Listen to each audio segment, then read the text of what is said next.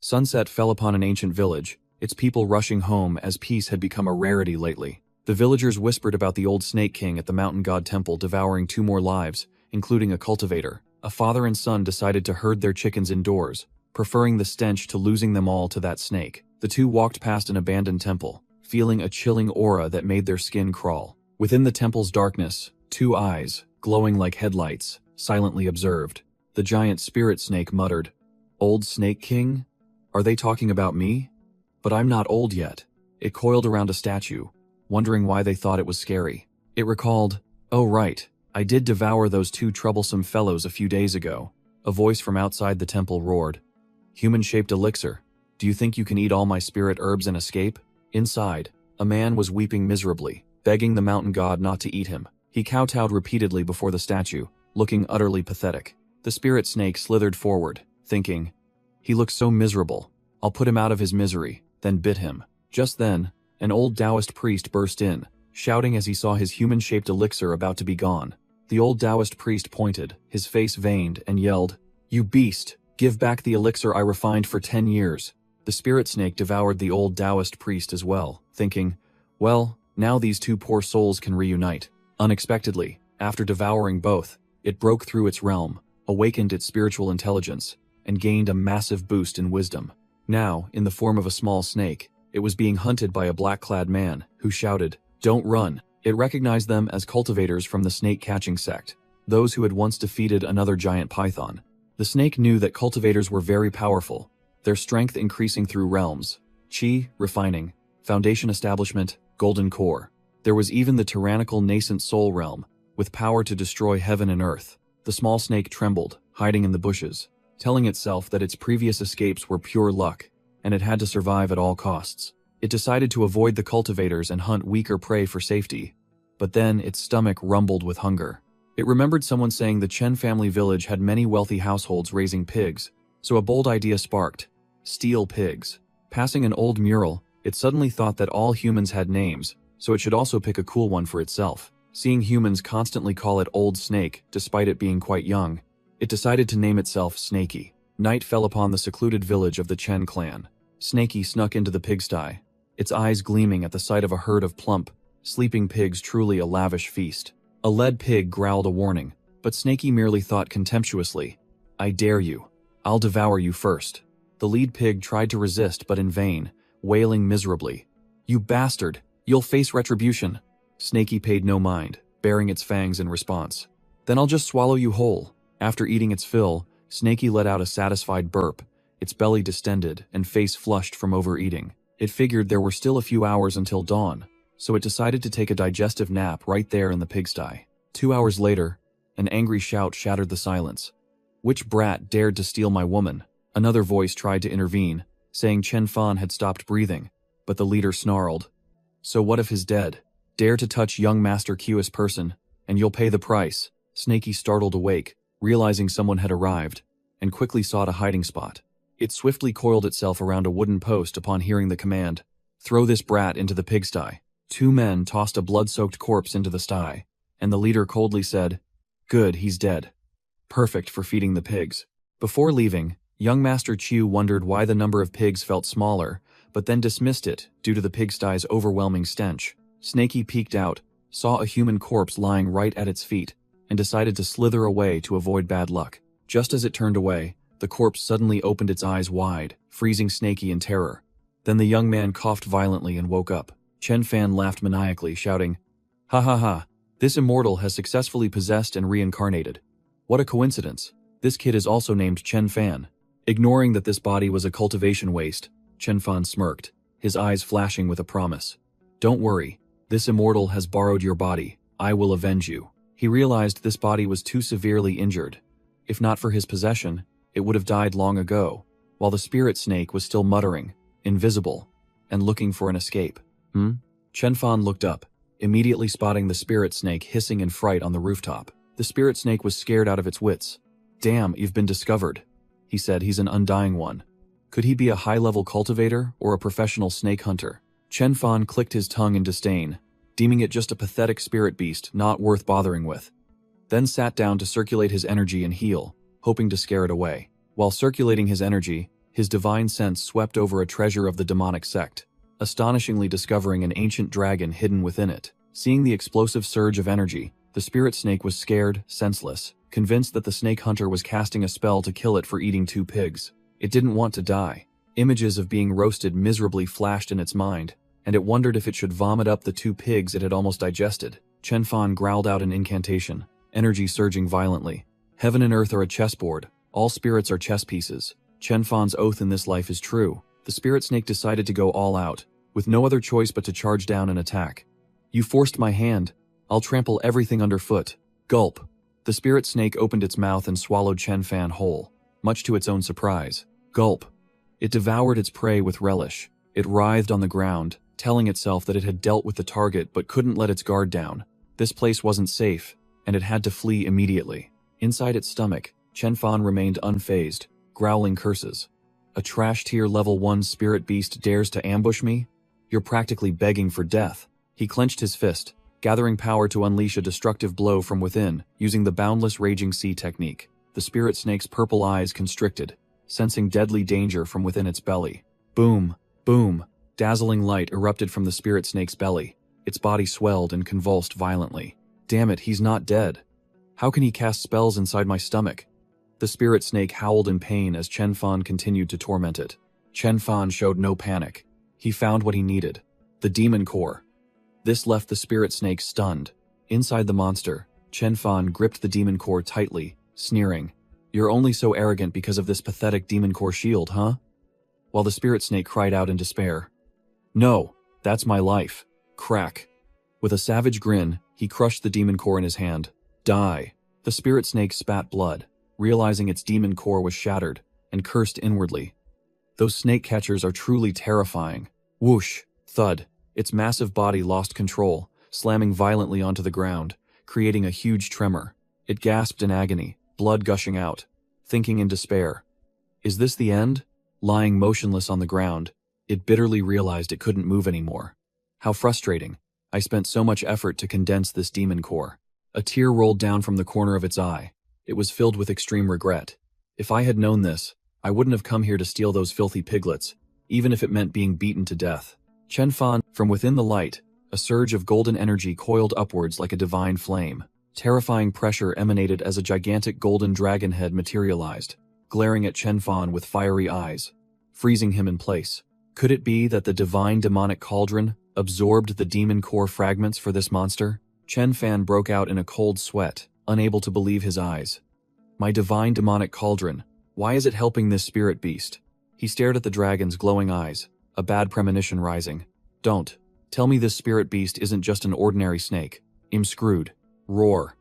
The golden dragon let out an earth-shattering roar, unleashing a destructive energy blast that swept away everything. The spirit snake's body writhed, screaming miserably as it was incinerated from the inside out by its own energy. Chen Fan was also caught in the explosion, howling in agony as his body disintegrated. I am immortal. No.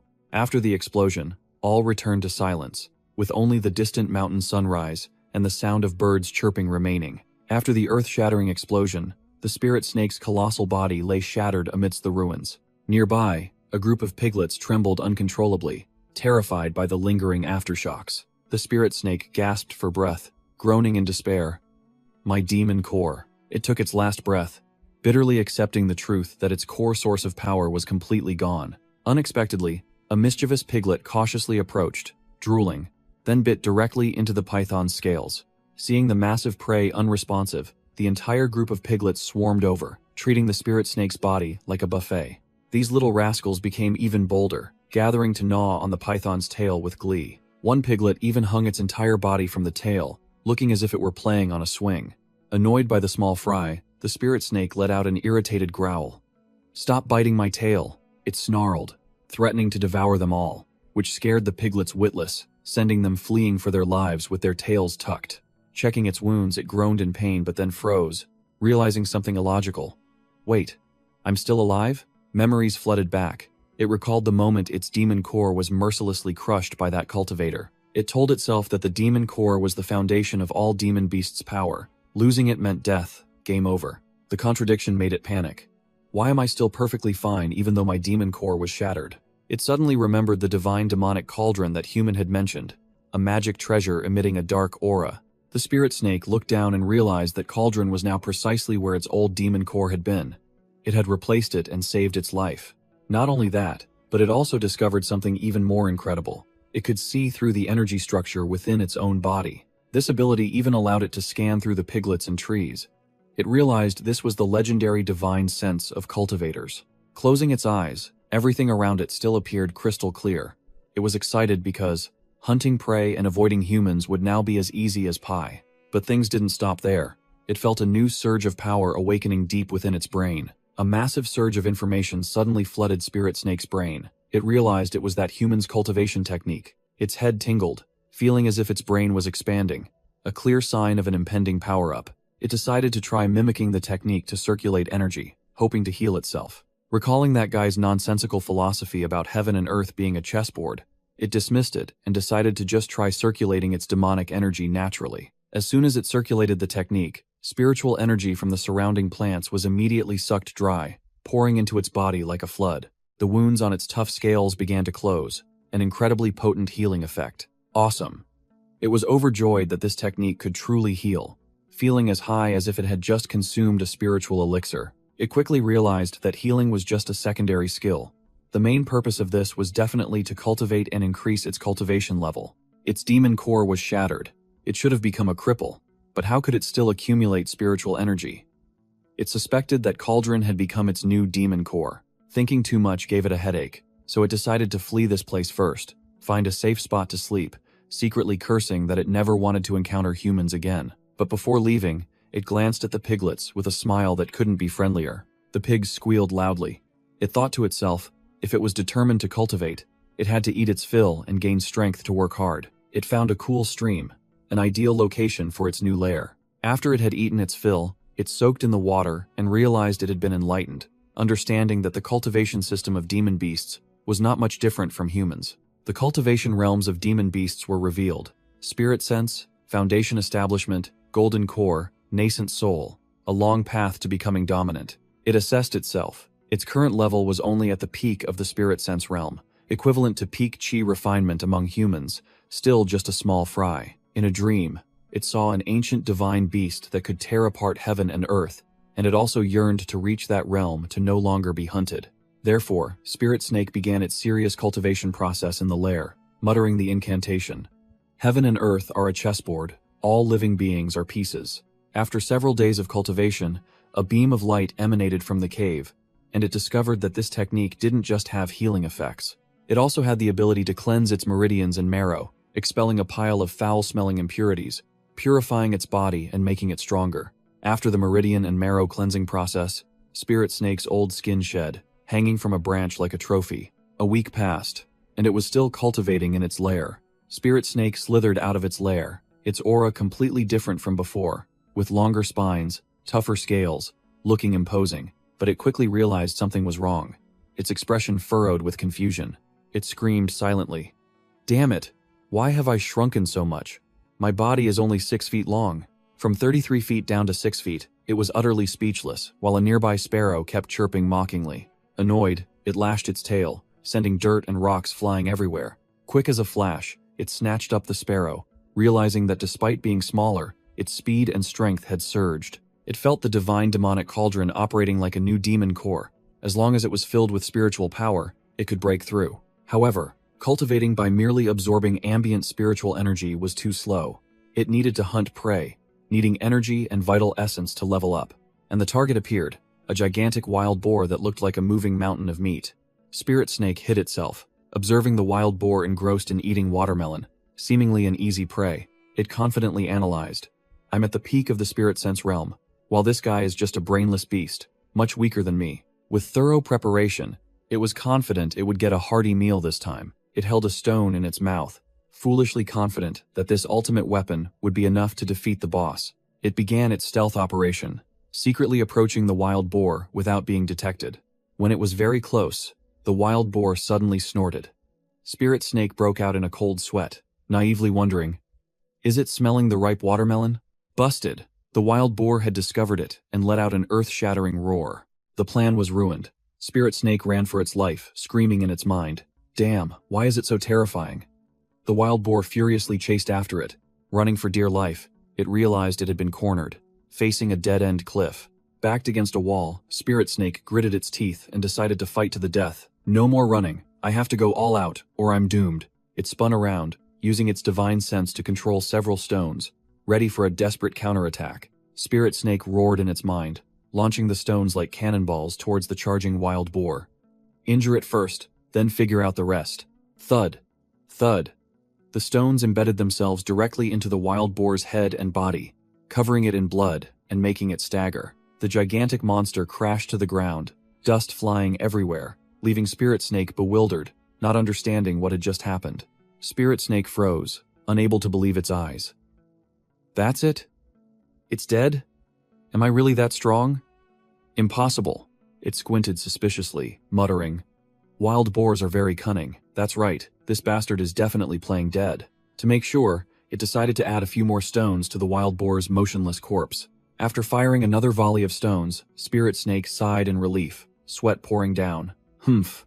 This time it's definitely dead. So dangerous, it almost turned the tables on me. But caution resurfaced, and it thought, wait a minute. I must prevent it from playing dead again. I should deal with it thoroughly. To be safe, it used its tail to snap the wild boar's neck, a crisp crack echoing. Now reassured, Spirit Snake began to tear off a piece of the wild boar's thigh meat, its face beaming with anticipation for the feast. It took a delicious bite, remarking, "The meat is tougher than regular pork, and it has a wild flavor too." Suddenly, it froze, its expression changing, sensing something amiss in its mouth. Cough. It spat out a mouthful of water, growling, "What is this hard thing in my mouth?" And what it had just spat out was a shimmering azure demon core. Spirit Snake was utterly shocked. This is a demon core? It's not a regular wild boar. It realized with alarm that it had just narrowly escaped death. It's a demon beast. How terrifying. I heard demon cores contain explosive energy. They can't be swallowed raw. Spirit Snake stared at the demon core, its tongue flicking out in desire. Yet it hesitated. If I want to absorb it, I need to refine it into a medicinal pill. But how the hell would I know how to refine pills? It suddenly recalled the scene of other demon beasts in the forest, devouring both the bodies and demon cores of their prey. Spirit Snake suddenly enlightened, its eyes gleaming. Wait, the knowledge in my head is human knowledge. Demon beasts have different physiques. I can probably eat it. Spirit Snake decided to go all out, trying to swallow the greenish-blue demon core, even though it was so large it threatened to tear its mouth. As soon as it entered its belly, the demon core became as hot as a furnace, making it jump in surprise. It realized the divine demonic cauldron inside was automatically absorbing and transforming the energy from the demon core, and a euphoric sensation began to wash over it, an explosive surge of energy. This was the feeling of breaking through a realm. Whoosh!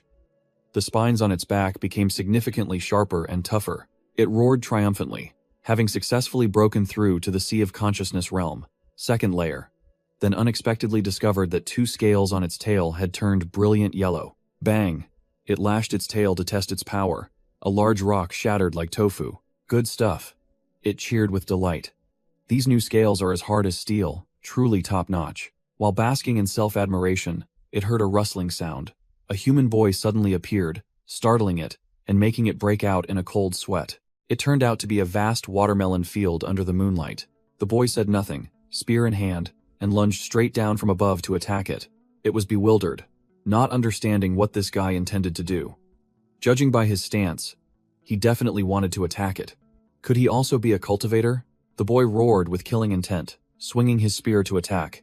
Insignificant demon beast, taste my spear. This made Spirit Snake recall the phantom of Chen Fan. Clang! The spear struck its scales and broke in half.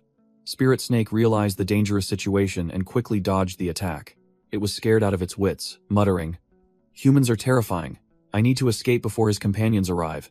The boy froze, looking at the broken spear in his hand, unable to believe his eyes. Unexpectedly, the boy let out a sigh of relief and then burst into laughter. He turned and shouted loudly towards a house on the hill. "Dad, the old black snake ate the demon pig that killed Mom.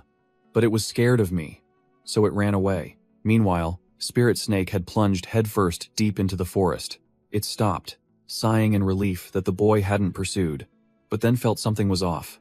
Wait, could he just be a normal boy? Spirit Snake cursed itself for being a coward, unexpectedly fearing a human boy so much that it had to flee for its life.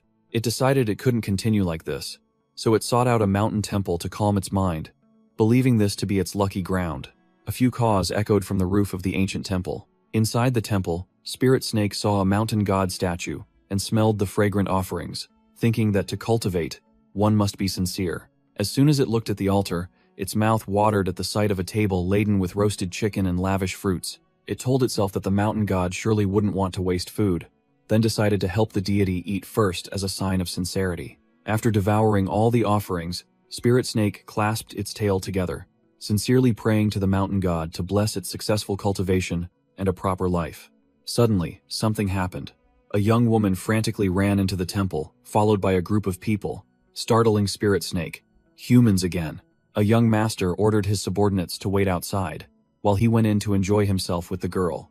As Spirit Snake secretly cursed her for being foolish enough to run into a dead end, the young master smirked, blocking the girl who was retreating in fear. "Young lady, no woman I desire has ever been able to refuse me." The young woman pulled out a dagger, gritting her teeth, preferring death over humiliation. "Even if I can't kill you, I can kill myself." Spirit Snake glanced outside, and was utterly shocked to see the corpse of a man, lying in a pool of blood, the very person who had been thrown into the pigsty earlier. Young Master Chiu sneered, realizing that the one who killed the girl's lover was a master, so he had to be careful not to be discovered. He turned back, grabbed the girl, and began to molest her, leaving Spirit Snake bewildered and unable to comprehend human behavior. The girl bit her tongue to commit suicide but was stopped by the young master, who believed that letting her die would be too humiliating. Young Master Chiu flew into a rage, raising his dagger to threaten her.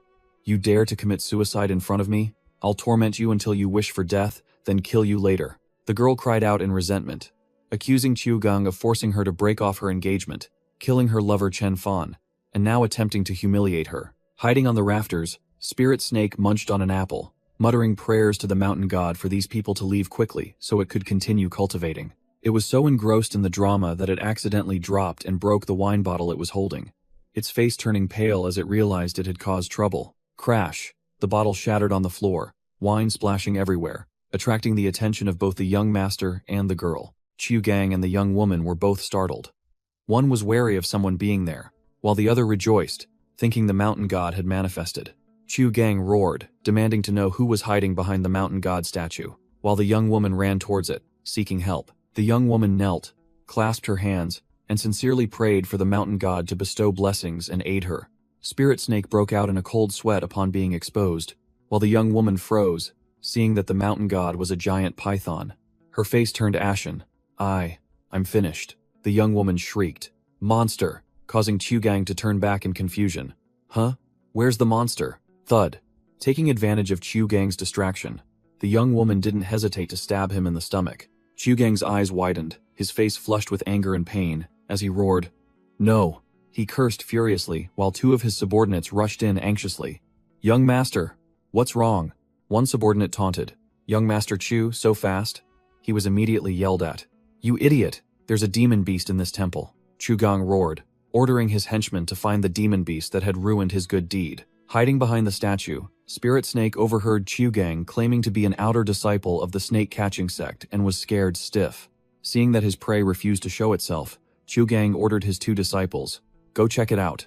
Be vigilant." The two henchmen obeyed. One, holding a staff, began to strike the statue to lure the prey out. Spirit Snake realized they were about to find it. It decided it was better to take a risk than to sit and wait for death. Whoosh! Spirit Snake lunged out of its hiding spot with its mouth wide open, causing the subordinate searching for it to scream in terror.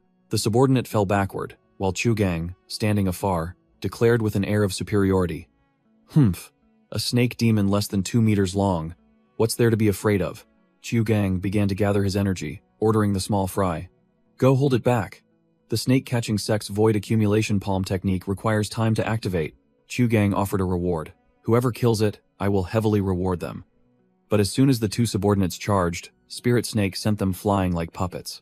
Spirit Snake determined that young Master Chiu was the strongest. It had to clear out these henchmen before he could unleash his ultimate move. Deciding quickly, Spirit Snake charged straight between the two henchmen, preparing to clear the battlefield. Spirit Snake lunged between the two henchmen, determined to clear the battlefield to survive. As it made its move, it suddenly paused, realizing a truth. Wait a minute. These guys are incredibly weak. Young Master Chiu, in the midst of activating his technique, saw his two disciples swept away. His face turned pale as he realized this snake was no small fry. A dark phantom with fierce purple eyes emerged from Spirit Snake's body, tearing apart the subordinate's soul in an instant. Seeing his disciple perish, Gang abandoned all pretense of dignity, turned tail, and fled for his life, still shouting loudly, "The snake-catching sect will not spare you." As he ran, he shrieked that he would tell his master to refine Spirit Snake into a medicinal pill, but the snake already knew his intentions and was determined not to let its prey escape. With a whoosh, Spirit Snake landed directly on Gang's head, smashing his skull with a tail whip, and a cold declaration, "I'll crush your brains." The scene outside the dilapidated temple showed Spirit Snake dragging Gang's corpse inside. Spirit Snake breathed a sigh of relief, having avoided a calamity. Luckily, that guy chose to run instead of pushing his skill to the end. It suddenly startled, looking up at the mountain god statue, and breaking into a cold sweat. Could it be that I encountered this disaster because I ate the mountain god's offerings? Thinking quickly, it laboriously dragged the corpses of the two henchmen and young Master Chiu onto the altar. It reverently placed their corpses on the altar, muttering, "Mountain god, please don't be angry. I offer you new sacrifices, please accept them." The mountain god statue suddenly glowed, and a majestic voice echoed in Spirit Snake's mind, declaring that this was a trial from the heavens. Upon hearing this, Spirit Snake's eyes lit up. It regarded this as a heavenly mandate and profusely thanked the mountain god for guiding it. With its morale boosted, it declared it would immediately return to the deep mountains to cultivate, leaving behind a temple full of corpses. After Spirit Snake left, the mountain god statue revealed a sinister, cunning smile. A week later, in a deep cave, a sphere of light was gathering. Inside the divine demonic cauldron, the spiritual energy was still insufficient to fill the second layer. The cultivation process was still long. Spirit Snake lay on a pile of beast bones, lamenting that hunting small beasts was barely enough to fill a gap between its teeth, and did nothing for its cultivation. It craved another demonic wild boar. Having no other choice, it disguised itself and set up a crude trap to catch pigeons, muttering to itself why no prey had fallen into the trap yet. Spirit Snake was starving. It drooled at the sight of a watermelon, telling itself, "Pigs can eat melon. Why can't I?" Just as it was about to break its resolve, it spotted two figures, one large and one small, heading towards the rice fields. It immediately recognized the farmer boy from before, and a muscular man, guessing this was their home. The farmer boy suddenly stopped, sensing that something was amiss. Spirit Snake was startled, not expecting the boy's divine sense to be so sharp, detecting it from afar. The boy's father called him, but he sneezed and then ran straight towards where Spirit Snake was hiding. Panicked, Spirit Snake quickly coiled itself around a large tree to hide. The boy placed a basket of fish on the ground, leaving Spirit Snake, which was lurking, confused about what he was up to. He left the basket of fish and then turned and ran away. An extremely puzzling action. The boy turned back and shouted loudly, "Big brother Black Snake, this fish is to repay your kindness, please help yourself." Spirit Snake poked its head out, its eyes gleaming brightly as it saw a basket of fresh fish, drooling profusely, both happy and worried. It told itself not to be fooled, wondering if it was a poisoned trap, but the fish looked too delicious. Unable to resist, it swallowed one whole, then lied to itself, "Tisk, it has no taste at all." Immediately after, it plunged its head into the basket and devoured everything, admitting that the fish was incredibly delicious. The farmer boy stood smiling from a distance, but a tall figure suddenly appeared behind him, a cold voice saying, "Hey kid." A tall, lanky man dressed in black, wearing a wide-brimmed hat that obscured his face, asked the farmer boy about the old Spirit Snake. On his hip, he wore a golden token engraved with a snake, and the word snake in crimson. A genuine item from the snake-catching sect. Two other subordinates, also dressed in black, appeared, cornering the farmer boy between them. The leader growled, asking if he had seen the snake. A subordinate told his senior brother that the kid knew nothing, so asking was useless. A crow cawed, drawing their attention towards the cliff. At the same time, one of them knocked the farmer boy unconscious. "Go check it out," the leader ordered. Another farmer boy rushed to report to senior brother Ding of the snake-catching sect, while the knocked-out farmer boy could only secretly wish for the old Spirit Snake to escape quickly. The reporting farmer boy shrieked, "Someone's been eaten. The old Spirit Snake devoured someone by the river." This stunned the leader of the snake-catching sect. Hearing about the prey, the leader immediately ordered, "Quick, don't let it escape." The group rushed towards the riverbank, leaving the bewildered farmer boy behind. Meanwhile, Spirit Snake was hiding, annoyed because it had accidentally broken a few bird eggs and been pecked several times by the foolish birds. It secretly thought it was almost caught by the snake-catching sect, but it didn't understand why it was being blamed for eating people, and why that kid hadn't exposed it. Realizing the human world was too complex, it decided that fleeing was the best option, as the hunters had already set their sights on it. It looked across the river and planned to cross it to escape, hiding for a few months to be safe. But it suddenly realized that winter was 3 months away, and its stomach was empty. Cultivating like this would leave it starving. As it slithered along, it suddenly froze as a gigantic shadow emerged from the muddy water. A monstrous, giant, eel-like creature with a mouth full of sharp teeth shot out of the water, making Spirit Snake so scared it almost soiled itself. It frantically dodged the attack, unable to believe there was a demonic beast in this river. Underwater, Spirit Snake realized this demonic eel must have drifted down from upstream and was the real culprit behind the man-eating, while it was just a scapegoat. It observed more closely and saw that the demonic eel was covered in wounds, guessing it had fought a life-and-death battle with the hunters. The demonic eel, in the midst of its escape, spotted Spirit Snake and saw it as a light meal to recover, while Spirit Snake also conceived the idea of turning the eel into winter provisions. However, realizing that this creature could escape the hunter's grasp meant it was no ordinary opponent, Spirit Snake decided that its life was paramount and turned to flee. But the demonic eel was too persistent. It opened its mouth and swallowed Spirit Snake whole. Trapped, Spirit Snake realized the situation was dire. It was running out of oxygen and had to find a way to escape by attacking the monster's weak point, its stomach. With no retreat, Spirit Snake roared, "Then let's fight to the death." Its entire body erupted with a purple energy current, preparing for an all-out battle. It bit a piece of the demonic eel's flesh, but immediately spat it out because it was both slimy and had a strange taste. Strangely, the piece of flesh it had just spat out suddenly burst into flames, the fire spreading to the surrounding water, leaving Spirit Snake stunned, unable to understand why there was fire underwater. Spirit Snake was utterly bewildered in the sea of fire, wondering if this was an illusion caused by the demonic eel's slime, or merely its own reflection. Suddenly remembering Chen Fan's cultivation technique, it decided to use its divine sense, focusing all its energy to see through the illusion's true nature. Its divine sense transformed into a brilliant golden dragon, letting out a roar that tore through the illusory space. The illusion shattered. Spirit Snake was triumphant at its success, but the demonic eel had awakened and was lunging towards it. Damn it, I can't dodge. Spirit Snake realized it was about to be bitten again, and the demonic eel furiously clamped down on it. Blood splattered everywhere, but the victim was the demonic eel, its head neatly torn in half. Spirit Snake stared blankly at its tail, not understanding what had just happened as its golden scale flashed. It realized the golden scale on its tail was absurdly sharp, but also told itself not to be complacent, as this was a lucky strike because the monster was already severely wounded. After dealing with its prey, it dragged the gigantic corpse ashore, deciding to find a hiding spot to cultivate. Looking at the pile of eel meat and the glowing red demonic core, Spirit Snake calculated that this was enough for it to seclude itself for a few months and break through to a new realm. It unexpectedly discovered a token with the word snake on it, realizing that the demonic eel had devoured a member of the snake-catching sect. "Fellow demon, even though you intended to hunt me, I won't let you die in vain," it muttered to the corpse, preparing to enjoy its spoils. Spirit Snake opened its mouth to swallow the demonic core, but it was too large for its tiny maw. "Forget it. The snake-catching sect is coming soon. I need to escape first." It decided to carry the pile of meat and hold the demonic core in its mouth, then ran into the mountains. Meanwhile, a gloved hand touched the demonic eel's corpse. The leader of the snake-catching sect muttered, "So that's how it is." The leader of the snake-catching sect concluded that the man-eater in the river was a water demon, and the one who had fought it to the death was the Spirit Snake. The subordinates looked towards Iron Bear Mountain, where a third-level awakening sea realm demon bear was residing, worried that the pursuit would be very difficult. A subordinate asked his senior brother where he got the information, and the latter revealed that this Spirit Snake had, a few days ago, swallowed an alchemist along with a humanoid pill that the old man had cultivated.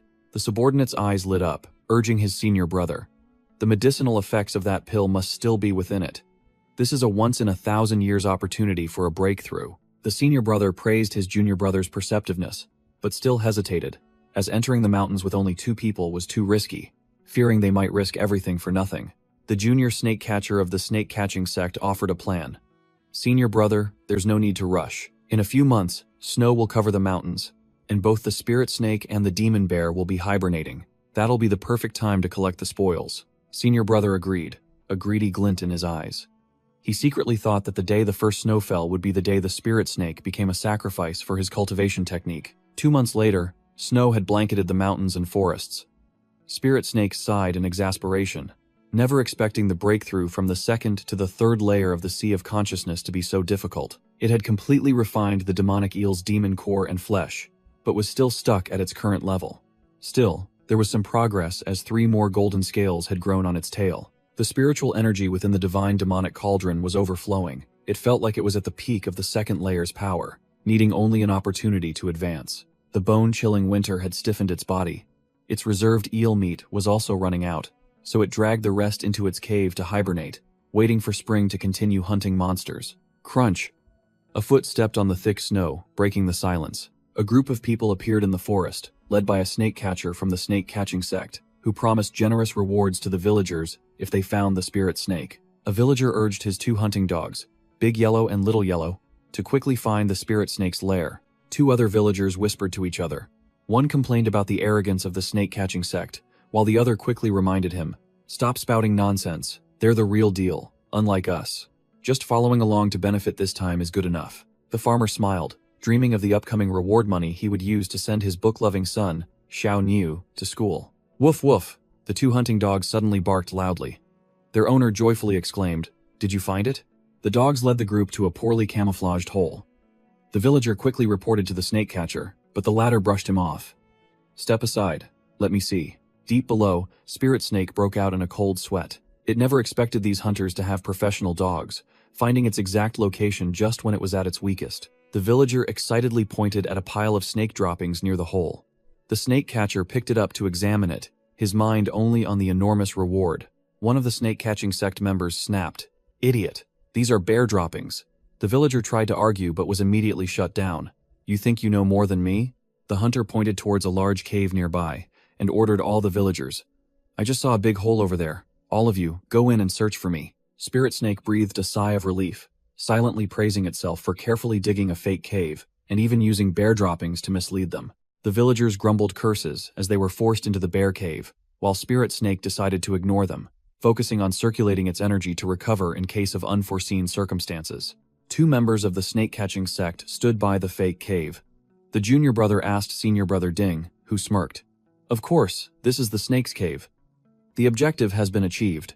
Those foolish villagers are worthless now. The fewer of them that die, the less reward money we'll have to spend." The villagers were herded in front of a giant cave. Senior brother Ding confirmed to the junior brother that this was indeed the plan to use people as bait. The junior brother volunteered to lure out the demon bear, outlining a cruel plan. "Let the bear kill the villagers, then our team kills the bear, and finally, we'll get the frozen spirit snake." Lying in its cave, Spirit Snake overheard everything and was horrified by the cruelty of human hearts, something even more terrifying than wild beasts. It quickly regained its composure, realizing that the greatest danger right now was that the hunters knew its location. Spirit Snake began to calculate. If it could play the fisherman, devouring the demon bear, it could break through directly to the 3rd layer and be strong enough to take on all the hunters. But it quickly slapped itself, realizing this was a suicidal thought while it was at its weakest, unable to confront them directly. Senior brother Ding secretly calculated, saying that the demon cores of the 2 monsters would only be enough for 1 person to break through. Spirit Snake overheard this and realized the enemy team was experiencing internal strife. The junior brother reported that everything was set. The bear would awaken in half an hour. Spirit Snake decided to remain inactive and wait for the opportune moment. Screams echoed from the dark cave. A giant demon bear charged out. The villagers panicked and fled, realizing they had been tricked.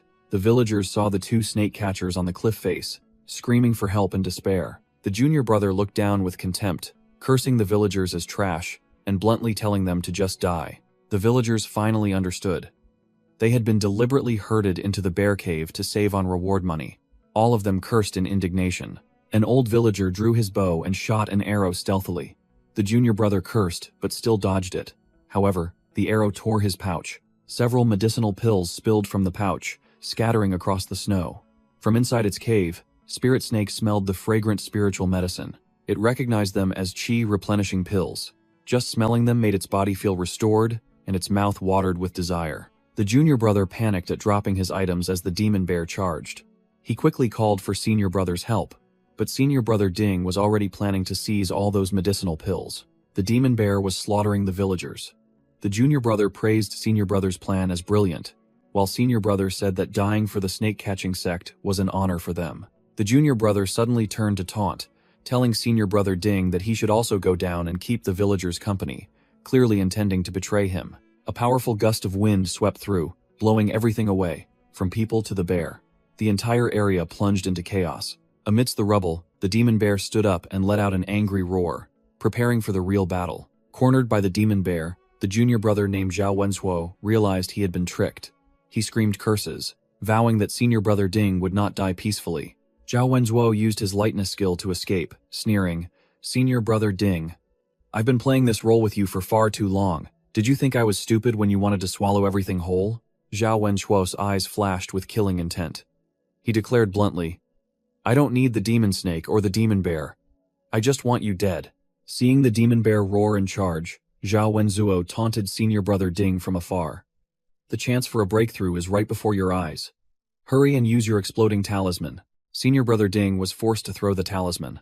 A terrifying explosion engulfed the demon bear, while Zhao Wenzuo watched and laughed gleefully. After the explosion, Zhao Wenzuo looked at the heavily injured bear, muttering that senior brother's pre-death theatrics were truly insane, then decided to flee back to the sect. Spirit Snake, hidden in the snow, sensed the two remaining chi, replenishing pills. It swallowed, realizing this was the golden opportunity to turn the tables.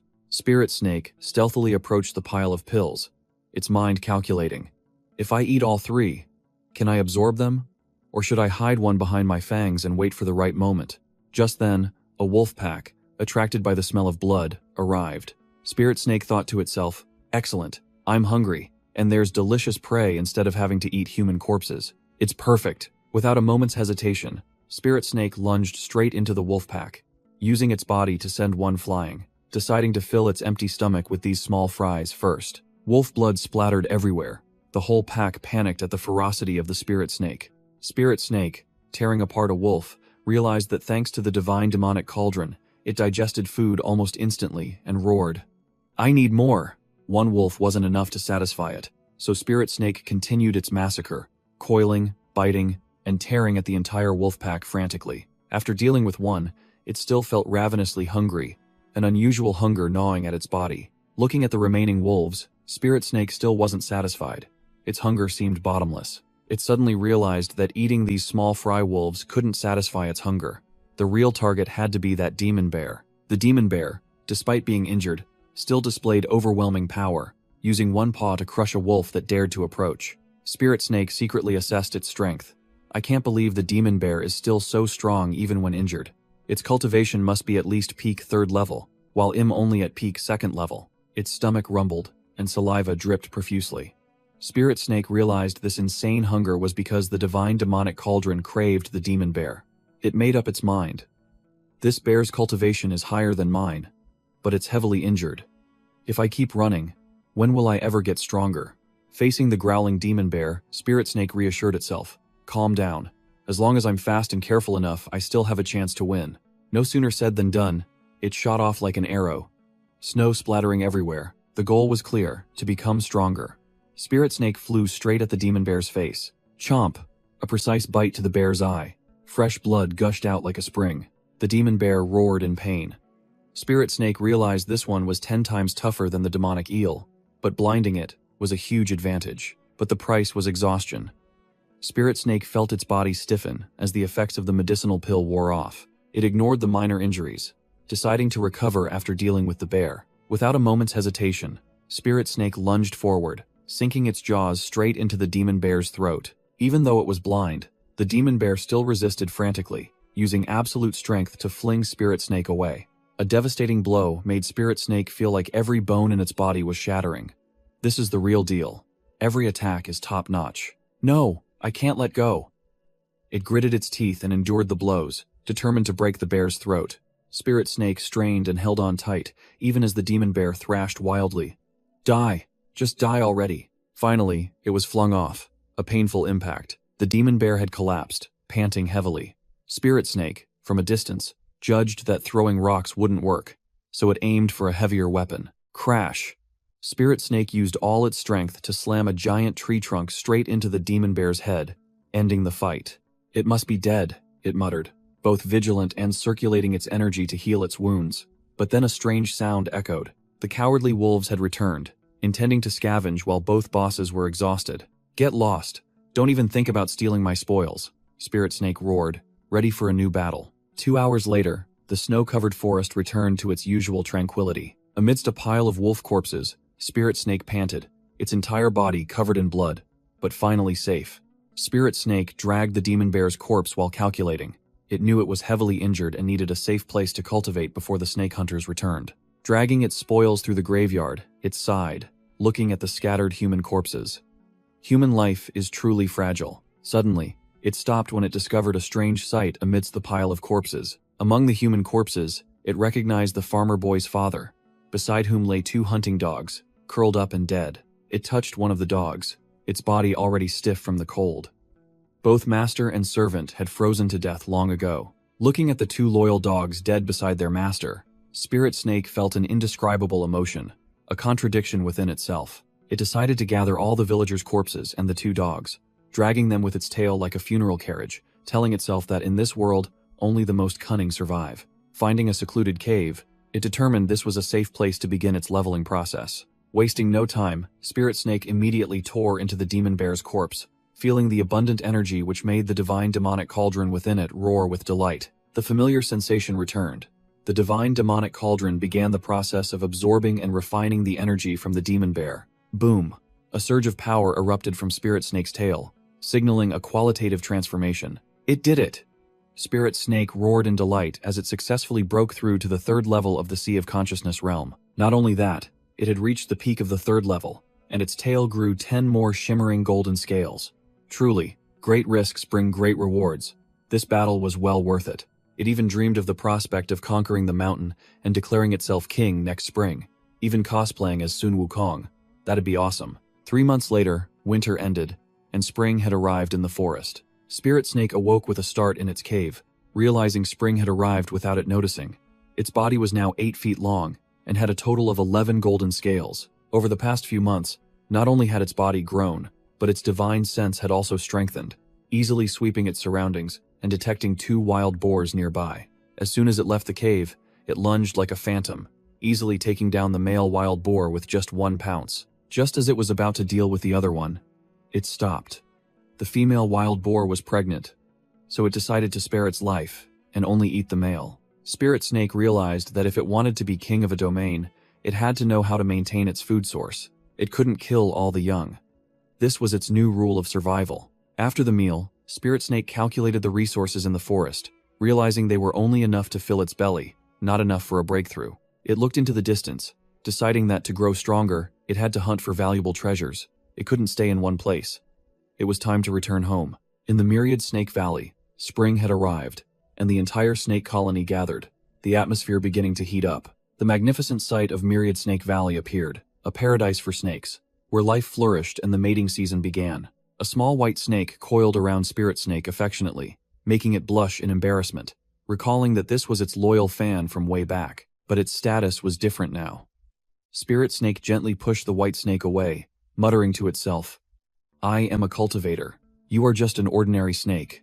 We don't belong together." Watching the other snakes mating, it secretly thought that it had surpassed such mundane desires. Its goal now was to cultivate and become supreme. Its gaze focused on a sacred tree, where snake fruits grew, a rare item that ripened only once every 3 years, something that would help it level up significantly. It recalled accidentally swallowing one fruit 3 years ago and awakening its spiritual intellect. Now, its goal was to consume all 3 fruits to break through to the 4th layer. Upon reaching the middle stage of the Sea of Consciousness realm, it would be able to use magical skills instead of just charging in and tearing things apart like a beast. Suddenly, a vortex of lightning appeared at the cave entrance. Spirit Snake startled, vigilant. "Damn it! Someone's here to cause trouble." 2 strangers appeared, Zhao Wenjuo and a mysterious woman. Spirit Snake immediately recognized them. "It's those damned snake hunters again." Zhao Wenjuo acted chivalrous, wanting to yield all the snake fruits to Senior Sister Song, but she merely said 2 fruits would be enough. The junior disciple warned about the guarding demon beast, but Senior Sister Song was extremely confident. applying Realgar to his forehead and boasting that she had borrowed a powerful artifact from her master. Senior Sister Song declared coolly, saying that if the old Snake King dared to show its face, she would extract its gall to refine into a pill. Spirit Snake was furious. They wanted to steal its treasures and brought items that countered it. It hesitated whether to flee, but decided it absolutely couldn't lose these precious items. It reassured itself, recalling that it had devoured both the demon bear and the demonic eel. These snake hunters might just be small fries. Suddenly, a pungent stench assailed its nostrils. Spirit Snake frowned. What in the world is that smell? It immediately dove underwater to hide, planning to sit on the mountain and watch the tigers fight, waiting for the two humans to tear each other apart. The two hunters passed by. Senior Sister Song confidently asserted that the old Snake King would definitely appear because it needed the snake fruits to prolong its life. Hearing Senior Sister Song declare its impending demise, Spirit Snake muttered furiously underwater, "Your life is about to end, and your whole family's too. I'm soaring like a kite in the wind. This old hag is spouting nonsense." The two snake hunters approached the brightly glowing snake fruit tree. Spirit Snake grew anxious. "No time for silly thoughts. They're about to steal my treasures." Senior Sister Song suddenly signaled to stop. "Wait, the old snake is about to come out." Spirit Snake flinched, its heart pounding. "Damn, has it discovered me?" Crack. The ground split open, and debris flew everywhere as a colossal force emerged. Zhao Wenjuo shouted, "Behind you, dodge!" A gigantic, ancient, and pitch-black python emerged from the ground. Senior Sister Song merely sneered. Just as I thought. You've come out, old black snake." Spirit Snake stared, dumbfounded, realizing that this was the legendary old Snake King, while it was merely a fake that had inadvertently usurped this boss's reputation. Senior Sister Song unleashed a talisman, muttering, "Swamp art." The old Snake King roared in fury. The old Snake King lashed its tail, creating a fierce wave. Senior Sister Song gracefully dodged the attack. Spirit Snake, underwater, panicked. "Ah, they're fighting each other." The ancient python dove underwater. Despite its age and weakness, it still resisted fiercely. Spirit Snake secretly thought, "This female hunter is truly skilled." Senior Sister Song gave her opponent no quarter. She hovered in the air and threw out a small bell-shaped magic treasure, soul-suppressing bell. The bell emitted a terrifying, ear-piercing sound. The old Snake King roared in pain. Zhao Wenjuo also had to cover his ears, using his wind manipulation art to maintain balance. Senior Sister Song continued her assault, launching a barrage of sharp light darts, shadowless darts. Clang, clang, clang. The darts struck the old Snake King's steel-hard scales but couldn't penetrate, only creating a few sparks. Senior Sister Song picked up a freshly shed scale, marveling, "These scales are truly hard. If all of them were shed, they could definitely be forged into precious armor." Zhao Wenzuo quickly flattered, "Senior Sister is truly too powerful." Senior Sister Song commanded, "Junior Brother Zhao, use the Windblade Talisman for an area attack." Both coordinated their relentless assault, wearing down the ancient demon beast's strength. Spirit Snake realized that Senior Sister Song was far stronger than the small fry hunters it had encountered before. It hesitated whether to loot and run, but finally decided, "Damn it, we're both snakes. I have to lend a hand." Suddenly, a shadowy figure stealthily approached the snake fruit tree. Senior Sister Song vigilantly shouted, "Who's there?" A burly man was gleefully digging at the base of the tree, sneering, "The fisherman profits. Thanks to you hunters for holding back the Snake King. This snake fruit tree is mine." The old Snake King saw its treasure being violated and roared furiously, "You scoundrel, how dare you dig up my entire tree? I'll tear you to shreds." The tree thief screamed in panic, as the tree root in his hands suddenly erupted with a powerful surge of energy. "Ah, what the hell is this?" The old Snake King roared in a frenzy, spewing a destructive stream of energy at the tree thief. "Die, you beast." The energy stream swallowed both the thief and the tree root, but the old Snake King also suffered a backlash, howling in pain from the energy overload. Unable to bear it, the old Snake King spat out the entire tree root, its terrifying power scattering everything around. Spirit Snake secretly observed, thinking it had almost messed up. The energy within that tree was too terrifying. It realized the herb gatherer had melted inside the other snake's mouth, and even its divine demonic cauldron would struggle to refine just a few leaves. No time for thought, Spirit Snake shot forward, determined not to let the snake fruits fall into others' hands. Meanwhile, the old Snake King was exhausted, gasping for breath on the ground after the battle and the energy shock. Senior Sister Song and Zhao Wenjuo stood over the monster's corpse.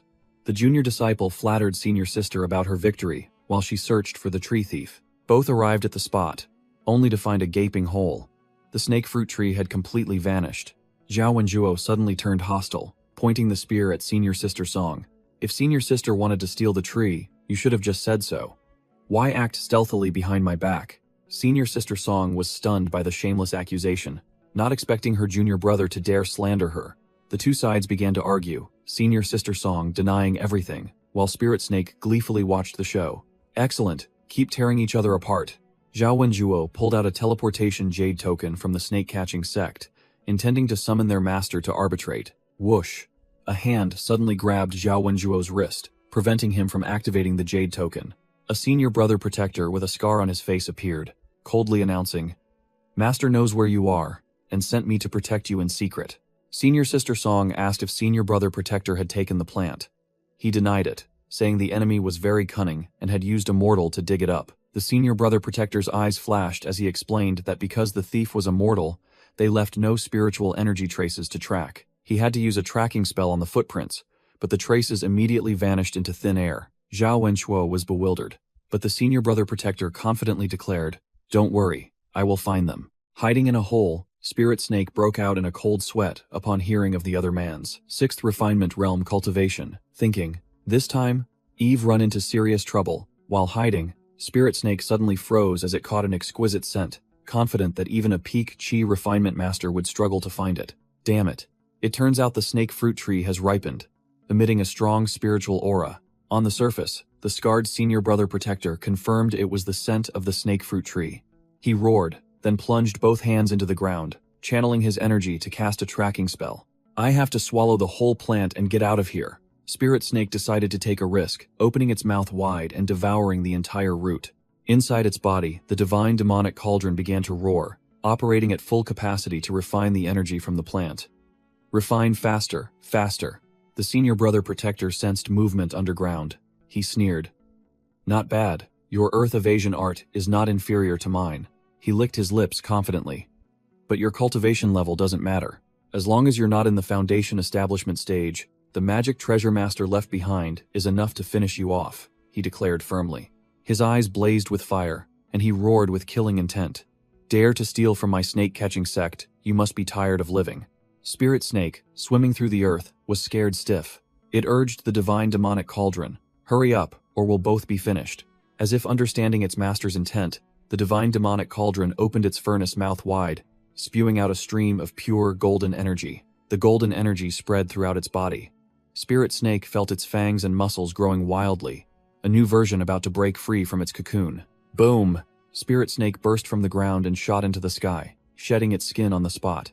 Officially breaking through to the Sea of Consciousness realm, 4th layer, sending the Senior Brother Protector flying. The Senior Brother Protector flipped in midair, his face changing color as he realized the one he had been chasing was not a cultivator, but a snake. He was stunned to see the snake, having just broken through, already knew how to use stratagems to lure enemies, holding the entire root in its mouth. Even Foundation Establishment stage demon beasts don't have this level of intelligence. This creature cannot be killed. It must be captured alive and brought back to the sect for study, he decided, lunging straight for the plump prey. Spirit Snake felt its new power, with more golden scales growing on its tail, its speed and strength soaring.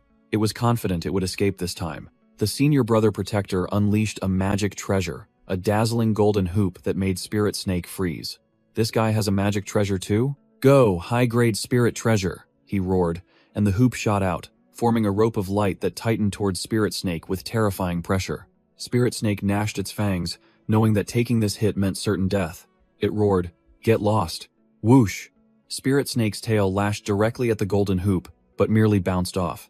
It realized its golden scales couldn't break it, nor even push it back. The Senior Brother Protector sneered, boasting loudly, this is a high-grade spirit treasure. Even a late Foundation Establishment stage demon beast would have to surrender. Spirit Snake bared its fangs, its eyes flashing with madness. A magic treasure controlled by divine sense? Then I'll just swallow you whole. The Senior Brother Protector arrogantly scoffed. Naive. This treasure has been refined by my divine sense. It cannot be broken. Unless a Foundation Establishment stage cultivator intervenes, you're just a small fry. The golden hoop tightened, slamming Spirit Snake against the rock wall. It decided, if I can't break your divine sense, then I'll just imprison your physical body. Gulp. Spirit Snake opened its mouth and swallowed the entire golden hoop, thinking, damn, That hurts. Good thing I have thick skin and flesh. I just need to hold on. The senior brother protector's eyes widened and his mouth hung open. He roared, "Demon, how dare you eat my magic treasure?" Spirit Snake bolted, ignoring his shouts to get his item back. Half an hour later, the chase continued in the dark cave. The senior brother protector unleashed his earth evasion art, relentlessly pursuing, cursing. "You wretched beast." He was furious at being led around by the nose, by this cunning demon beast in the cramped cave for so long. Spirit Snake ran while feeling the magic treasure wreaking havoc in its belly. It knew it didn't have much energy left to waste. The senior brother protector roared, demanding his item back. But Spirit Snake had a plan. The best way to deal with a human cultivator is to draw them into close combat, but he keeps attacking from a distance. Spirit Snake realized this distance was safe in the opponent's eyes, so it pretended to slow down to lure him into complacency. The senior brother protector was delighted to see his prey slow down, thinking it was out of breath. "You swallowed my rope, so I'll cut you open." He channeled his energy and roared, "Heed my command, heavenly wind blade. This is my chance." Spirit Snake suddenly turned its head, lunging forward like an arrow. The senior brother protector froze. What? The heavenly wind blade can tear apart mid-foundation establishment stage demon beasts, yet it didn't injure it? What kind of monstrous scales are these? Cornered, he drew a wavy short sword. Snake-slaying sword. Damn it, do you think I'm afraid of you? Killing intent erupted, and he growled. "I originally intended to capture you alive, but since you wish to die, don't blame me. This sword has never been unsheathed, but it has slain countless snakes." A massive sword chi, in the shape of a dragon, shot straight at Spirit Snake. He roared, "To die by this sword is your honor." Senior brother protector was stunned when his fine sword struck the snake's head, only to spark. He stammered, "How can this be? You, a mere novice, dare to cut my scales?" Spirit Snake roared, delivering a heaven-shattering tail whip that sent senior brother protector flying like a top. He scrambled to his feet, his beloved sword shattered, himself exhausted and injured despite having used all his strength. Spirit Snake slowly advanced, its domineering aura making the hunter break out in a cold sweat, realizing he had poked a hornet's nest. A young dragon! Senior brother protector's face paled, his mind racing, with only one thought. He had to run immediately. Fortunately, he discovered a hole in the cave ceiling. This was his only way out. Whoosh! He used a wind spell to shoot up towards the exit, determined to report this shocking news to his master. While flying smoothly upwards, he was suddenly tightly wrapped by an old snakeskin, his escape plan ruined. That was the skin Spirit Snake had shed during its previous power breakthrough. A perfect trap. Senior brother protector was utterly terrified, realizing he had been led by the nose by this intelligent monster from beginning to end. This beast had calculated everything. Spirit Snake lunged up from below, its wide maw ready to swallow him. Outside the cave, Senior Sister Song and Zhao Wenjuo flinched upon hearing Senior Brother Protector's desperate scream, sensing something ominous. In that moment of life and death, Senior Brother Protector threw out an explosive talisman, causing a terrifying explosion right at the cave entrance. The force of the explosion propelled him outwards, his face ashen. He yelled, warning his companions, "Run quickly, there's a young dragon down there." Hearing the words young dragon, Zhao Wenzuo panicked and dragged Senior Sister Song away, muttering that encountering a terrifying nascent soul-level creature would only lead to death. "Senior sister, let's run in the opposite direction." The disciple decided to betray his senior brother to save his own life. Spirit Snake slowly emerged from the dust, seemingly annoyed at being tricked, and was determined not to let its prey escape. Senior brother protector ran for his life, confident that he was about to escape the valley, and that the monster couldn't catch up. Who knew that as soon as he ran out of the gorge, he would crash straight into Spirit Snake's wide-open mouth, which had been waiting there all along. The hunter was corroded by digestive fluids, melting amidst desperate screams. This was truly over. The black-clad cultivator lay sprawled on the ground, his entire body foaming from the poison, cursing angrily. Damn it, can a snake still spit venom after its head is cut off? He hastily swallowed an antidote pill, while Spirit Snake was already right behind him, causing him extreme panic. Out of options, he had no choice but to pull out his last trump card. A top-grade spirit jade originally meant for cultivation. He crushed the spirit jade, and the explosive energy helped him accelerate and flee, still cursing at the snake's terrifying speed. Spirit Snake was furious, determined not to let its prey escape, and made a painful decision to tear off its own golden scales. Whoosh! 2 razor-sharp golden scales tore through the air like a pair of flying daggers, carrying an overwhelming killing intent. The black-clad cultivator was still running headlong, completely unaware that death was at his neck. Trying to run? Slash. A golden scale pierced straight into his chest.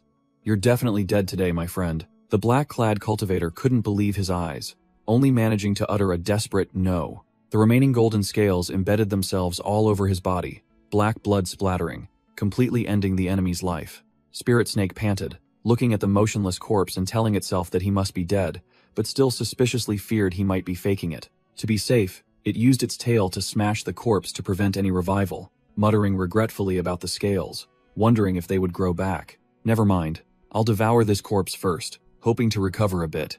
Wait, it discovered his storage bag. It must be full of good stuff inside. Spirit Snake used its spiritual sense to attack, erasing the former owner's imprint to make the bag its own. Suddenly, an old voice echoed in its mind. Little one, live well. Spirit Snake recognized it as the old Snake King's voice. Its vague memories began to clear. Memories returned to 3 years ago, in Myriad Snake's Valley, where a snake fruit tree bore 2 ripe fruits. The scent of the snake fruit had turned the valley into a bloody battlefield, thousands of snakes tearing at each other to contend for it. Amidst the chaos, the old Snake King appeared with an overwhelming aura, forcing all snakes to prostrate themselves. He then bestowed upon it a snake fruit, creating the Spirit Snake of today. Spirit Snake recalled that snakes were inherently selfish and cruel, willing to slaughter their own kind for survival. But in the old Snake King's eyes, it only saw gentleness, not a trace of cold-bloodedness, which was puzzling. Immersed in memories of the old Snake King's sacrifice, sadness gradually accumulated in Spirit Snake's heart. The sadness quickly turned into hatred. It gritted its teeth and swore to make the snake hunters pay a heavy price. Returning to reality, Spirit Snake found an empty patch of land and began stacking stones. It decided to imitate humans, building a simple stone grave to commemorate the old Snake King, hoping he would be reborn as a human in his next life. Spirit Snake muttered. It had understood the old Snake King's intention. Seniors must care for the next generation, and it promised to inherit that legacy when it was strong enough. But currently, it was still too weak, and with the hunters having tracked them all the way to Myriad Snake's Valley, this place was no longer safe. Just as it was about to leave, Spirit Snake unexpectedly discovered a figure slumped on the ground. It was Senior Sister Song, who had escaped earlier. Its instinct told it to devour her to make its golden scales grow faster, but its reason warned that this could be a trap. A small snake was slithering on Senior Sister Song, making Spirit Snake even more suspicious and hesitant to act greedily. It suddenly remembered that junior disciple, who had tricked and killed Senior Brother Protector, and also the head of Old Snake King, placed at the cave entrance. All of it was orchestrated by that man. While it was pondering, another snake suddenly lunged, bit Senior Sister Song, and began to swallow her, startling Spirit Snake, which cried out to stop it. Boom! That snake exploded into pieces, blood splattering everywhere. Spirit Snake realized this was indeed a trap set by an extremely terrifying enemy. On a high rock outcrop, the vengeful man looked down, muttering that with the explosion, Senior Sister Song must be dead, and he would avenge his family. The vengeful man knelt before a tomb, hatefully listing a death list and swearing not to spare any disciple of Chen Daoling. He grabbed a small green snake, declaring it was time to return. Standing outside Myriad Snake Valley, he was confident that Chen Daoling would soon come looking for him. The man let the snake bite his shoulder, deciding to use himself as bait to lure the target snake to devour him. The vengeful man was crawling on the ground, covered in blood, weakly calling for his master to save his life. Half an hour later, another disciple rushed over to report, "Master, Senior Brother Protector is nowhere to be found. Senior Sister Song is dead. The junior disciple is still alive." Chen Daoling, the master of the disciples, supported the dying man and ordered him to shut up, while another disciple hastily shoved an antidote pill into his mouth. Chen Daoling roared with indignation, swearing to find the demon beast that had killed his 2 disciples and flay its skin as a sacrifice to the gods. Meanwhile, Spirit Snake had safely returned to its lair on Iron Bear Mountain, breathing a sigh of relief that the snake hunters would be busy in Myriad Snake Valley. It carefully replanted the snake fruit tree, hoping this precious plant would survive in its new environment. Next was the loot. Spirit Snake emptied the contents of Senior Brother Protector's storage bag, finding a pile of elixirs and dried rations, enough for it to cultivate for some time. It discovered a book titled Myriad Snake Compendium, a collection of information about various snake species. Flipping through the book, it was delighted to learn it belonged to the dark yin snake species, a type with innate venom and fire techniques, deadly to the touch. But its joy was short-lived as it read that a snake demon, even after cultivating to the Foundation Establishment realm, was still beheaded by some old ancestor with a single sword strike, making it realize it was still small fry. Determined to become stronger, It immediately swept its divine sense over a jade slip and discovered a treasure trove of magic arts. 5 elements fireball, water blast, earth evasion. Excellent, it thought. With my intelligence, I can definitely learn these. A month later, a small bird perched on a branch heard a shout, earth evasion. Spirit Snake was practicing underground. Its burrowing speed had greatly increased, and more golden scales had grown on its tail, leaving a nearby mole bewildered. Now, with its earth evasion skill combined with its steel-hard golden tail for digging, its speed had doubled, making it confident that those small fry snake hunters stood no chance of catching it. It emerged from the ground, its stomach rumbling with hunger. The energy from the snake fruit was only enough for one cleansing move, but that was sufficient as a trump card. Spotting a pheasant nearby, Spirit Snake wasted no words, opened its mouth, and spat out a fireball, roasting its prey on the spot. While enjoying its meal, it discovered countless wolf tracks near its lair and became highly vigilant. A gigantic spirit wolf, its entire body radiating blue spiritual energy, suddenly lunged. This was clearly no ordinary wolf. Spirit Snake didn't flinch. It tensed its body, accumulating electrical energy, and roared, "Beast taming art," declaring that today was the day it would take in its first disciple. Spirit Wolf roared. Blue spiritual energy erupted, preparing to tear the enemy apart. Spirit Snake threw out the beast-taming ring, boasting, "Little wolf, you can't escape this ring." Restrained by the ring, the domineering Spirit Wolf was immediately forced face down onto the ground, howling miserably. "Come here," Spirit Snake commanded, the ring dragging the giant wolf like a toy. Spirit Wolf's claws were forced onto Spirit Snake's body. It whimpered weakly, completely losing its majestic appearance. Spirit Snake made the poor wolf play dead, then thought smugly to itself, "Hey, this ring is quite interesting." Now, Spirit Wolf had become a splendid mount, carrying Spirit Snake through the forest at terrifying speed. Standing atop the waterfall, Spirit Snake used its divine sense to scan the entire territory, checking resources and satisfied with its self-sufficient plan. Suddenly, it smelled a familiar scent and realized the white snake from 10,000 Snakes Valley had followed it all the way here. Spirit Snake assessed the white snake, noting it hadn't yet become a demon beast, its intelligence still nascent. In terms of seniority, it was only fit to be a junior sister. The white snake intimately coiled around Spirit Snake, making it slightly embarrassed. "Hey, there are many people here. Don't do anything improper." Seeing Spirit Wolf growl threateningly at the junior sister, Spirit Snake patted its head and ordered, "Hey, don't scare her. Smile." The wolf's smile was even more terrifying than its growl. Spirit Snake was speechless and decided to set conditions for removing the ring. First, be my subordinate. Second, patrol the mountains. Fail, and you die. Spirit Snake issued an ultimatum, and Spirit Wolf obediently nodded. As soon as the ring was removed, Spirit Wolf joyfully rushed to lick its big brother, making Spirit Snake shout, "Don't lick me." Spirit Snake led the white snake into its lair on Tiethung Son and declared, "Snowy, from now on, this is your home."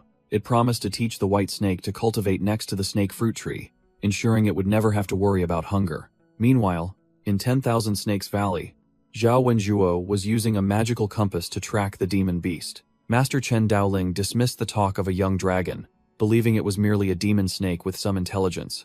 Certainly not a true dragon.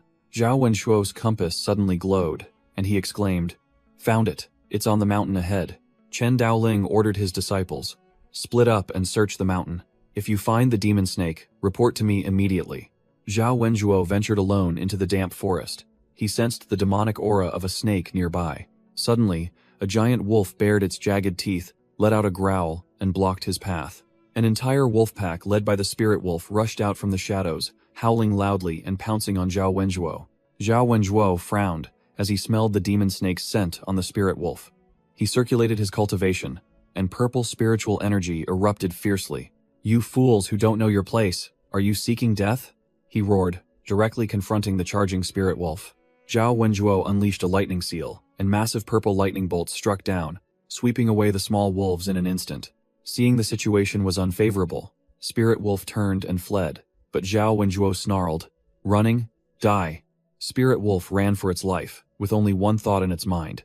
"This guy is too strong. I must report to Spirit Snake." From midair, Zhao Wenjuo launched another lightning seal, striking directly at the Spirit Wolf, fleeing in panic. In the cave, Spirit Snake, dozing beside Snowy, was startled by Spirit Wolf's miserable howl. Sensing something amiss, Spirit Snake instructed Snowy to stay in the cave and guard the snake fruit tree. deciding to go out alone to lure the enemy away. Standing atop the mountain, Spirit Snake unleashed its divine sense to scan the entire area, assessing the strength of this group of hunters. Spirit Snake's and Zhao Wenzuo's divine senses clashed fiercely.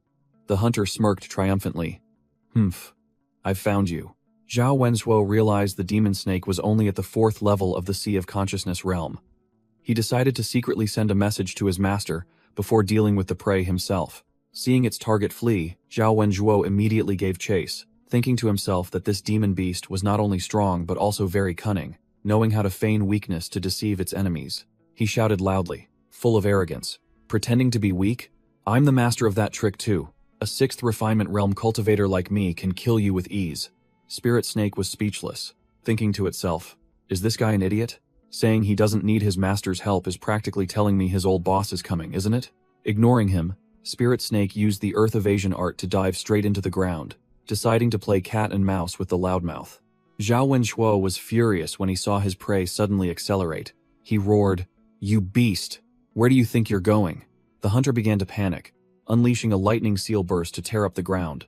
But Spirit Snake merely sneered, thinking to itself, "The power of this magic treasure is only half of my fireball." Zhao Wenzuo used the earth travel art to pursue underground, shouting for revenge for his junior brother and challenging Spirit Snake to a solo fight without magic treasures. Spirit Snake smirked, continuing to bait him, calculating that the guy was about to run out of strength and would have nowhere left to run. Suddenly, Spirit Snake made a 180-degree turn, charging straight at Zhao Wenzuo, catching him off guard and making him turn pale with surprise.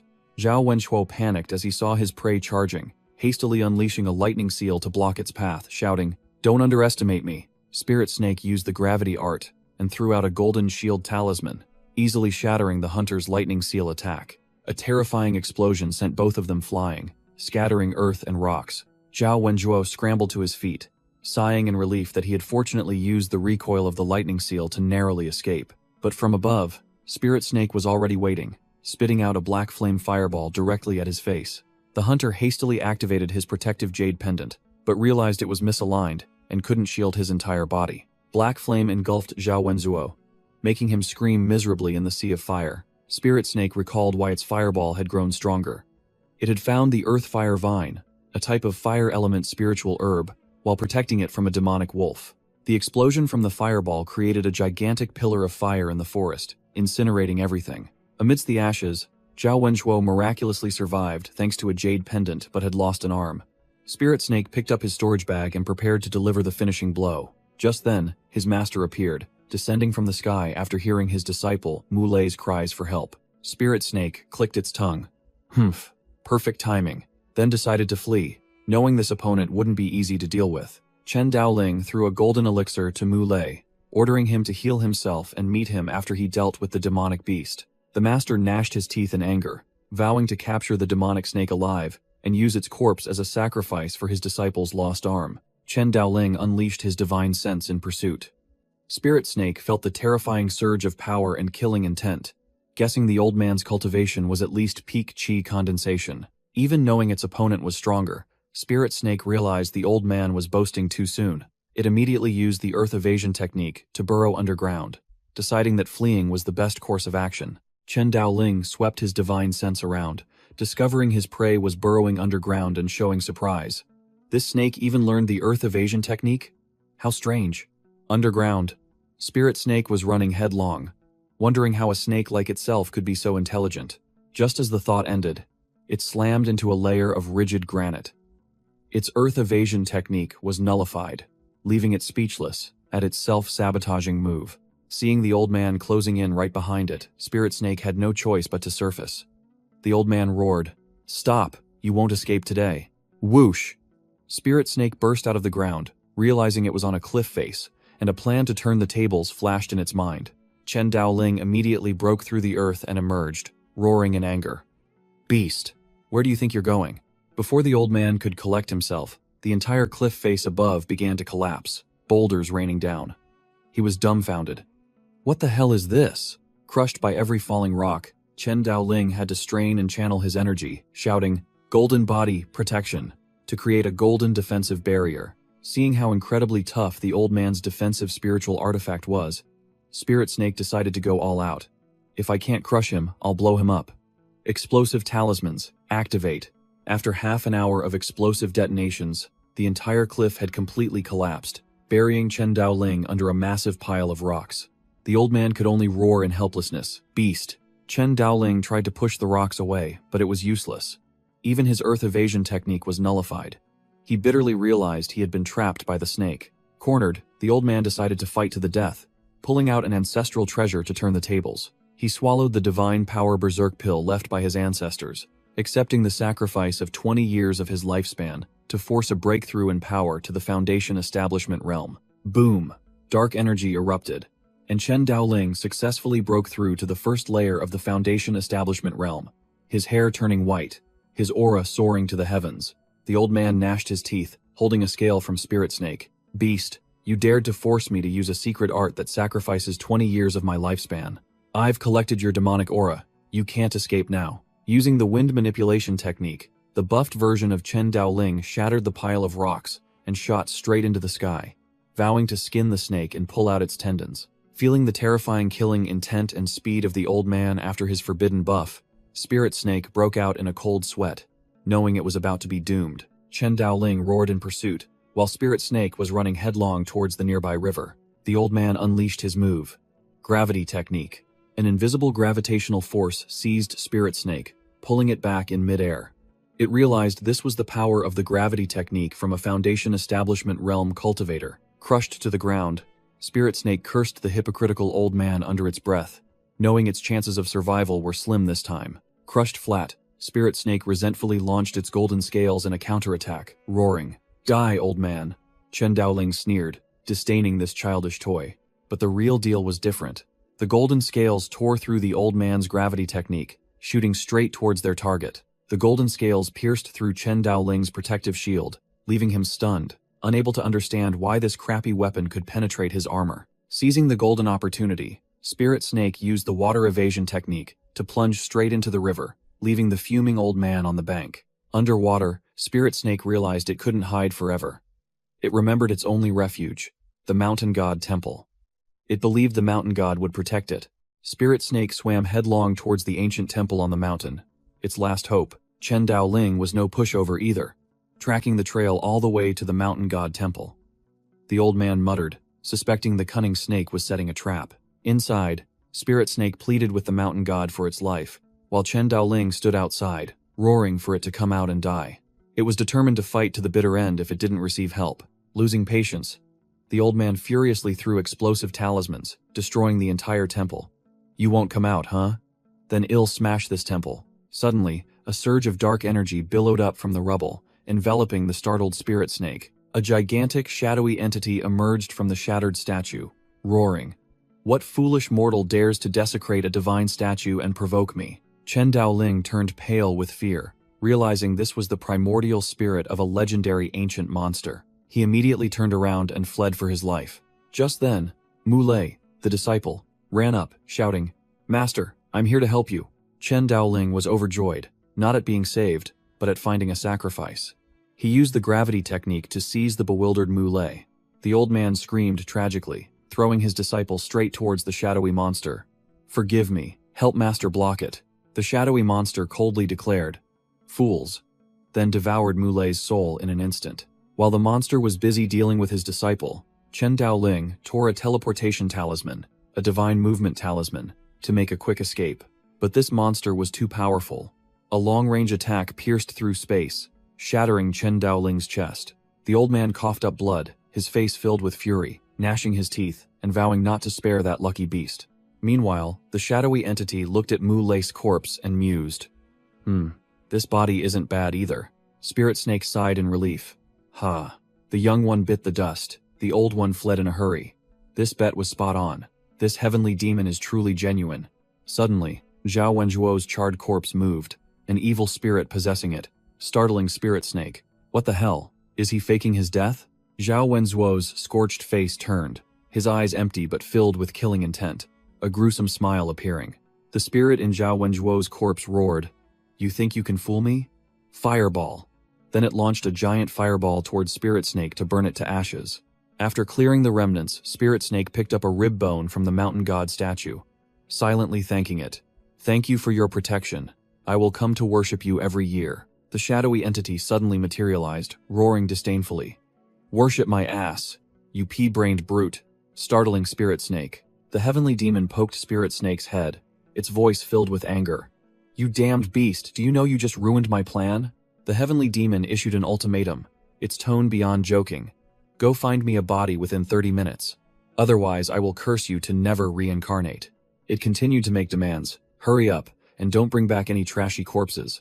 I want someone young, strong, handsome, and preferably a cultivator." Frightened pale, Spirit Snake hastily promised, "I promise to find you someone to your liking." Then it shot off like an arrow. The heavenly demon muttered to itself, its primordial soul rapidly dissipating and in urgent need of a body, while a mouse stealthily appeared near Zhao Wenjuo's ashes. With no other choice, the shadowy entity lunged, seizing the unfortunate mouse. The mouse now sat cross-legged, exuding the aura of an overlord. "I, the heavenly demon who has wandered for centuries, have never encountered a beast as troublesome as you. Damn it, why did I enlighten such a thing?" The heavenly demon began recounting its bitter past. Hunted centuries ago, only a wisp of its primordial soul remained, forced to hide within the mountain god statue to survive. Recalling the first time it was disrupted, it intended to possess a man, but the naive snake at the time swallowed both the man and a part of its soul, inadvertently gaining enlightenment. The second time was no better. It targeted a Chiu family member, but the more cunning snake rushed in and devoured the corpse, even stealing another part of its soul. And the peak of its vexation, it had found a perfect body in Chen Daoling. But that idiot spirit snake burned the corpse to ashes. Back in the present, the heavenly demon in the mouse's form was still fuming. "You damned beast, just you wait. Let's see what kind of corpse it finds for me." Meanwhile, Spirit Snake was frantically searching, unaware that the overlord back home was hoping it would bring back some quality goods from the village to choose from. Spirit Snake finally found a place full of corpses, but it cried out in alarm. "Why are they all just bones? These corpses are useless." Spirit Snake was frantically searching, fearfully thinking of the heavenly demon's curse, when it suddenly heard a sound, and a glimmer of hope appeared. "Are they burying corpses?" It spotted a giant black wolf vigorously digging and was horrified. "Heavens, is it eating corpses? How ferocious!" The creature turned, revealing the face of a ferocious demonic wolf, its eyes glowing red, demonic energy soaring to the sky. The demonic wolf opened the coffin lid. Inside was the corpse of a young, handsome, robust man, a perfect vessel. The demonic wolf sniffed out the stranger, glancing towards Spirit Snake hiding behind the rock, thinking, "A demonic snake? Fresh meat, indeed." Spirit Snake realized the demonic wolf's target wasn't the corpse. Reflected in its eyes, it saw the monster staring intently at itself. The demonic wolf growled, drooling, confirming its new prey was Spirit Snake. "Help! Murder! The demonic snake is after me!" Spirit Snake ran for its life as the demonic wolf charged like a black whirlwind. Spirit Snake suddenly stopped, its eyes gleaming with a bold idea. This wolf has sentience. Not only is it strong and handsome, but it's also an intelligent demonic beast. It looked at the charging demonic wolf and decided, "There's no better vessel than you." A golden hoop shot out from Spirit Snake, shouting, "Beast taming ring." The demonic wolf was tightly bound by the golden hoop, barking furiously, while Spirit Snake acted superior. "Shut up, follow me." The demonic wolf suddenly begged for its life, but Spirit Snake coldly replied, "Silence. Heavenly Demon Lord wants to meet you. That is your honor." Meanwhile, the heavenly demon in the mouse's form paced anxiously. This mouse body was about to give out. Spirit Snake returned gleefully, reporting grandly, "Heavenly Demon Lord, I have brought you a perfect body." It proudly showed off its prize, the strong, handsome, demonic wolf, meeting all criteria, but the mouse merely stared in silence. Suddenly, the heavenly demon roared in fury, its evil soul escaping the mouse. "You damned beast, why won't you die?" The heavenly demon's soul lunged straight towards Spirit Snake, screaming, "Time's up. If that's the case, instead of possessing a wolf, it'll just take your body, you fool." A swirling vortex of black-blue soul energy roared its final command. "Give me your body." Under the terrifying pressure of the heavenly demon's soul, Spirit Snake's body began to crack, its scales shattering. The heavenly demon roared in vexation when it couldn't possess Spirit Snake's body. What? Repelled? Impossible. Try again. The heavenly demon's soul screamed, while the demonic wolf watched. "You damned beast, stop resisting." The heavenly demon was speechless because Spirit Snake's divine sense was too formidable. Damn it. Why is its divine sense so strong? Every time I try to possess it, I get kicked out. Suddenly, the heavenly demon sensed a familiar aura emanating from the demonic wolf. It immediately recognized a good find. Could it be that this black wolf has the body of a demon? Having identified a new target, the heavenly demon's soul plunged straight into the demonic wolf's body. That's right. A demonic body, just like in my golden age. The demonic wolf's memories surfaced, showing it had eaten offerings and dug up graves to gain sentience and become a demon. Meanwhile, in reality, the demonic wolf was still struggling against the beast-taming ring. This ridiculous ring cannot bind me. Seeing the beast-taming ring was useless, Spirit Snake decided fleeing was the best option. But the possessed demonic wolf spoke up to stop it. Stop right there, the heavenly demon in the wolf's form declared. Seeing that you have provided me with a suitable body, I have decided to accept you as my disciple. He put on an air of superiority, demanding Spirit Snake acknowledge him as master. Becoming a disciple of the wandering heavenly demon is a great honor. Come, accept me as your master, Spirit Snake asked in confusion, only for heavenly demon to laugh in his face. Heavenly demon? When did I ever say I was the mountain god? I merely borrowed that statue temporarily. You were the one who misunderstood. Realizing he had been tricked, Spirit Snake was furious. Damn it. So the mountain god I've been praying to is actually a swindler. Aren't you afraid of retribution? Heavenly demon scoffed at the concept of retribution, believing it to be merely a lie for the weak. He pointed at the demonic wolf's body, declaring that a grave robber, one who fears neither gods nor Buddhas, is the true inner self a heavenly demon should possess. Spirit Snake recalled an old lesson about beasts straying from their pack being devoured, feeling his own situation was truly dire. The two proceeded into the Tziong mountain range. Spirit Snake impatiently urged Heavenly Demon, who was leisurely following behind. What are you waiting for? Hurry up, he snapped. This is my territory. Who allowed you to follow me? I am not your disciple. But Heavenly Demon calmly asked about the nearby cave. Exhausted from being unable to shake off the fake master, Spirit Snake recalled his golden age, when even a white spirit wolf had to bring goats as tribute to him. The white spirit wolf roared at Heavenly Demon, who was in the form of a black demonic wolf. You bastard. I am your master's senior brother. Where is your respect? The white spirit wolf continued to provoke, turning its rear towards Heavenly Demon. Wolves eat meat, but dogs eat the Wolf King. Let it eat its own kind. Insulted, Heavenly Demon furiously lunged and tore at the white spirit wolf, while Spirit Snake could only watch. The white spirit wolf easily pinned down Spirit Snake, growling, Disciple, do you know the consequences of disrespecting me? Heavenly Demon nonchalantly replied, I wasn't disrespectful. Dogs just like to eat. Heavenly Demon smirked. Oh? So you admit you're my disciple now, do you? Spirit Snake was seething with rage, speechless. Heavenly Demon laid his cards on the table, recalling the scene where Spirit Snake had kowtowed to an ordinary man. You once knelt before him. The truth cannot be changed. I am your master, accept it. Back in the present, Heavenly Demon burst into delighted laughter as he dodged Spirit Snake's underwater attack. Ha ha ha. It's been so long since I've had this much fun. In a secret cave, a beautiful white snake was cultivating, her entire body radiating pure spiritual energy. Spirit Snake clutched Zhao Wenshuo's storage bag tightly, as Heavenly Demon curled his lip. Just a bunch of trash, yet you treat it like treasure. I wouldn't even want it. Inside the bag were an alchemy furnace, a few miscellaneous items, and a glowing blue stone. Spirit Snake wondered, what is this stone for? Heavenly Demon's eyes lit up, saliva dripping as he recognized it as a spirit stone, and immediately lunged to snatch it. Spirit Snake snapped, You cunning dog, you just said you didn't want it. Caught red-handed, Heavenly Demon pretended to turn away, but his tail wagged furiously. Humph, I was just curious to take a look. No interest at all. In the cave, the white snake seemed very interested in the alchemy furnace, and was studying the jade slips on alchemy techniques. Spirit Snake began practicing the gravity technique, recalling how the old man Chen Daoling used it for long-range attacks, and was determined to master this move. The white spirit wolf brought back a boar cub as tribute. Spirit Snake thought gleefully, having a disciple bring food right to my mouth every day isn't bad. Spirit Snake was devouring the wild boar, praising it as tastier than goat meat, when Heavenly Demon appeared and scoffed. Disciple, if you keep eating these ordinary beasts, you'll only break through in the year of the donkey.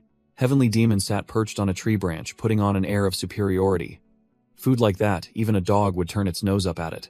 He began lecturing, Fool, you must eat demonic beasts and gather spiritual herbs to improve. Spirit Snake retorted, Easy for you to say. There are no demonic beasts around here.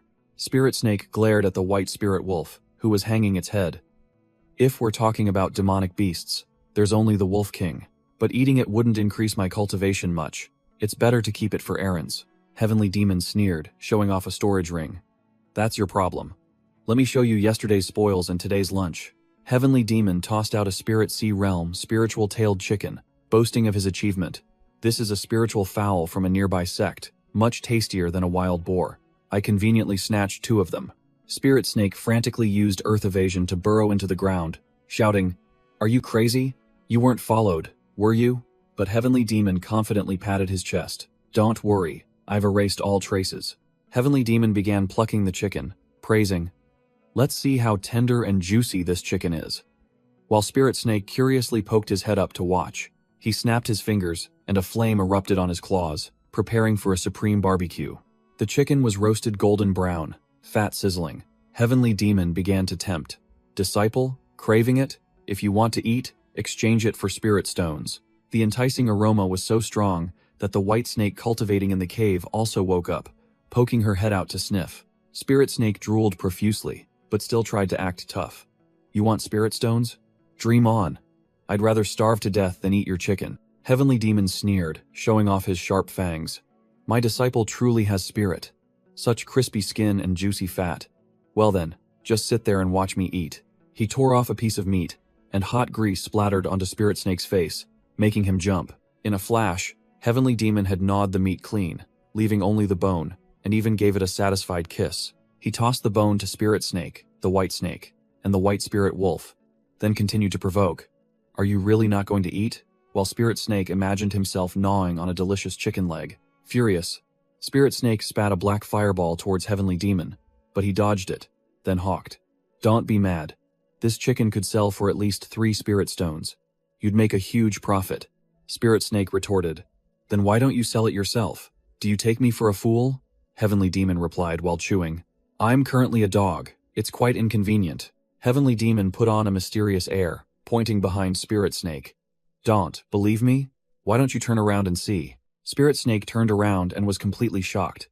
The Wolf King had broken through to the 3rd layer of the Spirit Sea Realm, and the White Snake had also reached the 2nd layer just by gnawing on the chicken bone. Seeing such a high-quality item, Spirit Snake no longer hesitated and immediately traded spirit stones for the succulent roasted chicken.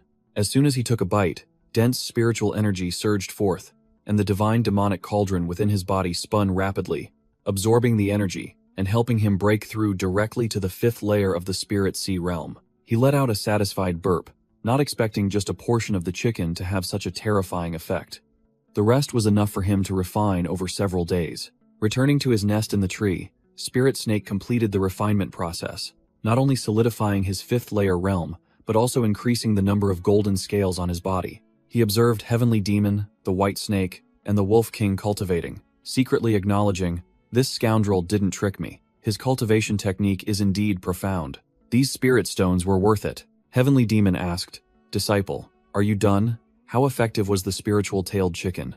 Spirit Snake simply replied, "Not bad." The Heavenly Demon then proposed, "Let's cooperate and catch a few more. Well, split them 50 to 50. I guarantee you'll reach the peak of the Sea of Consciousness realm within a year." Spirit Snake immediately refused, believing that high-grade spiritual tailed chickens were too dangerous, but Heavenly Demon scoffed, saying those chickens were just mass-produced, their combat power even weaker than mid-tier demonic beasts. It still adamantly refused to go, recalling the time it went to steal pigs and almost died after encountering the wild boar final boss. Heavenly Demon got angry and roared, "Then I'll go alone. If I get chased, I'll run back here. I've never seen anyone as shameless as you." Frightened, Spirit Snake conceded and agreed to follow, on the condition that it wouldn't be called Disciple anymore. Heavenly Demon then playfully slapped its butt.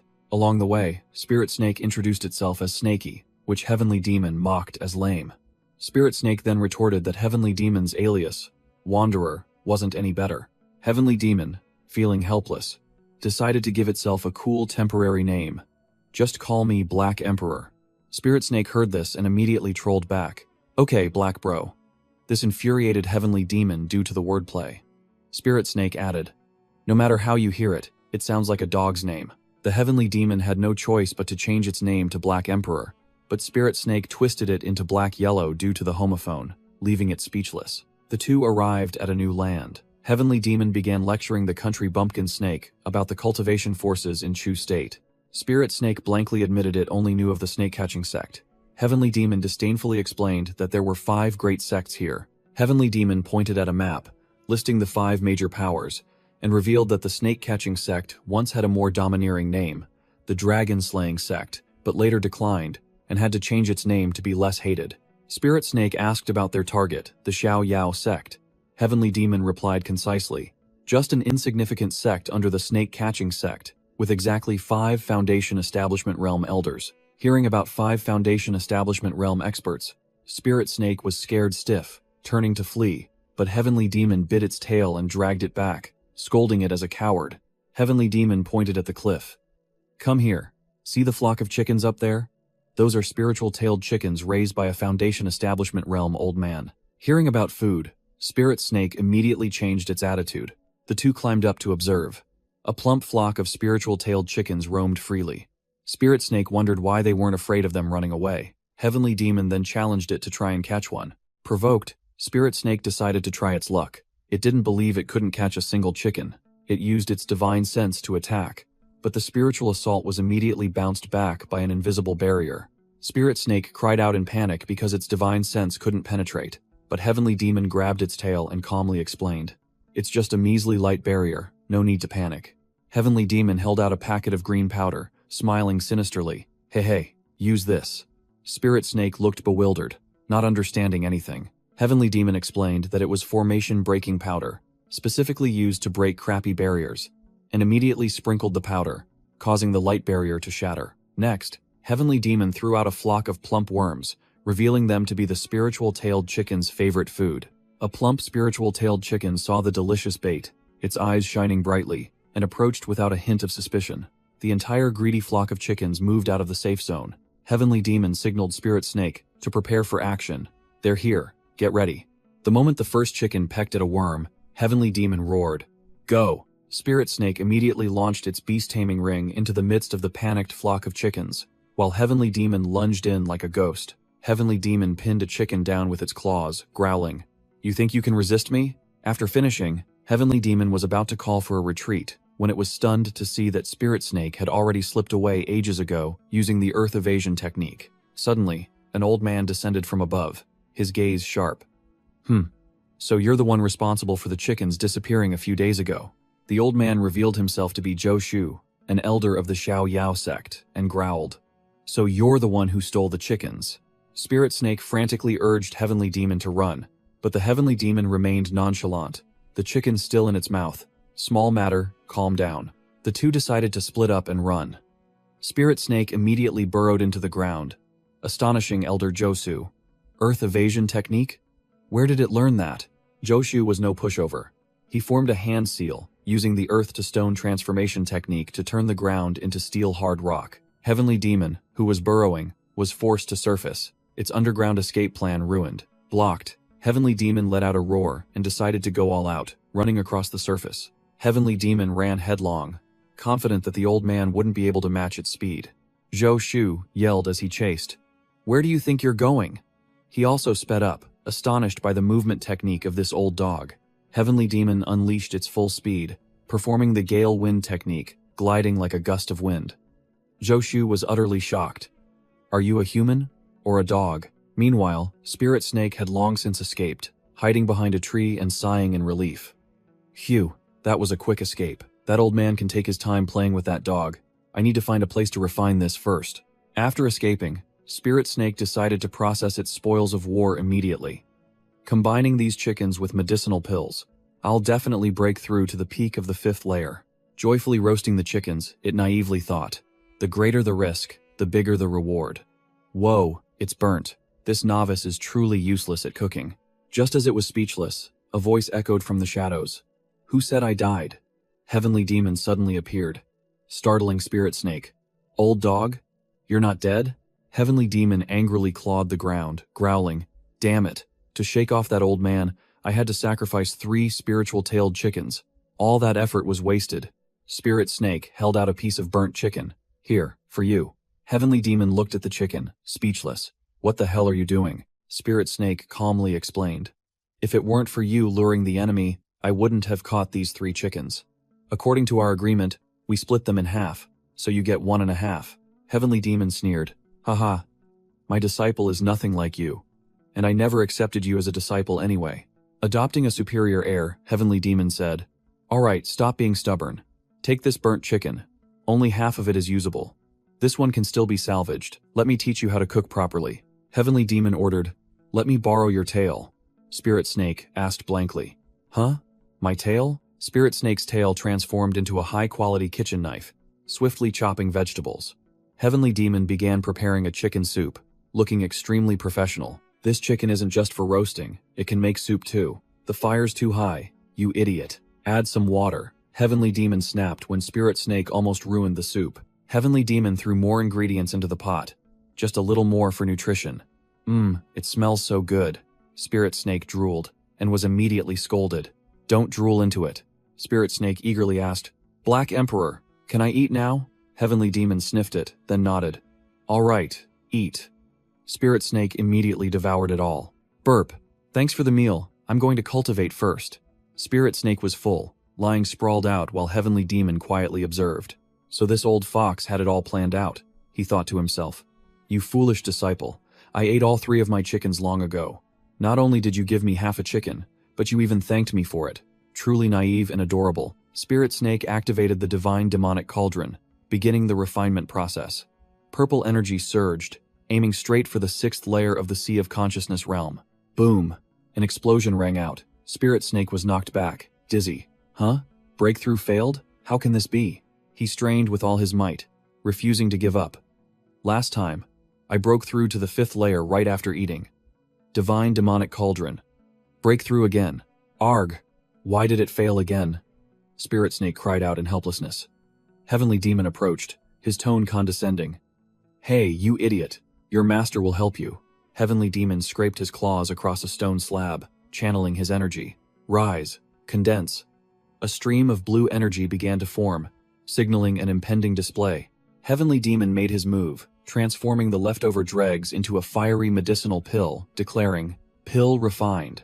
The old wolf handed the pill to Spirit Snake. This is an aperture-opening pill. Eat it and try to break through again. Spirit Snake sniffed it, grumbling. Why does it smell burnt? As soon as he swallowed it, Spirit Snake radiated dazzling golden light, shouting towards Heavenly Demon.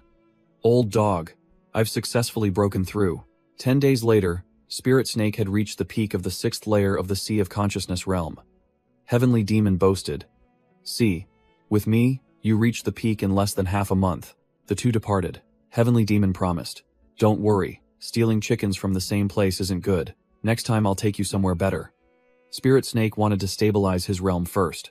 Spirit Snake pondered, realizing that despite the breakthrough, his physical strength hadn't increased much, only growing 1 more golden scale. He understood that demon beast cultivation must focus on the body. As they walked, both suddenly stopped, sensing something unusual ahead. An entire mountain forest in the distance was engulfed in a towering sea of flames, black smoke obscuring a corner of the sky. Spirit Snake went berserk, about to charge forward.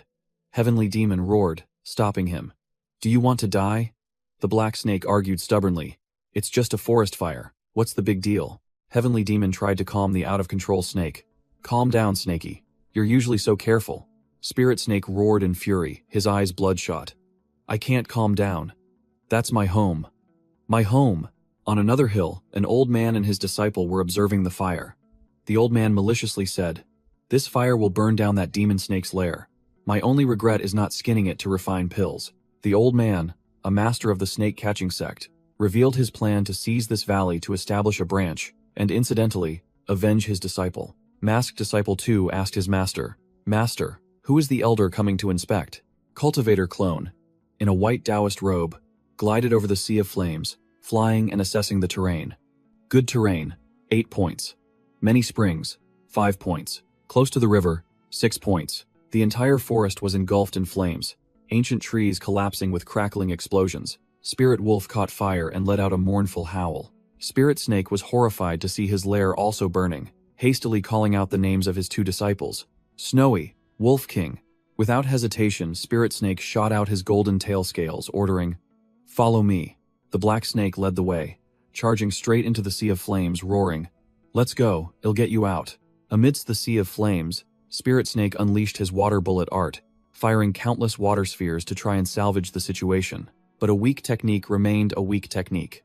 Those few drops of water evaporated instantly, like a drop in the ocean. Spirit Snake was exhausted, his mouth dry, lamenting that he now understood what it meant to be a grain of sand in the desert. Heavenly Demon analyzed the situation, concluding that a large-scale forest fire like this was definitely not an accident, but intentional. Spirit Snake suddenly realized that this was the Valley of 10,000 Snakes, a goldmine for the snake-catching sect, which was why they burned the mountain to seize the land.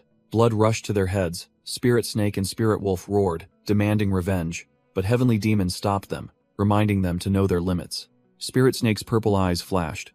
He sensed a powerful aura approaching. A cultivator in a white Taoist robe, with a carefree demeanor, glided through the sea of flames as if strolling in his own garden. Both quickly hid behind a tree. Heavenly Demon confirmed that a human cultivator was approaching from the front. Heavenly Demon declared the enemy was at the core formation realm. Spirit Snake was scared out of his wits, immediately using earth evasion to burrow underground. But his old master cursed him for being a coward, and revealed it was just a fake. Spirit Snake wondered about the clone's strength, while the cultivator continued to hover above, assessing the terrain. The cultivator seemed to have discovered something, his gaze sharp as he plunged straight down. His speed was extremely fast. Heavenly Demon hastily took out a stealth talisman and slapped it directly onto Spirit Snake's panicked head. The cultivator landed nearby. Heavenly Demon signaled Spirit Snake to shut up. The cultivator sneered. "Your stealth skill is only 2 points. Stop hiding." He waved his hand, and a terrifying surge of energy swept through, roaring. "And get out here." Spirit Snake questioned the crappy talisman. Heavenly Demon casually admitted that Great Luo Golden Immortal was just the name of a pet he once raised. The cultivator looked around, seeing nothing, and began to wonder if the clone was too weak to sense anything. Finally, the cultivator left. Heavenly Demon sighed in relief, then immediately urged Spirit Snake to go steal his storage bag. Heavenly Demon proposed. "This clone is weak. Beat him up, steal his storage bag, and well split it." But Spirit Snake was still hesitant, fearing he'd provoke the real one. Heavenly Demon, in the guise of a black cat, provoked Snakey. "Snakey, don't you want revenge? Your home was just burned to ashes." Transforming into a wolf, Heavenly Demon pinned Spirit Snake down, continuing to taunt. But Spirit Snake growled, "Of course I do. But a 50% chance of winning is too low." Spirit Snake showed off a pile of old tail scales, and Heavenly Demon's eyes lit up. The win rate was raised to 90% with a careful battle plan. Spirit Snake ordered Spirit Wolf and White Snake. "You two find a cave, and hide to cultivate properly. I'll find you when this is over." Heavenly Demon bestowed upon his 2 disciples a surge of dark demonic energy as a welcome gift, declaring that how much they could absorb depended on their own capabilities. The cultivator clone flew through a canyon, smug about his perfect snake farm, and prepared to send a message back to his main body. The cultivator suddenly froze as a purple formation appeared. He realized someone was watching him and even knew how to set up formations. Without a word, the cultivator threw an explosive talisman, tearing up the ground but missing his target. He admitted his opponent was quite fast. The cultivator unleashed his gravity technique, determined not to let his prey escape. A giant demonic wolf was crushed to the ground by the gravity. The cultivator sneered. "Oh? A mangy dog?" The demonic wolf merely smirked, one of its eyes flashing with an eerie light. Boom! The demonic wolf self-destructed in an explosion of demonic energy, surprising the cultivator with its recklessness. The cultivator realized he had fallen into an illusion formation and began to panic, intending to immediately send a jade slip to call for help from his main body. But the demonic wolf's gooey flesh reassembled, and the cultivator was stunned to realize that the dog was real, not an illusion. While the cultivator was still looking up at the sky, fooled, a fatal attack descended upon him. The demonic wolf reappeared right behind him and bit off the cultivator's head in one snap. The cultivator's headless corpse still stood tall. The demonic wolf panted, thinking it had succeeded. Unexpectedly, the corpse spoke. "Sigh, I'm just a wooden clone. What does it matter if I lose my head?"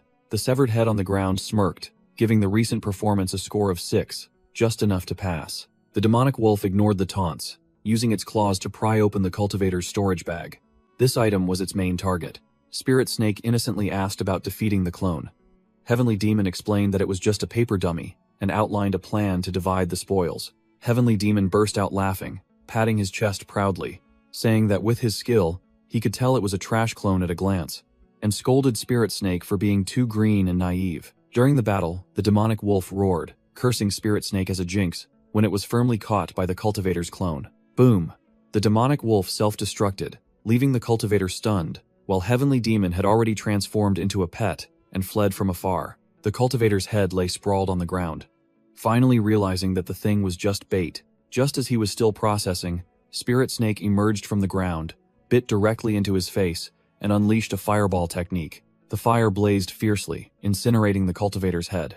Spirit Snake secretly gave this coordinated effort a perfect 10. In a corner, Heavenly Demon clutched his head, groaning in pain, bitter about miscalculating the move, never expecting it to be a wooden clone. Spirit Snake was still frantically spewing fire at the corpse. Heavenly Demon had to shout to stop it. "Stop!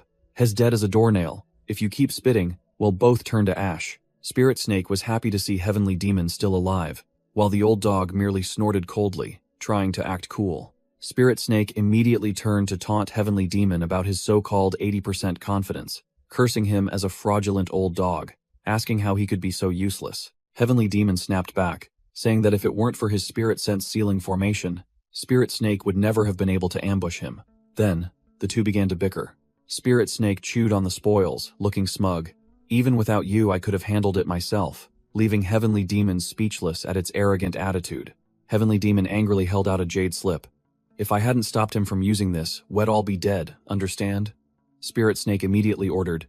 "Then burn it." Spirit Snake's black fire flared up, incinerating the jade slip. Heavenly Demon had to admit that this fire was real, capable of burning even jade. The two sat by the fire.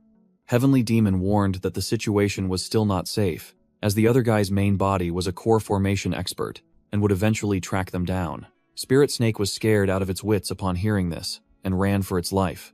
Heavenly Demon cursed it as a coward, and pointed out that their only retreat was to flee to a neighboring country. At the headquarters of the snake-catching sect, in a cold, immortal abode, a white-robed cultivator standing on a rocky outcrop suddenly felt an ominous premonition. The white-robed cultivator, who was the main body, realized his wooden clone had been destroyed. A disciple reported that even the recording jade slip couldn't be retrieved. The main body showed interest and ordered a giant black python named Su Bei lead 5 inner disciples to the mountain valley to investigate who destroyed my clone. Heavenly Demon grumbled that they had run hundreds of miles but still hadn't reached the Qin Kingdom. Spirit Snake calmly replied that they still had a few more days to run before reaching the border. Both were out of breath. Heavenly Demon cursed Spirit Snake for being foolish for not using Earth Evasion, but the stubborn snake retorted that it was training its physical body. Heavenly Demon pointed to an abandoned mining area in the distance, deciding they would camp there for the night, and reminded Spirit Snake not to fall asleep on the way. After dragging the exhausted snake into the cave, Heavenly Demon snapped, "I can't stand you anymore," and left to hunt. Spirit Snake slept soundly, fully recovered, and excitedly pulled out the storage bag, ready to open it. It tried to use its spirit sense to erase the imprint on the bag, but was met with a powerful rebound. Not giving up, Spirit Snake exerted its spirit sense again, but the imprint retaliated with excruciating pain, causing it to scream miserably. Heavenly Demon brought back a goat. Seeing Spirit Snake still struggling with the bag, it realized this was the imprint of a core formation expert. Out of options, Spirit Snake intended to use its golden scales to tear open the bag, but Heavenly Demon quickly stopped it, fearing damage to the contents. Heavenly Demon snatched the bag, asserting that only its spirit sense could resolve it. Spirit Snake suspected it was trying to seize the spoils. 7 days later, the two finally reached the Gobi Desert, on the border of the Qin Kingdom. Heavenly Demon decided to set up camp, telling Spirit Snake to dig for more earth while it cooked. Spirit Snake was delighted because the earth and rocks here were as hard as steel, a perfect place to practice earth evasion, ignoring Heavenly Demon's warning. It proudly boasted that after several days of arduous training, it could now burrow 200 to 300 meters deep and still have energy to continue. The deeper it went, the more terrifying the pressure became, its bones feeling as if they would shatter. But it was then that the golden scales on Spirit Snake's tail began to grow. Spirit Snake poked its head out of the ground, asking Heavenly Demon if it had finished cooking, but the old dog had already devoured everything and only left scraps. Heavenly Demon collapsed, exhausted, announcing that it had broken the seal on the storage bag. Spirit Snake scoffed, mocking its boast that it would be done in 3 days. After days of anticipation, Spirit Snake excitedly opened the bag, only to find a pile of junk, low-grade pills, talismans, and herbs. Spirit Snake angrily asked why a core formation expert's storage bag was poorer than even Mulace. Heavenly Demon just silently looked at it with a strange gaze. Spirit Snake roared, questioning Heavenly Demon. "You old thief, hand over everything you've hidden." But the old dog vehemently denied it. "Spirit stones? I didn't take anything. It was immediately caught. I haven't even mentioned spirit stones, you just confessed." A chaotic fight erupted in the dust. Heavenly Demon was thoroughly beaten and quickly begged for mercy. "Let me go. There are 10 spirit stones, I'll give you half." Heavenly Demon put on a dignified air, coaxing, "I'm just holding on to them for you. Use them when you need them later." But Spirit Snake didn't care, clutching the bag tightly. "Scram! I'm studying this jade slip." Spirit Snake discovered a strange piece of wood. Heavenly Demon curled its lip. "That's the wood clone technique, only good for scaring children. Useless." It then hinted at another, far more formidable clone technique. Hearing of a clone even stronger than the main body, Spirit Snake's eyes lit up, and it immediately asked, "What's it called?" Heavenly Demon just smiled eerily, its red eyes glowing. Heavenly Demon began to reveal one of the legendary 6 great immortal arts, the puppet technique. The old dog explained that the Heavenly Puppet Sect in the Qin Kingdom was the master of this deadly art. The power of the puppet technique was displayed. Puppets that felt no pain, bodies as hard as demonic beasts, capable of controlling hundreds at once, and even challenging opponents beyond their cultivation level. Spirit Snake immediately imagined a glorious scene. Just unleash 100 puppets to gang up and wipe out all enemies, a true trump card. Heavenly Demon interrupted its thoughts, reminding it that it was time to sleep so they could cross the river tomorrow. Dawn broke over the river, signaling the start of a new day. The two arrived at a ferry crossing. A scarred ferryman warned that this river was extremely dangerous. Even wild geese couldn't fly across, let alone think of swimming. Heavenly Demon advised Spirit Snake to get on the boat, as there was only one trip per day. Spirit Snake, disguised as a short person wearing a conical hat, approached and spoke directly to the boat guard. "I want to get on the boat, but I have no money." Spirit Snake presented a verdant spirit stone. The arrogant boat guard immediately did a 180-degree turn, hastily inviting it onto the boat. As Spirit Snake stepped onto the boat, Heavenly Demon, sitting on the hat, couldn't help but exclaim, "I can't believe you'd spend spirit stones, how generous." A few thugs on the boat saw Spirit Snake's appearance and immediately mocked. "Where did this midget come from? Be careful, the wind might blow you away." Beneath the conical hat, Spirit Snake's purple eyes flashed with a cold, killing intent. Without a word, the foul-mouthed thugs were suddenly sent flying into the sky by an invisible force, screaming in terror. The other boat passengers realized in horror that this was a cultivator, while Heavenly Demon grumbled, "Didn't I tell you to be discreet? Why cause trouble?" As soon as it got on the boat, Heavenly Demon heard a familiar voice when someone announced that the young prince of the Qin Kingdom had boarded. Surprisingly, the invited person was none other than Zhou Shu, the old chicken-raising elder of the Carefree sect, a sworn enemy. Heavenly Demon was scared witless, yelling, "Run!" But Spirit Snake immediately covered its mouth, confident that its disguise was perfect. The old man Zhou Shu paused, sensing something, making Spirit Snake inwardly curse Heavenly Demon for not warning it sooner. "Fellow Taoist, have we met before?" Zhou Shu blocked Spirit Snake, who was planning to slip away, sensing a familiar aura. Both occupants under the hat broke out in a cold sweat.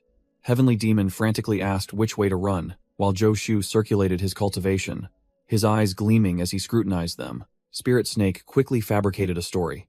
"Elder Zhou has an excellent memory.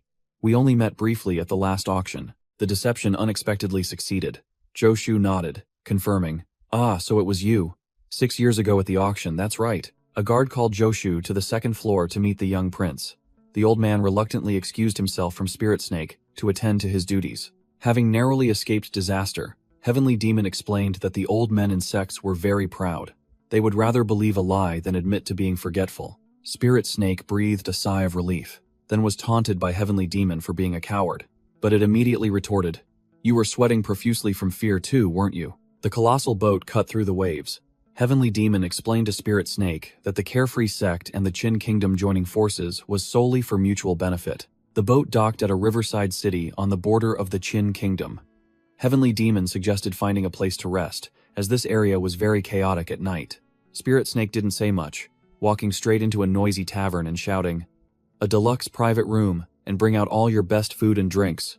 Amidst the drunken crowd, Spirit Snake made a special request. "Demonic beast meat, I want more demonic beast meat," and was immediately led by the waiter. A lavish banquet was laid out, filled with all sorts of delicacies. Spirit Snake didn't forget to specify that the wine must be top grade, no watering it down. When the waiter brought up the last dish, Heavenly Demon couldn't help but drool at the sight of the demonic beast meat, while Spirit Snake promptly kicked the server out. Bang! The door slammed shut. The two immediately reverted to their true forms, pouncing on the banquet like two hungry ghosts. Heavenly Demon even disdainfully tossed aside the vegetable dish. Both ate and drank their fill. Heavenly Demon praised the wine, while Spirit Snake, tasting it for the first time, was equally curious. Heavenly Demon spat out the wine, deeming the trashy drink something even a dog wouldn't touch. While Spirit Snake suspected it was drugged, Heavenly Demon sneered, revealing that not only the wine but also the food had been drugged, causing Spirit Snake, who was still gnawing on its meal, to freeze. Heavenly Demon tossed Spirit Snake a bag of antidotes, declaring that since they had made the first move, they shouldn't blame them for being ruthless. In a dark room, a waiter reported to the innkeeper that the guest had consumed 1,000 taels of silver worth of food and still hadn't collapsed. The innkeeper ordered to switch to the strongest medicine. The innkeeper flashed a cunning smile, certain that this prey carried a vast amount of money and treasures, making it an incredibly lucrative deal. Heavenly Demon looked at the succulent roasted demon beast meat that had just been served, declaring that the leftovers were enough for both of them for 2 days, but Spirit Snake had already stood up, ready to act. Heavenly Demon wondered why they weren't paying, but Spirit Snake coldly retorted that this was a black inn. It wouldn't leave, but would flatten the place, making Heavenly Demon admit that Spirit Snake was even more ruthless than himself. In the dining room, a brawny thug burst in. While the innkeeper was confident that his medicine was so potent even immortals couldn't withstand it, the innkeeper was stunned to see the room empty, with only the ravaged banquet table remaining. Unable to believe his prey had escaped, the innkeeper grabbed the waiter by the collar, roaring in anger, ordering the people of the Heavenly Puppet Sect to scour the entire city to capture the one who dared to dine and dash. At an abandoned house, Heavenly Demon told Spirit Snake to stay and cultivate, while he went out for a bit of business. Spirit Snake narrowed its eyes suspiciously, thinking, okay, what the heck? What kind of trick is this old dog planning behind my back now? Fearing that Heavenly Demon would stir up trouble and attract enemies, Spirit Snake decided to follow. While the old man secretly activated an invisibility talisman, Heavenly Demon stealthily approached a building, and Spirit Snake realized it was a weapon shop. Inside, a blacksmith was haggling over 3 weapons with Heavenly Demon, and Spirit Snake was furious, realizing they were stolen goods from the cultivator clone. Heavenly Demon gleefully held the spirit stones he had just sold, muttering about selling everything and making a clean getaway with the money. Unaware that Spirit Snake was watching with eyes blazing with fury, Heavenly Demon continued to a medicine shop, selling all the elixirs for 15 spirit stones. He then stopped by a demon beast material store, selling the remaining spoils for 13 spirit stones, astonishing the invisible Spirit Snake. Spirit Snake erupted in a furious rage, killing intent, exploding, roaring in its mind. You old dog, how much money did you dare to pocket behind my back? Making Heavenly Demon, who was walking ahead, flinch as he sensed the killing intent. Heavenly Demon was moving stealthily when he suddenly flinched, sensing someone approaching. While the invisible Spirit Snake was still eagerly watching the drama unfold, the 2 newcomers were Zhao Yiduo and Yu Qiang of the Heavenly Puppet Sect. Yu Qiang complained about having to guard this shabby city, while Zhao Yiduo saw it as an opportunity to profit. Zhao Yiduo recognized Heavenly Demon's figure, annoyed that a trivial matter like pursuing a short fellow had fallen to him. Yu Qiang, hot-blooded, intended to rush forward and deal with him immediately, but was stopped by Zhao Yiduo, who gestured for him to calm down and consider. Seeing Heavenly Demon enter the Myriad Treasures Pavilion, Zhao Yiduo guessed that this fellow definitely had something good and decided to follow to snatch it. Zhao Yiduo sneered, realizing that the sect's foundation establishment disciples also had their eyes on the prey, confident that this was a mantis stalking the cicada, unaware of the oriole behind. Inside the shop, Heavenly Demon, completely cloaked, presented a bag of items to the pavilion owner, acting like a big shot.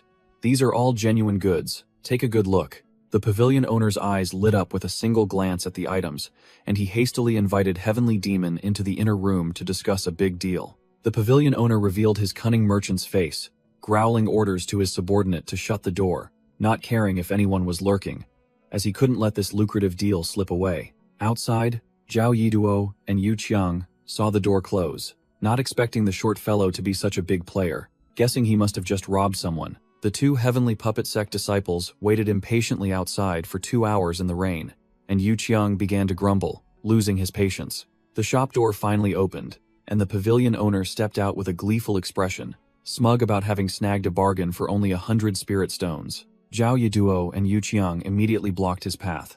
their faces filled with killing intent as they interrogated him about the short fellow who had sold the items earlier. Losing all patience, Yu Qiang grabbed the pavilion owner by the collar and roared. The old man, terrified, trembled, and pointed. He left through the back door. Yu Qiang unceremoniously threw the plump pavilion owner away like a sack of trash, not bothering to say another word. Both immediately used their movement techniques to pursue. Zhao Yiduo ordered his junior brother to spread his divine sense towards the south gate to lock onto the target. Zhao Yiduo circulated his cultivation, his divine sense sweeping across the city, and immediately detected Heavenly Demon leaping across rooftops. Found him. Spirit Snake remained invisible, following closely, using a leaf to cover its head. Realizing the old dog was deliberately moving slowly to lure the Heavenly Puppet Sect's small fry into a trap, Spirit Snake narrowed its eyes, calculating, guessing that Heavenly Demon was leading the enemies to an abandoned house. It decided to maintain a safe distance to watch the show. Yu Qiang reported that the target had entered the abandoned house. Zhao Yiduo immediately became vigilant, suspecting a trap. The two broke through the wall and rushed in, but it was empty inside, with only a demonic wolf lurking. Zhao Yiduo found it strange that the aura was still present but the person had vanished. Zhao Yiduo warned his junior brother, "This place is too remote. Something's not right." Zhao Yiduo adopted a diplomatic tone, claiming to be from the Heavenly Puppet Sect, here to maintain order, but Yu Qiang found that approach too cumbersome. Yu Qiang drew his sword, growling, "You shorty, 3 seconds to crawl out here or your fate will be like this dog." He counted 1, and swung his sword, cleaving the demonic wolf in an instant. Counting to 3, with no movement still, Yu Qiang began to lose patience, while Zhao Yiduo muttered, "Just as I expected." The real demonic wolf materialized right behind Yu Qiang, its red eyes glaring as it snarled. "Did you think I wouldn't know it was you? Fool." Zhao Yiduo waved his hand, summoning 2 lizard puppets, ordering them to capture the target, but the hidden Heavenly Demon merely scoffed. Mechanical puppets covered in skin, low-level trash. The demonic wolf laughed maniacally, startling Spirit Snake, who was eavesdropping. "Why is this old dog suddenly laughing like a schemer?" Yu Qiang roared, "Playtime's over, die!" Then hurled a fireball directly at the demonic wolf's face. Boom! The demonic wolf self-detonated, creating a terrifying explosion that blew away the entire house, leaving the 2 cultivators bewildered. "Did we get it?" Amidst the smoke, 2 glowing red eyes lit up. Zhao Yiduo shouted, warning Yu Qiang to dodge the flying chunks of flesh. One lizard puppet that was hit by a piece of flesh immediately short-circuited, becoming paralyzed on the spot, terrifying Zhao Yiduo with this bizarre ability. From the chunks of flesh and purple smoke, the demonic wolf began to regenerate its body, making the 2 opponents scream, "Monster!" Hiding on the rooftop, Spirit Snake nodded sarcastically. "Ah, so this is the meaning of a rogue cultivator?" Spirit Snake decided not to interfere and help the Heavenly Demon, calculating that it was better to stay put and watch the show, focusing on monitoring the enemies from afar, waiting until the critical moment to act. Then the Heavenly Demon would owe it a great favor. The demonic wolf, regenerating and taunting, said, "What's wrong? Tired already? This old guy hasn't had enough fun yet." While the 2 cultivators realized that sword techniques were completely useless against it. Having no other choice, Zhao Yiduo decided to play his trump card, shouting loudly, "Summon the toad puppet," preparing for an all-out assault. The demonic wolf looked at the toad puppet and taunted, "A giant frog? How stupid. That's a toad. This puppet looks so dumb. Are you planning to team up and attack me?" Zhao Yiduo said nothing, flicking his magic fan, sending a powerful whirlwind towards the wolf. Whoosh!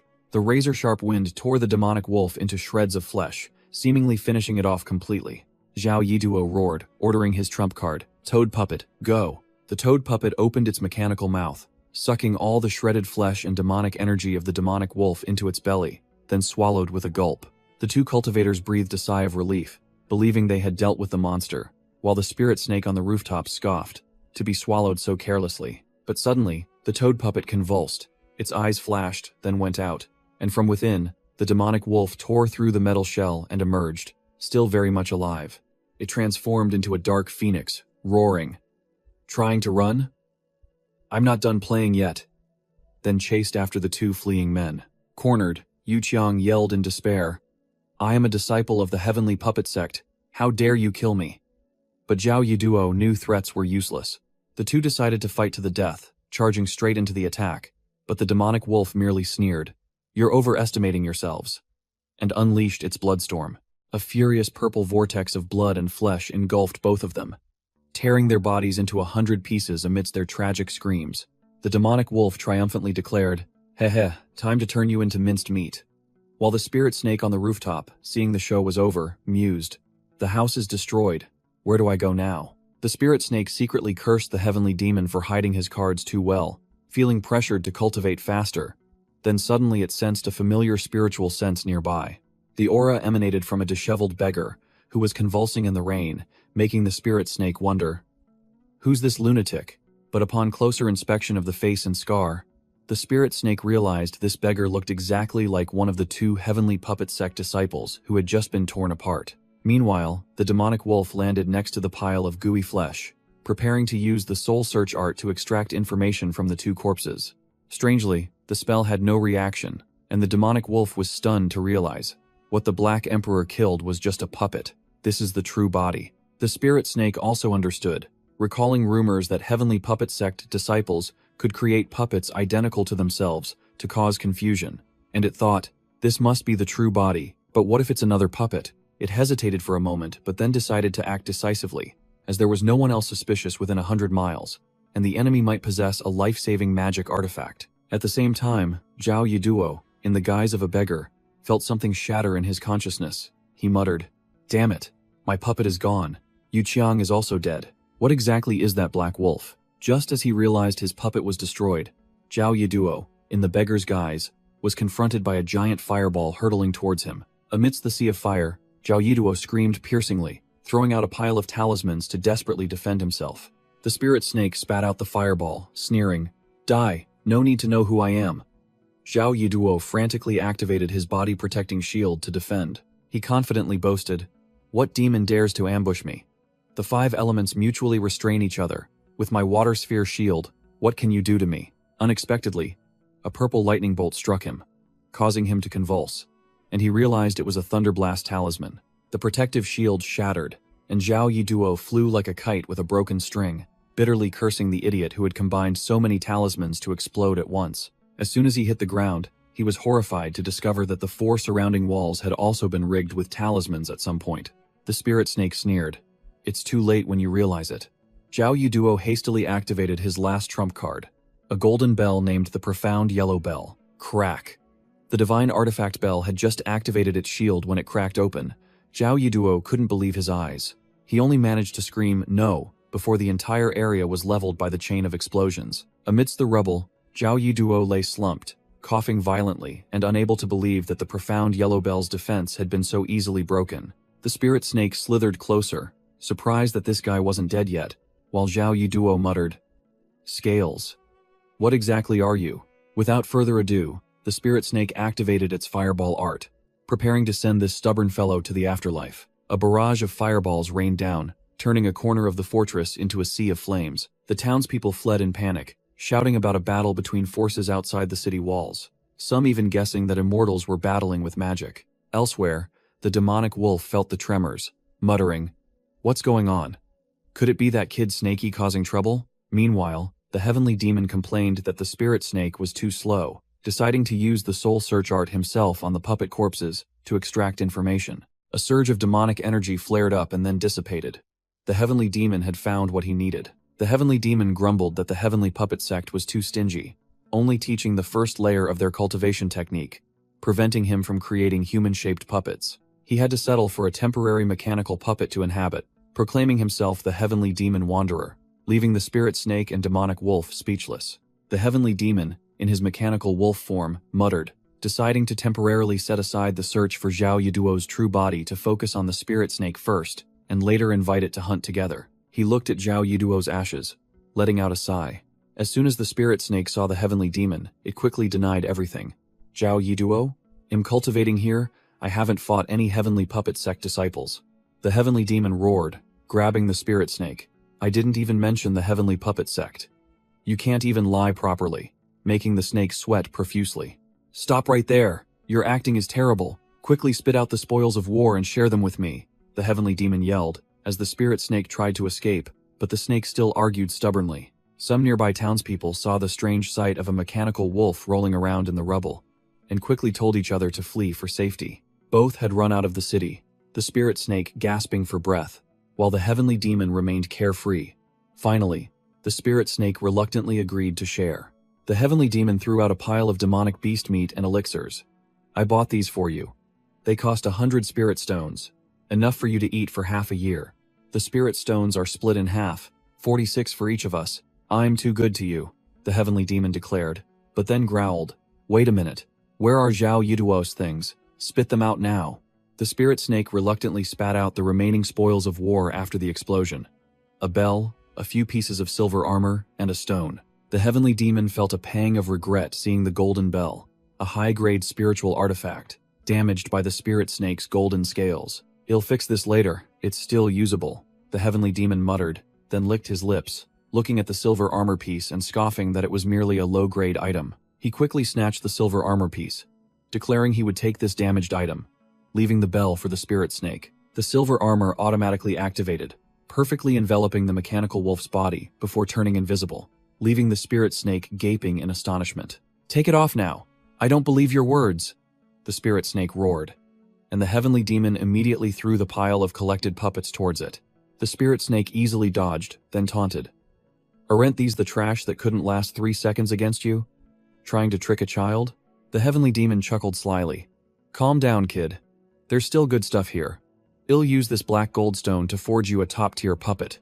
The spirit snake reluctantly agreed, but secretly thought it was fortunate it had hidden Zhao Yuduo's most precious jade stone. The entire loot was listed: mysterious golden bell, protective armor, black goldstone, and a nameless crystal. But the spirit snake still felt this heavenly demon was too cunning. The heavenly demon turned and enticed. "Snakey, let me lead you to a perfect place for cultivation," which immediately put the spirit snake on guard.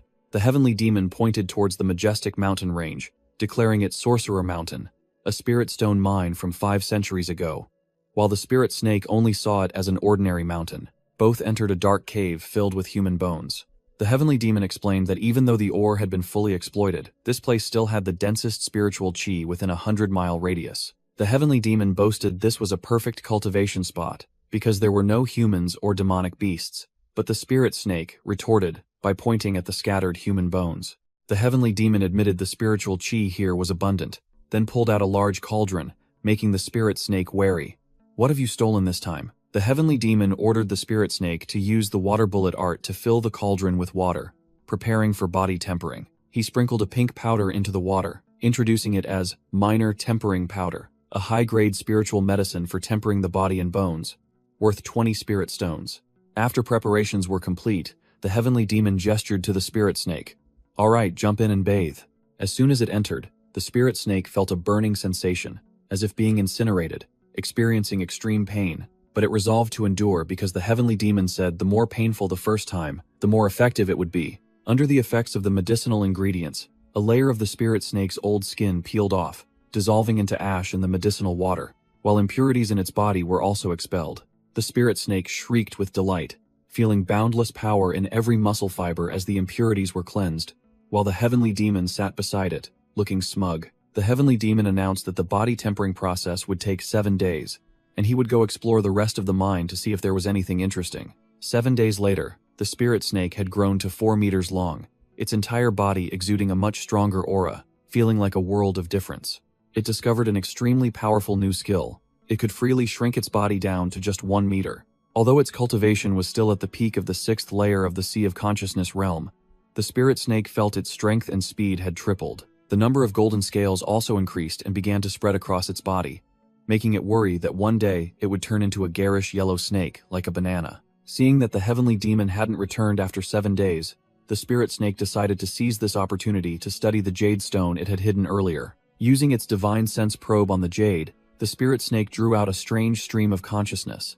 It tried to absorb it but was repelled. The stream of consciousness guided the spirit snake, causing it to crash into an azure crystal wall in the cave. The spirit snake was stunned to realize that before, it was an enormous spirit stone mine, illuminating a corner of the cave. Seeing thousands of spirit stones before its eyes, the spirit snake went wild with joy, realizing that Zhao Yuduo had truly hit the jackpot, and it decided to hide this treasure before the heavenly demon discovered it. The spirit snake wondered why the spirit stones were automatically covered, then curiously tried to swallow one, letting out a satisfied burp.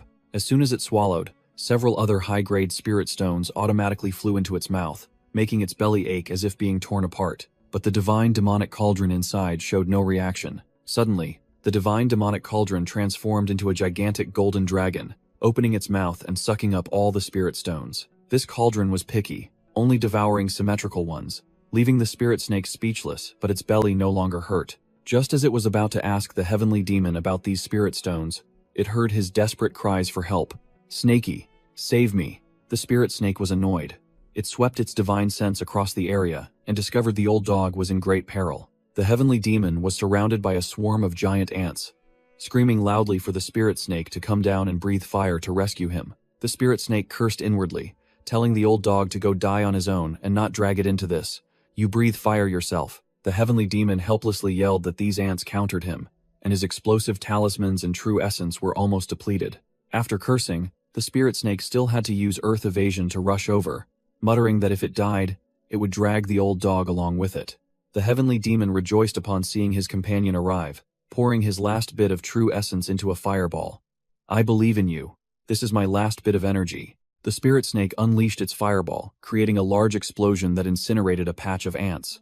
The heavenly demon quickly warned, "It's useless. Your fireball's power has increased, but another swarm is crawling up from underground." Seeing the situation was dire, the spirit snake wrapped around the heavenly demon and fled headlong, ignoring the old dog's shouts. "You were just cool for a moment." Both used earth evasion to dive underground, but the ants were as tenacious as leeches, clinging close behind. Escaping from underground, both stood before the bank of the Wild Goose River. The spirit snake sighed, wondering how to swim across. The heavenly demon unexpectedly pulled out Zhao Yuduo's fan, chanting an incantation that transformed it into a flying vehicle. The spirit snake was annoyed that the old dog had hidden such an item behind its back, but still had to jump onto the fan to make a quick escape. Hovering over the river, both sighed in relief when they saw the ants were no longer pursuing them. It seemed they feared sunlight. The heavenly demon explained that those ants were soul-gnawing ants, specializing in eating spirit stones, and the spirit snake's spiritual chi-rich body was their favorite delicacy. The heavenly demon furtively admitted that his supreme spirit stones had caused the trouble, making spirit snake break out in a cold sweat. They were flying smoothly when a storm suddenly brewed, thunder and lightning crashing. Spirit snake worriedly asked if the shoddy fan could withstand it, but the heavenly demon confidently patted his chest, claiming it was top-notch. A bolt of lightning struck the fan directly, startling both of them in mid-air. The fan shattered into pieces, and the heavenly demon bitterly admitted it was just a low-grade magic treasure, while Spirit Snake tried to keep a safe distance. Both plummeted into a giant whirlpool. Spirit Snake cried out as the suction force was too strong for it to resist. Seeing the situation was dire, Spirit Snake decided to shrink its body and use water bullet art to try and break through the current. It fired a water bullet art to slow down, trying to stabilize itself amidst the swirling water. After escaping, Spirit Snake looked back, but couldn't find the heavenly demon. It realized the useless fellow had been sucked into the center of the whirlpool. It cursed in annoyance but still had to dive down to rescue that walking burden. Safely ashore, the heavenly demon was unconscious. Spirit Snake shivered at its bloated belly. "Don't tell me I have to give it CPR? Gross, it'd rather die." Another idea flashed in Spirit Snake's mind. It decided to take advantage of the drowned dog's state and give it a good beating. 30 minutes later, the heavenly demon woke up, bruised and with swollen cheeks, glaring angrily at Spirit Snake, who feigned innocence. Spirit Snake seized the moment, while the heavenly demon was still groggy, and pressed it about the Supreme Spirit Stones. Hearing about Supreme Spirit Stones cut directly from a spirit vein, the heavenly demon's eyes lit up, and its attitude did a complete 180. The heavenly demon lunged and grabbed Spirit Snake by the neck, roaring where it got such a thing, making the snake frantically deny everything. The heavenly demon flicked its tail, adopting the air of a sage. "Out of gratitude for saving me, to get that stone, you either kill a core formation cultivator or go back to that abandoned mine and try your luck." 2 months later, at the back of Iron Bear Mountain, a large fire erupted in the middle of the rainy season. A large group of snake-catching sect cultivators appeared, searching everywhere for medicinal herbs or treasures. Zhu Zhe, a master of the Dishan sect, was scolding his disciple Shui Hu for losing track of the demon that had killed 5 of their disciples. Zhu Zhe declared he would personally skin that demon, because otherwise, their sect would lose face with the snake-catching sect, not to mention the bounty on its head. In the swamp, the white snake was hiding, its eyes filled with resentment as it heard the enemy's voice. "Senior brother, the white snake must be around here. It was hit by my bone-scattering hammer. It can't have gone far." On the shore, Shui Hu pointed forward, his heart filled with hatred. determined to avenge his clan, while the white snake only wished to escape this calamity. Zhu snapped at his disciple. Idiot, why didn't you search the swamp? But Shui Hu seemed hesitant, fearing the white snake might have accomplices in ambush. Senior brother, your cultivation is higher. Why don't you? Shui Hu tried to push the responsibility, but Zhu cut him off. I'm already scouting for you, what are you afraid of? Shui Hu reluctantly used his divine sense to scan the water's surface, and immediately sensed something unusual. Senior brother, that bastard really is hiding in the swamp, Shui Hu reported, but also complained that the deep water would take too much time. Zhu coldly replied, Don't worry, it won't escape. Suddenly, a fireball flew out of nowhere, almost roasting Zhu alive, making Shui Hu scream, It really has an accomplice. It's that wolf. The spirit wolf appeared with a ferocious expression.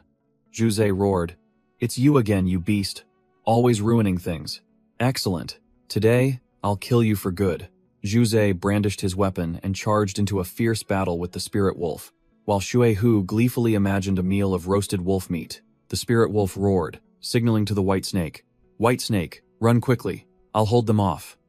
The white snake immediately obeyed and slithered away. Trying to run? None of you will escape today, Zhu commanded. Shui Hu, chase after the white snake. I'll handle this wolf. At the same time, in another location, Spirit Snake was diligently cultivating, using gravity art to crush an entire mountain, telling itself that its power had soared. Fireball art was now obsolete.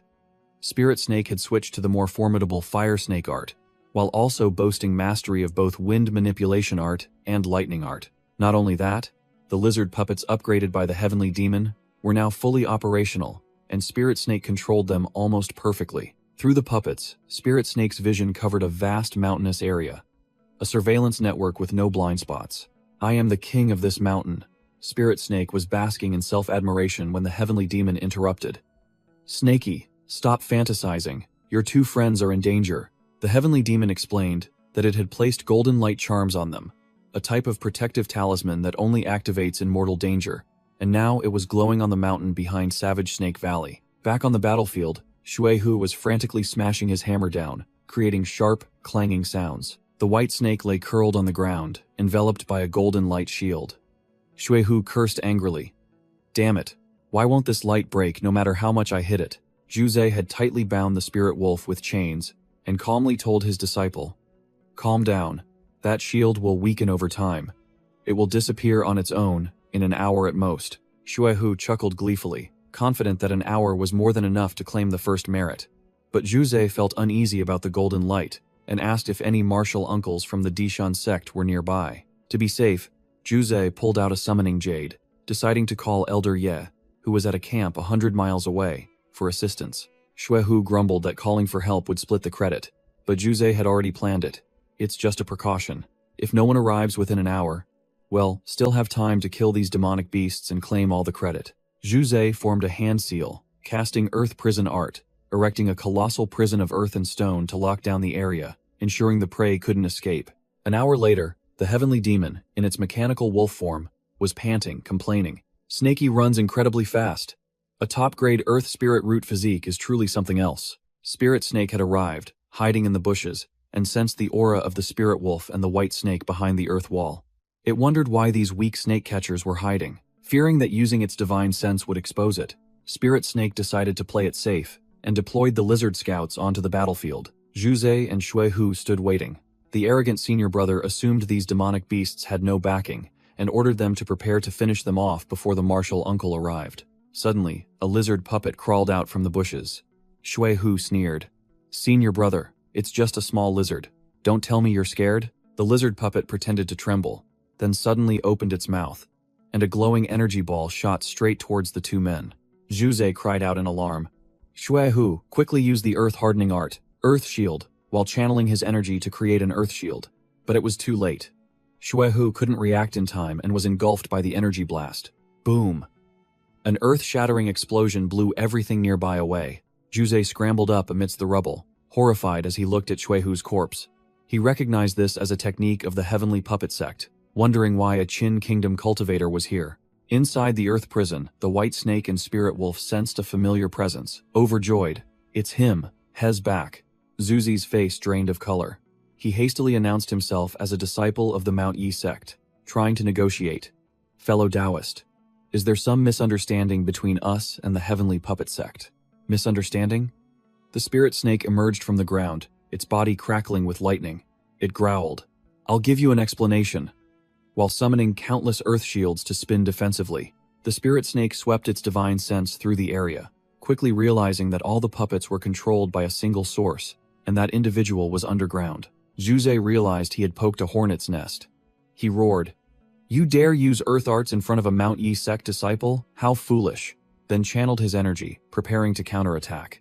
Hiding underground, the spirit snake analyzed. "He found me. These lizard puppets can only deal with mid-stage chi condensation cultivators, and his clothes aren't from the snake-catching sect. Their level is too weak to fight a high-level defensive cultivator." Zhuze roared furiously, determined to avenge his companion with the stone-piercing needles technique, launching a volley of sharp stone weapons straight into the ground. Underground, the spirit snake found the man too noisy and casually waved its hand, unleashing a wind blade art. Zhuze sneered, thinking it foolish to use a wind element art underground. To his surprise, the series of sharp wind blades spun rapidly, instantly shredding Zhuze's stone weapons. Zhuze was stunned, his face turning pale as he watched his technique be destroyed with such ease. Knowing he had encountered a formidable opponent, he hastily enveloped himself in earth armor, his mind screaming in disbelief at the enemy's power. But it was too late. The spirit snake suddenly emerged and seized his hand. A crunch echoed as it crushed Zhuze's hand bones. He panicked completely when he saw the summoning jade in his pouch glow, realizing Elder Ye was nearby. He decided to change his attitude and stall for reinforcements. Just as he opened his mouth to beg for mercy, Zhuze was confronted by the spirit snake's gigantic true form emerging from the ground, enveloped in blue lightning. "You dare touch my people? Die!"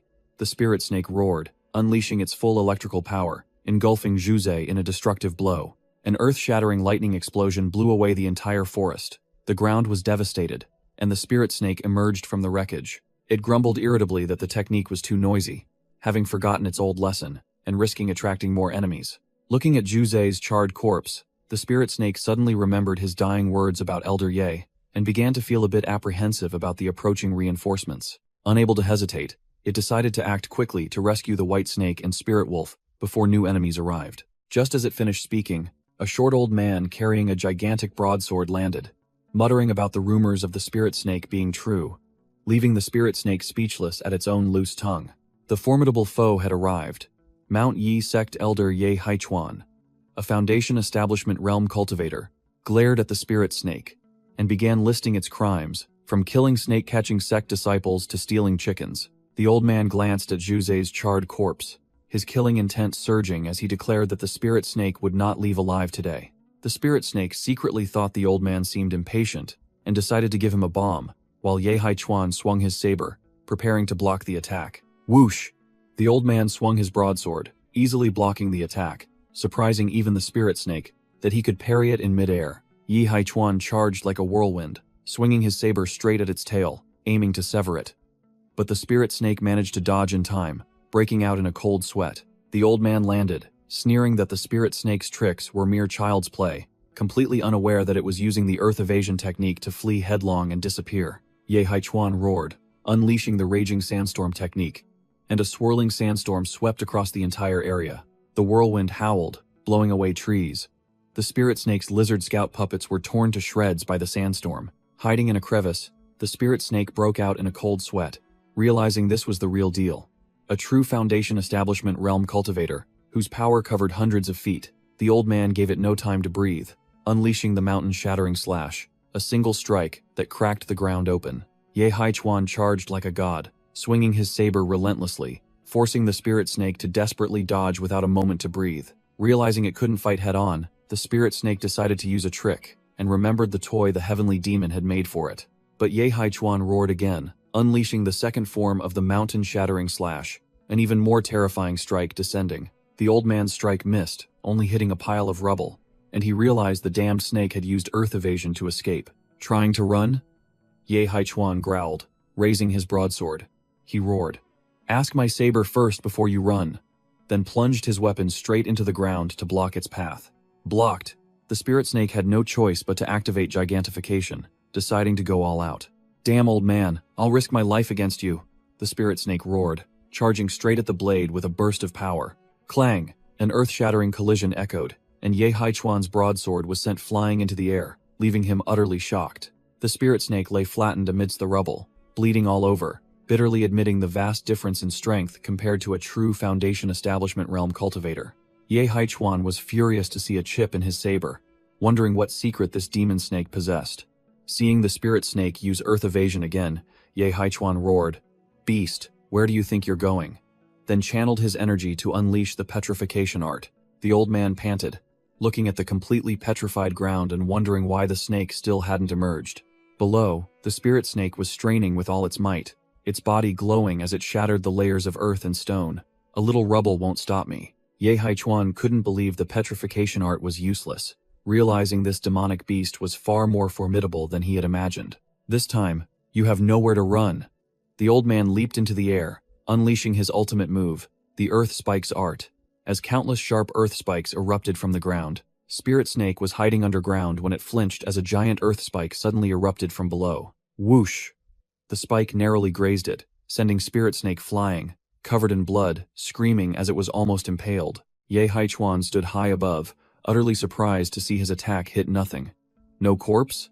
It dodged? How nimble! The old man gave it no time to breathe, unleashing a forest of earth spikes to surround it, determined to force Spirit Snake to the surface.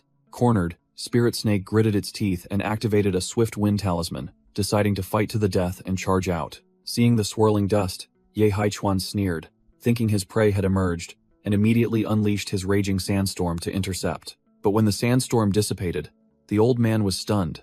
The snake had vanished without a trace. Enraged, he used the manifestation sand technique to sweep the entire area. Roaring, "It must be an invisibility talisman. Little snake, you can't hide."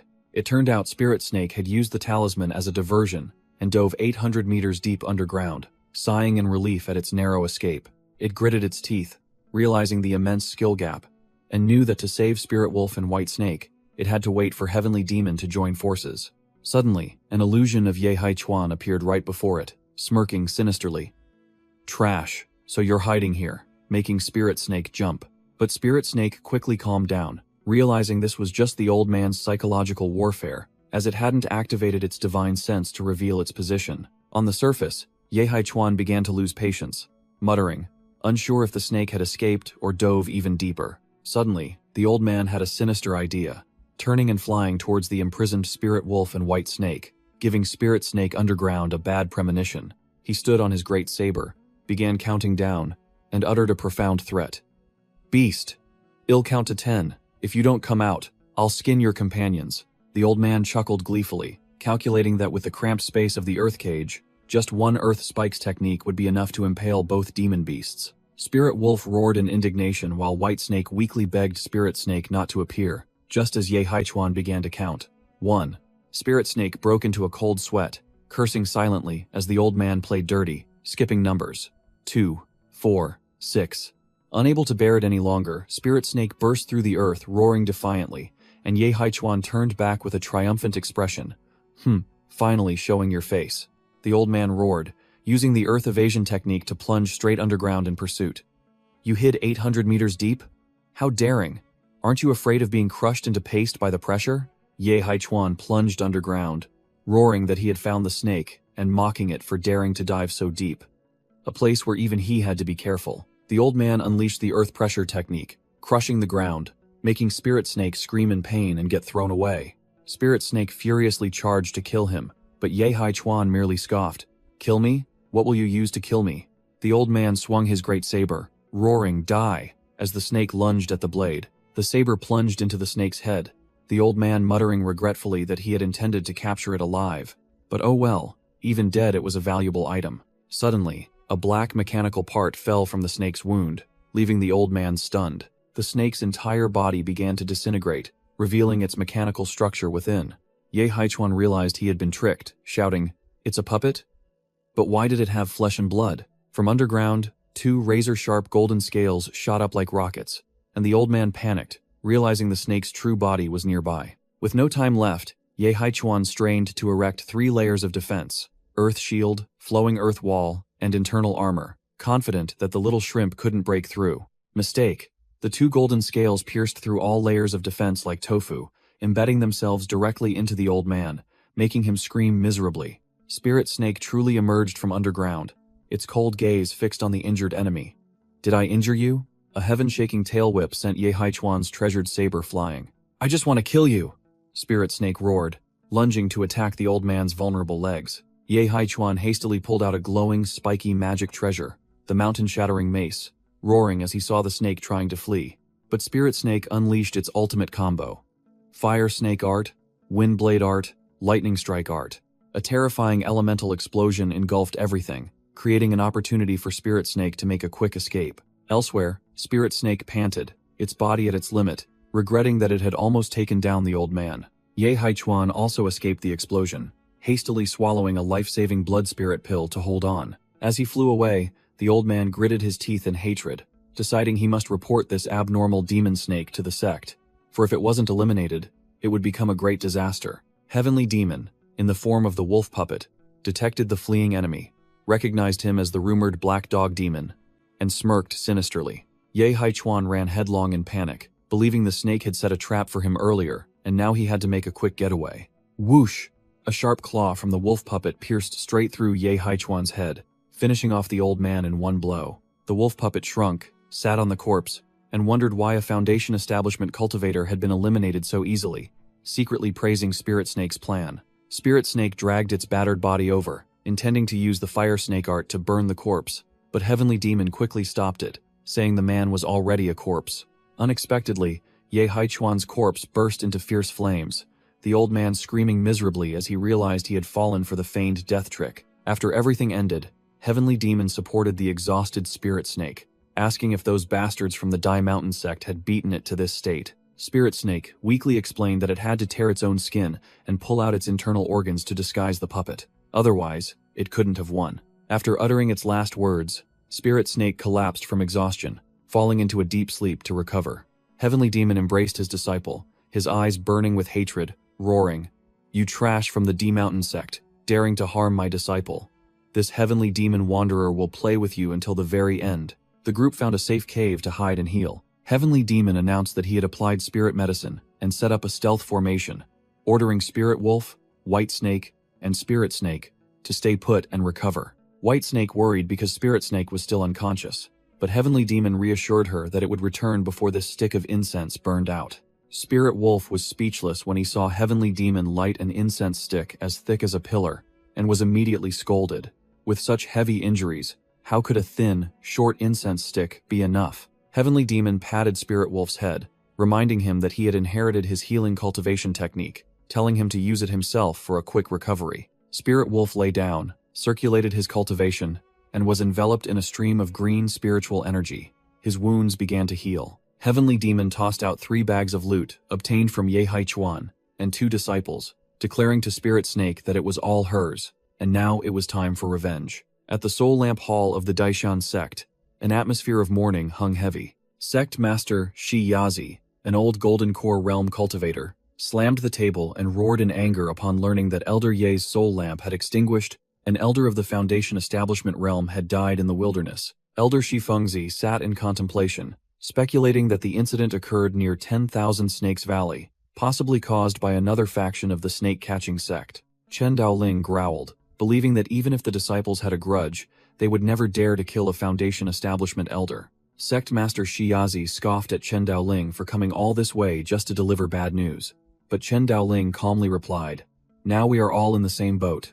Sect Master Shiyazi hypothesized, if not a cultivator, then could it be a demonic beast? But Elder Shi Fengzi immediately dismissed it, asserting that they had searched all over 10,000 Snakes Valley and found no Foundation Establishment realm, demonic beasts. Recalling the scene, which was nothing but a scorched patch of earth, Elder Shi Fengzi asserted that with Elder Ye's skill, even if he encountered a formidable boss, he would have been more than capable of escaping. Sect Master Shi Yazi suddenly realized that the body was incinerated, not eaten, which was not the modus operandi of a demonic beast. Chen Daoling slammed the table and roared, pinpointing the culprit as the demonic black snake, which, despite not yet reaching the Foundation Establishment realm, was extremely powerful and cunning. Elder Shi Fengzi muttered, realizing that Chen Daoling was so enraged that he had to consume a forbidden medicine, which surely had something to do with this snake. Sect Master Shi Yazi finalized the agreement, declaring that since Chen Daoling had fought it, They must join forces with the Dishan sect to eliminate this future threat. The Dishan sect issued a general mobilization order to scour the mountain, offering a reward of 50 spirit stones to anyone who found the snake. While Heavenly Demon, hidden in the shadows, sneered, "These brain-dead fools are so easy to trick." Heavenly Demon stood before the ancestral tomb of the Dishan sect, declaring bluntly, "You dare bully my snakey? Don't blame me for digging up your ancestors' graves." Inside the tomb, majestic stone dragon statues appeared, and Heavenly Demon nodded in approval. Not bad at all. Heavenly Demon looked at the perfectly preserved body in the ice coffin, praising the Dishan sect's filial piety and deciding to take both the person and the treasures. The old dog intended to use a sweeping skill to collect the coffin into his storage bag but failed. A defensive mechanism had been activated. A colossal ice dragon formed from the formations, spirit roared, emerging from the coffin, surprising even Heavenly Demon. "Oh, there's even a damage reflection mechanism?" Heavenly Demon, in his ghostly form, glided effortlessly, dodging the ice dragon's attack with disdain. The ice dragon roared, freezing the entire tomb, but Heavenly Demon merely smirked, preparing to activate combat mode. Heavenly Demon transformed into his colossal Heavenly Demon descending dragon form, a deep purple shadow dragon, charging into a deathmatch with the ice dragon and roaring, "You dare be arrogant with such a petty mechanism." Outside, 2 guarding disciples saw the tomb shaking violently. One panicked and cried out, "Oh no, Master and the senior brothers just left." The 2 disciples' faces were drained of color. One screamed, the other stammered, "Senior brother, what should we do now?" The entire tomb area was in ruins, the coffin gone. A disciple wailed in despair, "The ancestral tomb has been robbed. Quickly report to Master." The Dishan sect members and Chen Daoling searched the mountain for 2 hours without finding any trace of the snake, beginning to feel disheartened. Elder Shi Fengzi guessed that the snake couldn't have gone far. It likely used some kind of formation or stealth technique. Suddenly, a flash of light appeared in the distance. The group immediately changed direction, rushing aggressively to investigate. Inside the cave, Spirit Snake let out a roar, and spiritual energy surged and exploded as it officially broke through to the 7th layer of Qi refinement. Spirit Wolf and White Snake quickly flattered, "Boss Snakey is so cool. You've already reached late-stage Qi refinement," while Spirit Snake feigned modesty. Spirit Snake noticed that its golden scales had spread to nearly half its body, wondering if, by continuously breaking through like this, it would one day transform into a pure golden snake. Suddenly, the roars of the Dishan sect echoed from afar, demanding their lives. Spirit Wolf was about to bark when Spirit Snake immediately signaled for silence. All 3 demonic beasts hid behind a rock. Spirit Snake judged that the enemy was setting a trap, so it decided to lie low and wait for the opportune moment. At worst, they would fight to the death. The Dishan sect master landed where the light had appeared but found nothing, angrily ordering his disciples to turn the entire area upside down. Just then, a messenger eagle carrying urgent news from the sect flew in, landing before the old sect master. After reading the news, the Dishan sect master's face changed drastically, veins bulging on his forehead, and he roared, "What? The ancestral tomb has been robbed?" From a tree, Heavenly Demon, in his wolf puppet form, laughed gleefully as he watched the Dishan sect members pack up and rush back, secretly thinking he should throw the ancestral master's corpse into the snake-catching sect's latrine for fun. The old dog pulled out the glowing ice coffin to examine it, regretting deeply that he hadn't learned the Heavenly Puppet sect's 3rd-grade corpse-refining puppet technique. Heavenly Demon began rambling again about his glorious past, saying that if he had gone to the Heavenly Puppet sect back then, they would have knelt and offered him their secret techniques, instead of him having to steal like this. Returning to the ruined tomb area, the Dishan sect master was kneeling and wailing miserably, calling himself an unfilial disciple. The disciples and elders gathered, inferring that since the ancestral master was a golden core expert, the one who dared to rob the tomb must at least be of the same realm. The old sect master's face was grim, wondering how a golden core expert could have broken through 3 layers of defensive formations without being killed. Chen Daoling spoke up, pointing out a suspicious coincidence. Only the Dishan sect encountered trouble right after they all left, which made the old sect master snap. Chen Daoling quickly explained that this was clearly an act of retaliation, most likely to protect the demonic snake they were pursuing. He continued to reveal crucial information, that the demonic snake had a black dog as a companion, which had previously been caught digging graves in the village, and all clues began to point towards Heavenly Demon. Sect Master Shiyazi's face was grim as he roared out a sect-wide bounty order, a reward for the Spirit Snake and the Heavenly Demon. Whoever finds clues will be rewarded with 100 spirit stones, and whoever kills them will be rewarded with 200. Meanwhile, the heavenly demon, in its wolf puppet form, was looking for its companions. Is everyone recovered? Come out quickly, pack your things, and let's go. The spirit wolf and spirit snake appeared, and the heavenly demon boasted of its achievements. I found a new cave a few hundred miles from here. Rest assured, I've lured all those from the Dishan sect away. The heavenly demon urged the group to get going before the others returned, muttering about the spoils they had acquired. The whole team rode on the spirit wolf's back, flying like the wind, while the heavenly demon sat on its head, grumbling. Those idiots from the Dishan sect are about to return. You stupid snake. Why didn't you take a detour? The group had arrived at the new location, a majestic mountain range under the moonlight named Phoenix Mountain. Spirit Snake was extremely pleased with the new cave, praising the heavenly demon for finding such an excellent spot, while the heavenly demon boasted that it had already set up the formation.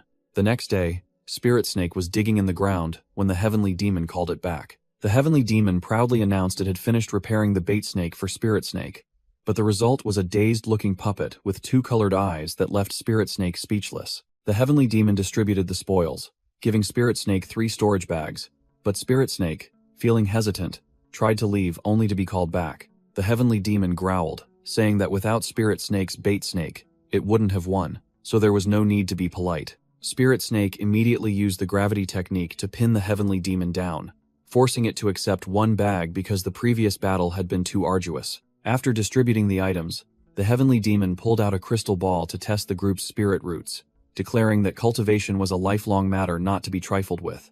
White Snake was tested first. It timidly placed its tail on the orb. The orb immediately erupted with pure green light, shocking the heavenly demon, who was exerting its cultivation art. The heavenly demon shouted in astonishment. Single attribute, heavenly grade wood spirit root, a natural physique for alchemy. This kind of talent appears only once in a million people. The spirit wolf teased Spirit Snake about its good fortune, while the heavenly demon whispered into its ear that if White Snake transformed into human form, she would be a peerless beauty, driving countless cultivators mad. Spirit Snake then gave White Snake a bag of wood attribute cultivation techniques and a jade slip on alchemy, instructing her to keep them safe. White Snake shyly asked again, unsure whether to address Spirit Snake as my lord, young master, or husband. Spirit Snake froze, then turned to glare at the heavenly demon, who was laughing gleefully, questioning what strange knowledge it had imparted to White Snake. The spirit wolf howled in mockery, only for the heavenly demon to quickly cover its mouth. If I recall correctly, it should indeed call you husband. This made Spirit Snake snap. You shut up too. White Snake shyly called out husband, making Spirit Snake blush crimson as it hastily corrected. Don't call me husband. My name is Snakey. White Snake then asked for a name. Snakey, can I be called Snowy? And the boss immediately agreed. The spirit wolf also demanded a name, and the heavenly demon immediately declared, that sounds terrible. Your name will be Husky, leaving it speechless when Spirit Snake ordered it to take its turn for the test. It was the heavenly demon's turn. As its paw touched the orb, 3 brilliant streams of light burst forth, and it boasted proudly, look here, a high-grade 3-colored spirit root. But the spirit wolf immediately poured cold water on its enthusiasm, explaining that the more attributes one had, the more mixed they were, like knowing a little about everything but being proficient in nothing. Spirit Snake gleefully announced its turn, aggressively slamming its tail onto the crystal orb. The moment its tail touched it, the orb burst into light with countless chaotic colors, looking like a glitchy rainbow. The energy violently exploded, throwing the entire group far away in astonishment. The spirit wolf was blown away, howling in terror at this overwhelmingly domineering sight. The heavenly demon screamed, telling Spirit Snake to quickly pull its tail back, because the orb was about to explode. Boom! The orb shattered, creating a shockwave that swept away everything around it, literally wiping out the entire group. Spirit Snake panicked, thinking it was 7-colored trash, even worse than Husky, but the heavenly demon immediately corrected. No, your spirit root, though mixed, is of extremely high quality, especially your earth spirit root. Even high grade isn't enough to describe it. The heavenly demon was still stunned, admitting it had never seen such an unusual case, but this explained the boss's cheat-like cultivation speed. Spirit Snake decided to focus on earth attribute cultivation techniques, then turned to urge the heavenly demon. Black Emperor, you're the only one left, aren't you going to try? The heavenly demon touched the orb, and it immediately turned a pure, dark purple, enveloped by dark energy, as it muttered, I do not belong to the 5 elements and 7 stars. The spirit wolf was astonished to realize it was a dark spirit root. The heavenly demon confirmed it, and declared it would go into seclusion to break through, as it had recovered some of its power. The heavenly demon entrusted the matters of food and security to them, and Spirit Snake confidently replied that as long as they didn't encounter anything above the Foundation Establishment realm, everything would be fine. A month later, a giant earth spike, carrying terrifying power, emerged from the ground. Spirit Snake was practicing, creating a winding earth wall for defense. Its skill level had reached a new height. Spirit Snake tested its new skill, the earth spike technique, succeeding on the first try, and wondered which was tougher, the earth spike or the earth wall. Crash! The earth wall shattered, and Spirit Snake muttered, annoyed, "Damn it, the spike is stronger?" Undeterred, it immediately wrapped itself in a layer of flowing earth armor, transforming into a true armored snake. Spirit Snake combined both the wall and the armor, confident that with this combo, even if it couldn't defeat a Foundation Establishment realm cultivator, escaping would be a small matter. After finishing its practice, its stomach growling, Spirit Snake realized it had devoured all its pills and meat reserves. It was time to hunt. Meanwhile, Snowy was gleefully practicing alchemy, her face flushed as she promised, "Don't worry, Snakey, I'll definitely refine a pill for you." Spirit Snake secretly peeked into Snowy's mortar, seeing a haphazard pile of herbs thrown in, and had a bad feeling. It decided to return to the cave, calling out loudly for Husky to check on the situation. Snowy suddenly appeared, her face beaming as she held out a dark purple pill. "Try this pill I just refined." The spirit wolf was foaming at the mouth, gasping, "Help! That pill is poison." While Snowy panicked, and Spirit Snake hid in the bushes, sweating profusely. Searching for prey, Spirit Snake was stunned to discover a herd of giant mammoths moving through the valley. It quickly assessed, this herd isn't bad. Even the weakest is around the third layer of the Sea of Consciousness realm.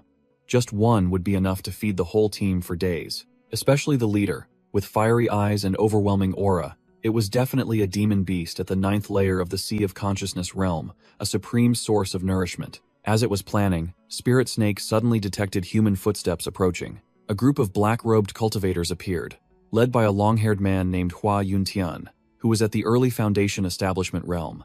Spirit Snake immediately recognized them. Damn it. It's those snake catchers from the Xiao Yao sect. It was surprised to see that their target was the herd of mammoths. Without rushing to act, Spirit Snake activated its puppet art, entering a lizard puppet to secretly approach and scout. Hua Yuntian boastfully bragged to his subordinates about their upcoming victory, treating the mammoth tusks as good as theirs. A disciple flattered him, saying that if they carved the mammoth tusks into jade and gifted them to the girls of the Zi Yun sect, dual cultivation would be as easy as pie. The Xiao Yao sect cultivators confronted the herd of mammoths, and the leader let out an earth-shattering roar. 2 disciples dodged the mammoth leader's stomp, immediately confirming it was the boss. Hua Yuntian commanded, "Interesting. Everyone, form the array. Don't let a single one escape." The disciples then threw out glistening green spirit stones. A massive lightning array was activated, encompassing the entire herd of mammoths within an electrical cage. A mammoth was severely shocked by the electricity, and Hua Yuntian sneered, Struggling is useless." The leader raised his glowing halberd, declaring, "With this spear in hand, all of you shall die." He then unleashed a wind-rending stream of energy directly at the mammoths. The attack pierced through one mammoth and nearly impaled a fleeing baby mammoth. The spearhead grazed the baby mammoth, causing it to cry out in terror. Through the lizard puppet, Spirit Snake was enraged by this sight. It cursed the cultivators for wanting to exterminate the entire herd, and decided it had to intervene to save the mother mammoths and baby mammoths, so it would have something to eat later. But it quickly recalculated.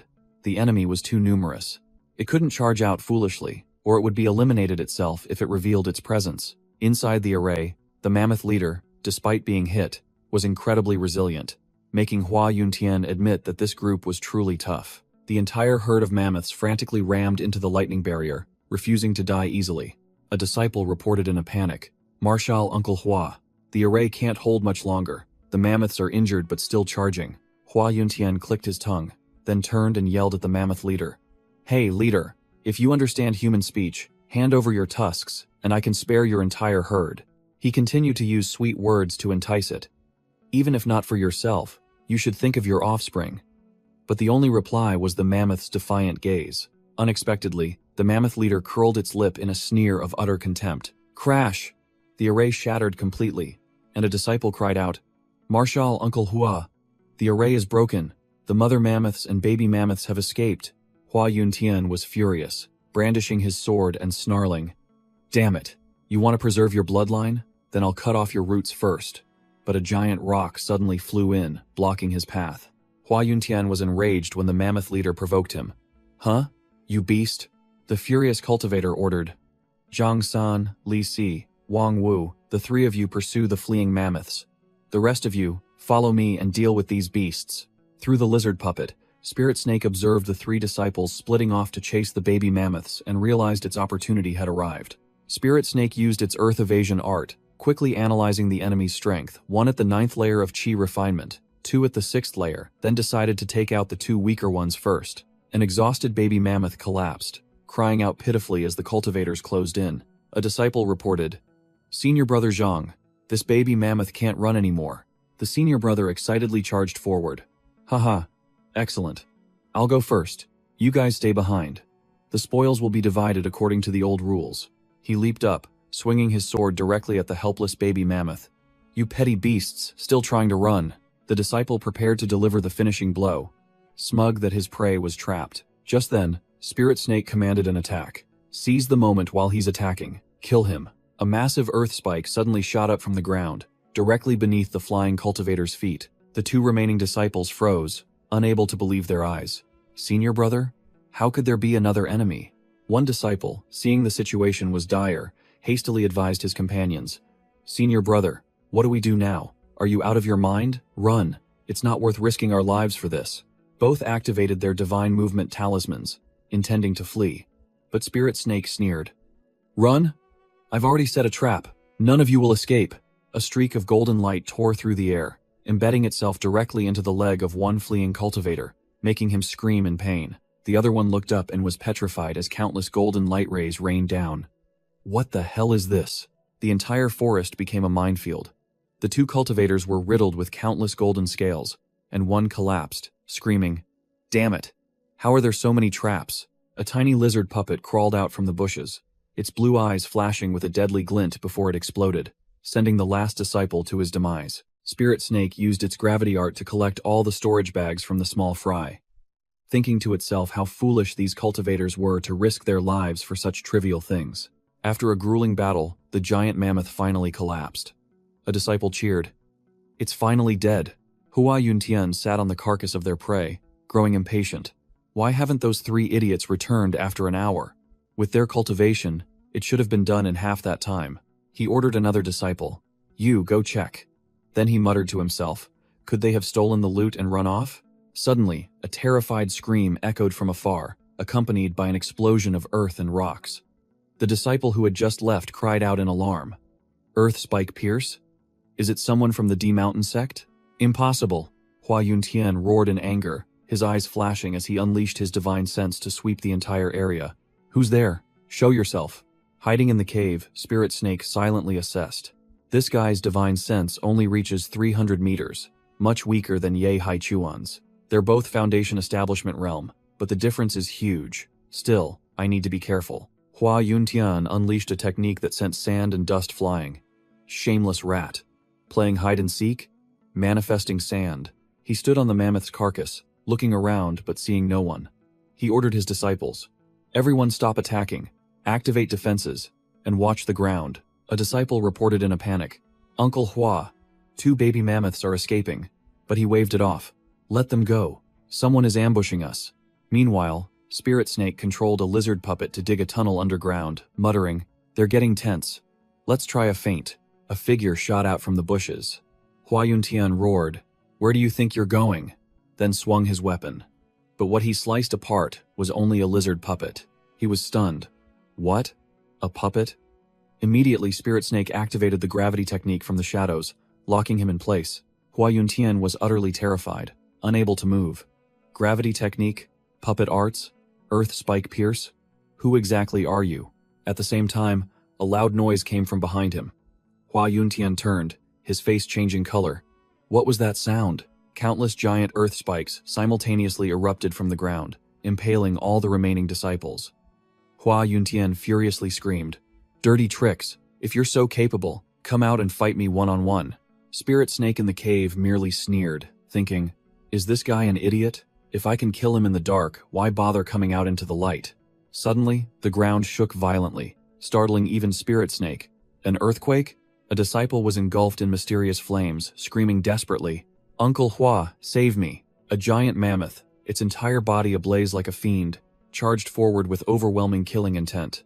Hua Yuntian realized in horror that this was a peak Foundation Establishment realm demonic beast, and quickly yelled, "This isn't good, run!" Spirit Snake watched the dog-eat-dog scene with delight, thinking, "It's my first time seeing a Foundation Establishment realm demonic beast, truly formidable. But it's already helped me a great deal." Spirit Snake observed from afar, judging the mammoth to be at least late-stage Foundation Establishment, while the cultivator ran as if his life depended on it. He decided to stay and lend a hand to practice his skills. While fleeing, Hua Yuntian was enraged when a giant earth spike suddenly erupted right behind him. He roared, "It's that lurking bastard again. One day, it'll tear you to shreds." Receiving assistance, the mammoth leader roared gratefully, "I don't know who helped me, but I, Man Jin, will remember this kindness. Die, you thief." Cornered by the mammoth's mountain collapse earth-shatter stomp, Hua Yuntian knew he couldn't escape in time. He had no choice but to go all out, channeling his energy to unleash the defensive technique, Heavenly Water Barrier. A colossal water wall rose, clashing fiercely with the blazing mammoth. The mammoth roared, "Petty tricks. If you want to block my path today, you must die." Boom! The water wall shattered, and Hua Yuntian was sent flying backward, his face pale. "I'm doomed. I'm no match for it. At this rate, I'm definitely dead." Severely wounded, Hua Yuntian bitterly pulled out a green glowing pendant-shaped magic treasure. "You old beast. This time I've suffered a huge loss. Reincarnation pendant, activate." From above, Spirit Snake, disguised as an owl, watched. Seeing that the cultivator had escaped his attack range, he decided not to get deeply involved in a battle of this level. Looking at the battlefield littered with mammoth carcasses, Spirit Snake calculated. Almost the entire herd is wiped out. Only the female and 2 young ones escaped. With that Foundation Establishment realm mammoth here, it'll be hard for me to snatch anything. Suddenly, Spirit Snake noticed a mammoth still clinging to life. He decided, well, since I've helped, I might as well finish the job. Spirit Snake stealthily approached the injured mammoth, took out a bottle of minor rejuvenation pills and coaxed, "Good boy, eat this." 30 minutes later, the ground shook, and the mammoth leader returned, burning with rage. Seeing its kin still alive, the mammoth leader rejoiced. "You're still alive, thank the heavens. Lie still, you're badly injured." The mammoth leader's gaze suddenly fell upon an empty medicine bottle on the ground. It immediately pieced everything together, from the earth spike technique that blocked the enemy to the medicine bottle that saved its kin. It realized a mysterious benefactor had lent a helping hand. Man Jin, the mammoth leader, teared up and bowed in gratitude. "Many thanks, benefactor, for protecting my offspring. Man Jin is deeply grateful. I hope you will show yourself so I may repay your kindness." Hiding in the bushes, Spirit Snake broke out in a cold sweat, thinking, "If I show myself now, how will I have an excuse to eat you guys later? Time to leave." Spirit Snake observed the motionless cultivator on the ground, intending to loot him, but then hesitated, fearing he might be feigning death to set a trap. In the end, he decided not to be greedy, and left. 3 days later, a squirrel was curiously looking at Hua Yuntian's corpse when his hand suddenly moved. Hua Yuntian staggered up, coughing violently. "It took 3 days for my body to regenerate. Luckily, I activated the reincarnation pendant beforehand, barely saving my life." As Hua Yuntian awoke, a spirit body of his master, Xuan Yangzi, appeared and asked, "Disciple, are you awake?" The disciple bitterly asked his master if he had seen that despicable person, but received the answer that no one had seen him, making him so furious he almost spat blood. Xuan Yangzi sneered. "Your mental fortitude, I give it 0 points." Xuan Yangzi decided to send his disciple to the Purple Cloud sect to treat his severe injuries this time. Meanwhile, in another place, Spirit Snake was cultivating, a pillar of spiritual energy shooting straight into the sky, signaling an earth-shattering breakthrough to the 8th layer of the Sea of Consciousness realm. But that was just an illusion. In reality, Spirit Snake was soaking in the water, grumbling about his failed breakthrough, only managing to catch a few fish for dinner. Recalling the power of Man Jin, the mammoth leader, Spirit Snake resolved to quickly break through to the Foundation Establishment realm so he could truly soar like a dragon. Suddenly, an earth-shattering explosion echoed from the lair. Spirit Snake was startled and worried. Another explosion? Are those 3 all right? The heavenly demon, in the form of a wolf puppet, crawled out from the smoke, completely blackened, coughing violently and cursing. "Damn it, I'm suffocating! Who let that girl practice alchemy?" Spirit Wolf roared, questioning the heavenly demon. "Didn't you say that girl had an innate sacred body, perfect for alchemy?" The heavenly demon helplessly yelled, admitting that the girl was indeed a top-tier single spiritual root genius. But the problem was that every time she practiced, it exploded, no matter how carefully he instructed her. And this was already the 5th time today. Spirit Wolf wondered why Whitesnake had successfully refined a pill for it to try. Heavenly Demon immediately cursed it as foolish, saying it was poison and had only survived by sheer luck. Just then, Whitesnake shyly peeked out, announcing that this time she had successfully refined a pill, immediately catching Heavenly Demon's attention. As soon as he smelled the pill, Heavenly Demon broke out in a cold sweat, horrified by its strange smell and grotesque appearance. Whitesnake proudly showed off a pitch-black lump radiating evil energy, saying it was a low-grade chi, replenishing pill she refined for Spirit Snake, making the purple snake turn pale with disgust. Heavenly Demon immediately seized the opportunity, pushing the burden onto Spirit Snake. "Snakey, she made it for you, so you try it first. Don't disappoint her." Spirit Snake quickly refused, humbly calling himself a lowly snake and inviting Master to try it first, but Heavenly Demon brushed him off. "Calling me Master now? Too late. No need for formalities between us. You need it more than I do." Seeing her product being fought over, Whitesnake was innocently delighted, promising to refine another pill for each of them, causing the other two to shout in unison, "No need." Both suddenly had an idea and turned to look at Spirit Wolf with sinister eyes. "That's right, Husky." Spirit Wolf proved he wasn't stupid, immediately turning tail and running for his life, ignoring Heavenly Demon's shouts to go catch 2 other demonic beasts for experiments. An hour later, Heavenly Demon brought back a furious 2nd-level Sea of Consciousness Realm monkey and a dumb-faced 3rd-level Sea of Consciousness Realm fish, declaring this was enough. Heavenly Demon decided to test it first, feeding a small piece of the miraculous pill to the 2nd-level Sea of Consciousness Realm fish. As soon as it swallowed, the fish exploded with dense purple spiritual energy, screaming miserably as its level skyrocketed from the 2nd to the 3rd, then 4th, and still showed no signs of stopping. Everyone was deeply shocked. Heavenly Demon muttered that this pill was indeed a chi replenishing pill, but just a small piece was already so potent. Swallowing the whole thing would surely make one explode and die. Meanwhile, Whitesnake looked smug, proclaiming herself a genius alchemist and her judgment to be perfectly precise. Suddenly, everyone screamed in horror as the fish began to mutate, its skin bubbling and 2 legs sprouting directly from its body. The fish now had fully formed legs, standing tall on the ground with ferocious eyes, looking like a true monster. Heavenly Demon cursed loudly as the mutated fish lunged forward.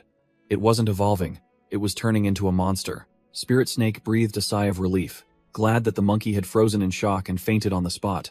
Otherwise it would have been devoured by that monster fish. Not wanting to waste it, Heavenly Demon and Spirit Snake shoved the rest of the pill into the unconscious monkey's mouth, forcing it to swallow. The monkey convulsed violently, a surge of pure white energy erupted, and its body began to transform uncontrollably. Its body stretched out, gradually changing from the form of a monkey into a naked human with long hair. Spirit Snake's jaw dropped as Heavenly Demon announced that the monkey had broken through 5 levels in one go, reaching the 8th level Sea of Consciousness. But the problem was, it had turned into a human.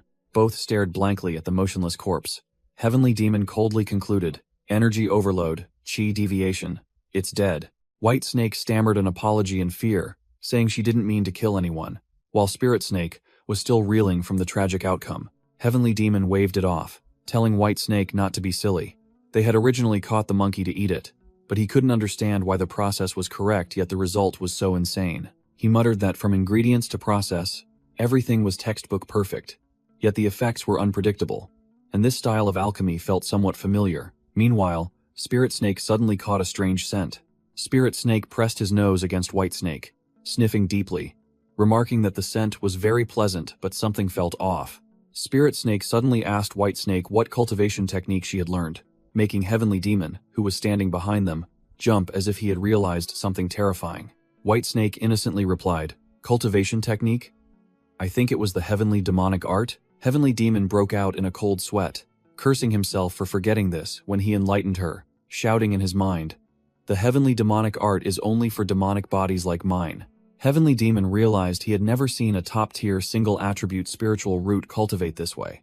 So he ordered Whitesnake to try circulating her energy and yelled for Spirit Snake to get away. As soon as he finished speaking, White Snake erupted with a thorny, black and red demonic energy, shocking Heavenly Demon, who realized this was a heavenly demonic root combined with a wood spiritual root, and that was why her pills were so bizarre. White Snake timidly asked if she could still refine pills in the future. Heavenly Demon immediately retorted with a blunt statement. "You're too much of a genius. It's best if you just quit altogether." Spirit Snake ignored Heavenly Demon, approaching the blushing White Snake to encourage her. "Keep practicing alchemy. There are plenty of human cultivators for us to test the medicine on." Moved by the comfort, White Snake tearfully presented a new alchemy furnace and freshly gathered ingredients, while Heavenly Demon behind them roared, "Snakey, just let her refine it, and you'll have to eat everything she makes." Spirit Snake turned away, muttering to himself, thinking he only comforted a girl, so why did he have to bear this karmic retribution? Heavenly Demon crept closer, tempting Spirit Snake by saying he knew how to get a pile of chi replenishing pills, enough for him to cultivate his spiritual sense to perfection, and even break through to Foundation Establishment. Spirit Snake's eyes lit up, asking if reaching Foundation Establishment meant he could fly. Heavenly Demon immediately poured cold water on him. "Are you a bird? Foundation Establishment realm, demonic beasts can't fly, dream on, darling." But he immediately retorted about the Mammoth Man Jinn. Evading the question, Heavenly Demon held up a storage ring, declaring his plan in a low voice. "Let's go big, we're raiding a sex pill refining chamber."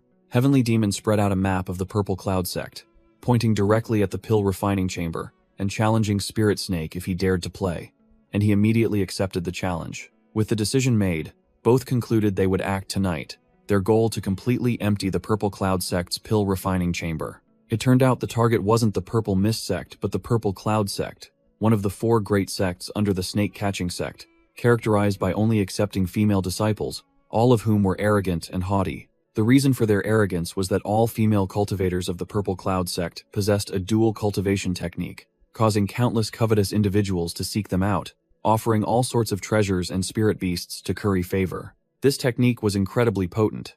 If a female cultivator was unwilling, even a hint of resentment was enough to cause the male cultivator facing her to suffer chi deviation and convulse on the spot. In the back courtyard of the Purple Cloud sect, a man was calling Chunhua's name, boasting that he had risked his life to find a treasure for her amidst a dense lightning barrier. The female cultivator named Chunhua appeared, coldly tossing the treasure aside and sneering. "You want to dual cultivate with me with just this trash? A toad wanting to eat swan meat?"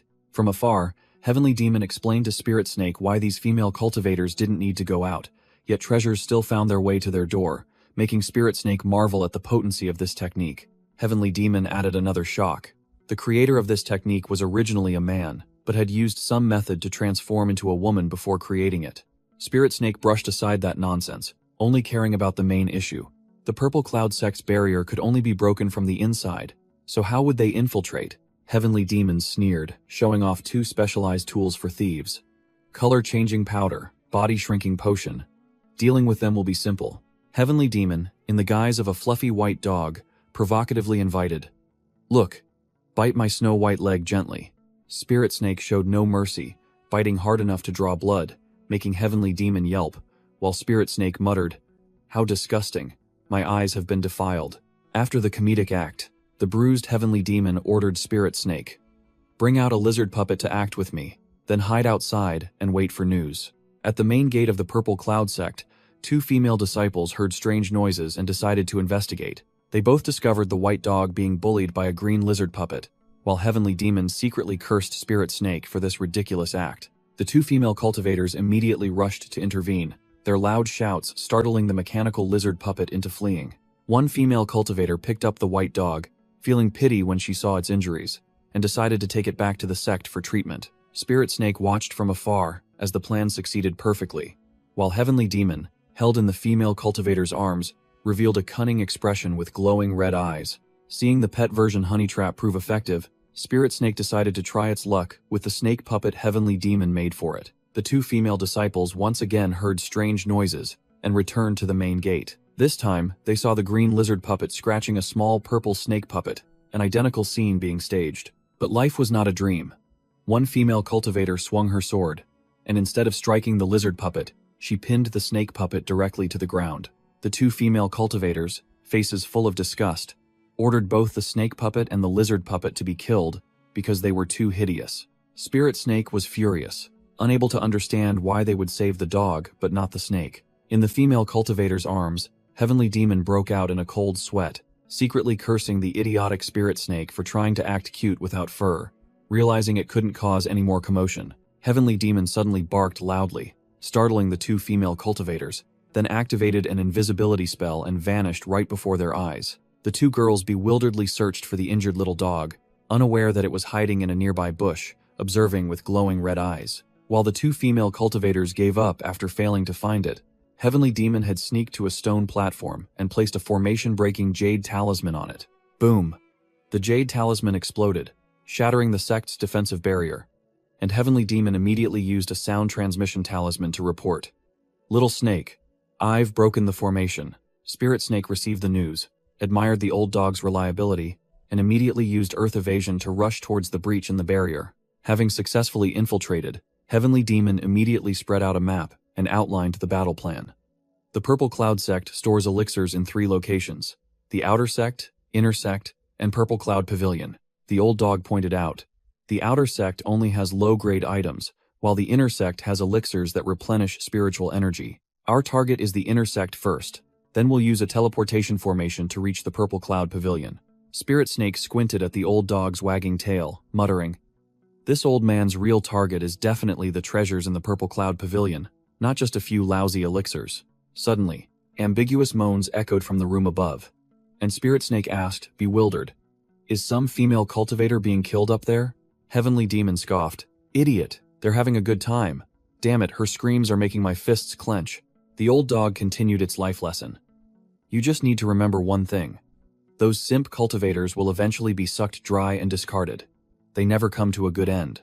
Spirit Snake bewilderedly asked what a simp was, and Heavenly Demon immediately yelped sharply, "Why are you looking at me? I'm not a simp." Inside the room, behind the folding screen, were the silhouettes of 2 people entwined. It turned out to be Hua Yuntian, dual cultivating with a female cultivator named Yin Ling to recover. He was grateful that thanks to her, he recovered quickly, especially with the Foundation establishment pill she received from another simp. Killing intent flashed in Hua Yuntian's eyes as he gritted his teeth and swore, "Once Eve fully recovered, I will definitely find that damned thief and kill him to vent my anger." Right below, Spirit Snake was startled, sensing a familiar yet extremely dangerous surge of killing intent. Heavenly Demon sneered, Hey, well done, little snake. You're getting sharper and sharper." The old dog explained, "You're right to notice. Directly above the elixir refining room is the guest room, and the scent of elixirs has seeped down here. But the danger lies in the 2 Foundation Establishment Realm Elders guarding it." Heavenly Demon outlined the final plan. "Soon we'll split up. You go up and cause a commotion to lure one of them away. I'll deal with the other one. After we've cleared out all the elixirs, we'll meet at the teleportation formation." Spirit Snake asked how to cause trouble, and Heavenly Demon nonchalantly replied, "Killing someone or destroying a room, anything is fine, as long as it's enough to alarm a Foundation Establishment Realm Elder. Just don't make too big a fuss." Spirit Snake nodded in agreement, but inwardly, it was determined to go up and see whose familiar aura that was. It focused its divine sense, sensing a cultivator who had just broken through to the Foundation Establishment Realm. Their aura still unstable, clearly due to recovering from severe injuries. Spirit Snake suddenly realized, recognizing its old enemy. "It's him. I can't believe he's still alive." Digging a straight path upwards, Spirit Snake burrowed into Hua Yuntian's room, looked at its weakened enemy on the bed, and a bold thought arose. "Haha, this simp has a grudge against me. Why not take this opportunity to send him off for good?" Spirit Snake lurked beneath the floor, preparing its 2 razor-sharp golden scales, calculating. The distance is less than 10 meters. Assassination is perfect. It heard footsteps, then lay still to observe, thinking, "Another guy? Are they playing a threesome? Let's just watch for now. Taking on 3 alone might be tough." A burly man named Xiao Cho, a disciple of the D Mountain sect, appeared with a bowl of tonic. "Miss Yin Ling, I heard you weren't feeling well, so I personally stewed this medicine and brought it here." From inside the room, Yin Ling's stammering voice echoed, trying to dismiss him. "Just leave it at the door, you can go." Xiao Cho naively believed the explanation that young Master Hua was teaching cultivation techniques, and he even cheerfully inquired, "Oh, so it's young Master Hua, he's truly diligent. Have your injuries gotten better?" The female disciples of the Purple Cloud sect standing outside sneered, exposing the simp Xiao Cho. "What an idiot. He even gave away a foundation establishment pill, and now, that girl has gone into Hua Yuntian's room. Spirit Snake overheard, speechless, finally understanding what dual cultivation was. It muttered, "Being a simp won't lead to a good end. Scram so I can work." Another female disciple continued to mock Xiao Chou as he turned away. "Coward. Hua Yuntian is weak. Why don't you go in and finish him off?" But he only growled, "Scram," and left. Seeing the target had left, Spirit Snake realized the golden opportunity had arrived. Has gone. Now's the time. Without a moment's hesitation, Spirit Snake roared in its mind and launched 2 golden scales like flying daggers. Golden scales. Kill. While intimately in bed, Hua Yuntian and Yin Ling suddenly felt a terrifying killing intent, and a deadly flash of light appeared right before them. Hua Yuntian reacted extremely quickly, kicking away the scale, but it still tore a gash across his chest, making him scream in pain. Yin Ling was not so lucky.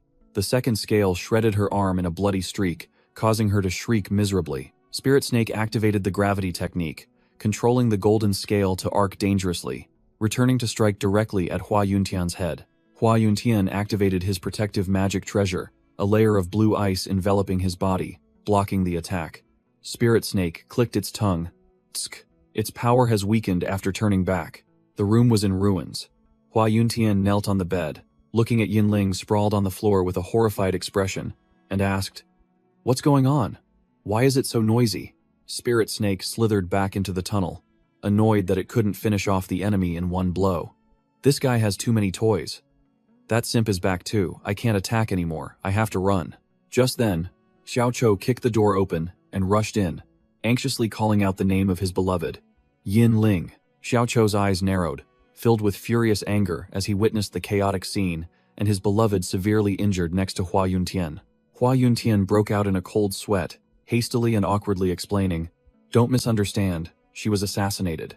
That simp Xiao Chou was consumed by jealousy, roaring to kill Hua Yuntian, thinking he failed to protect his beloved. "It's you, die." An earth-shattering collision blew off the roof, and the people outside screamed in panic, not understanding what was happening. Elder Wang Lin, a Foundation Establishment Realm expert, appeared amidst the rubble, roaring, "You jealous trash! How dare you try to kill my Yin Ling?"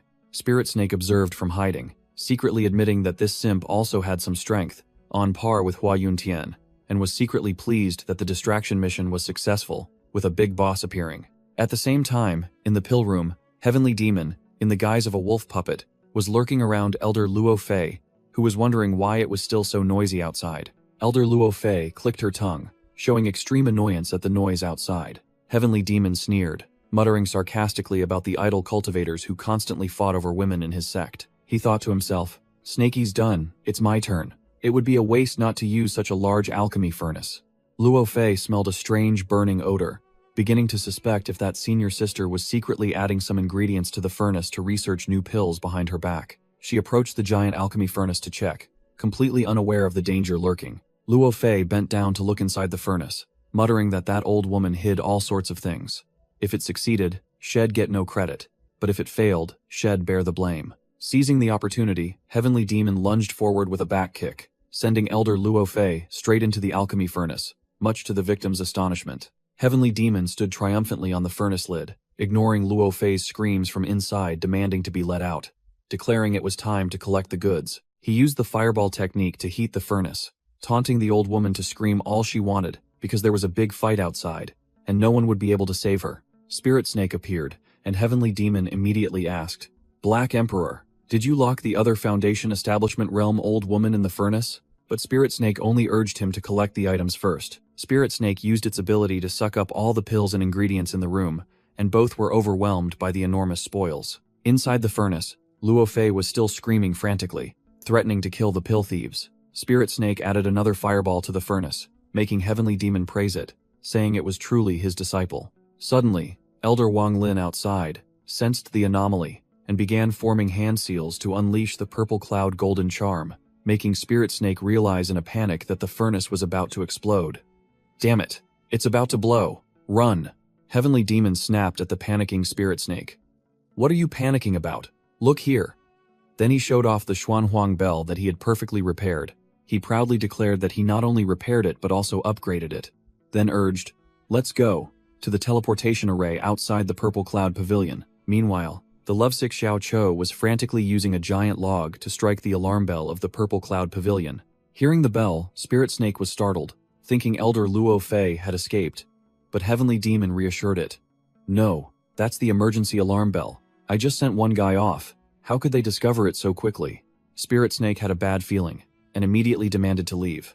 Black Emperor, I don't think this is good. Don't go to the Purple Cloud Pavilion anymore. Let's bail. Heavenly Demon scoffed. What are you talking about?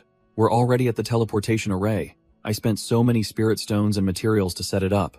Spirit Snake still insisted on giving up, making Heavenly Demon furious, growling.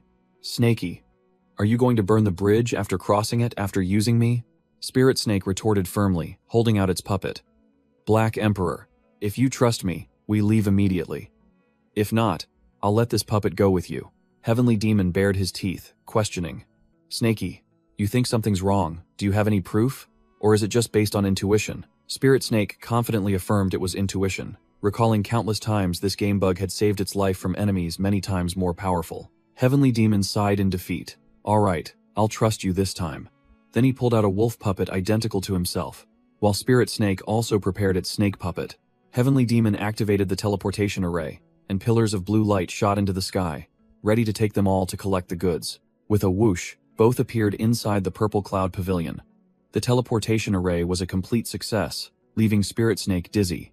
Spirit Snake was dazzled by the array of rare pills protected in glass cabinets, recognizing a Foundation Establishment pill, worth 10,000 contribution points. Heavenly Demon complained about the unfairness between humans and demonic beasts, then strained with all his might to break a circular barrier protecting some item. Suddenly, the barrier shattered, revealing an ancient black mirror emitting a red glow.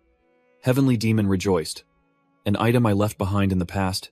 It really is here. Heavenly Demon broke a few more barriers, urging Spirit Snake to quickly come and collect the goods, pointing out an item called the Mountain Lotus Profound Scroll, worth 300,000 contribution points, perfect for cultivation. Spirit Snake glanced at the pile of treasures, calculating that the stolen pills were enough for it to cultivate to the perfected spirit consciousness realm, deciding not to be more greedy.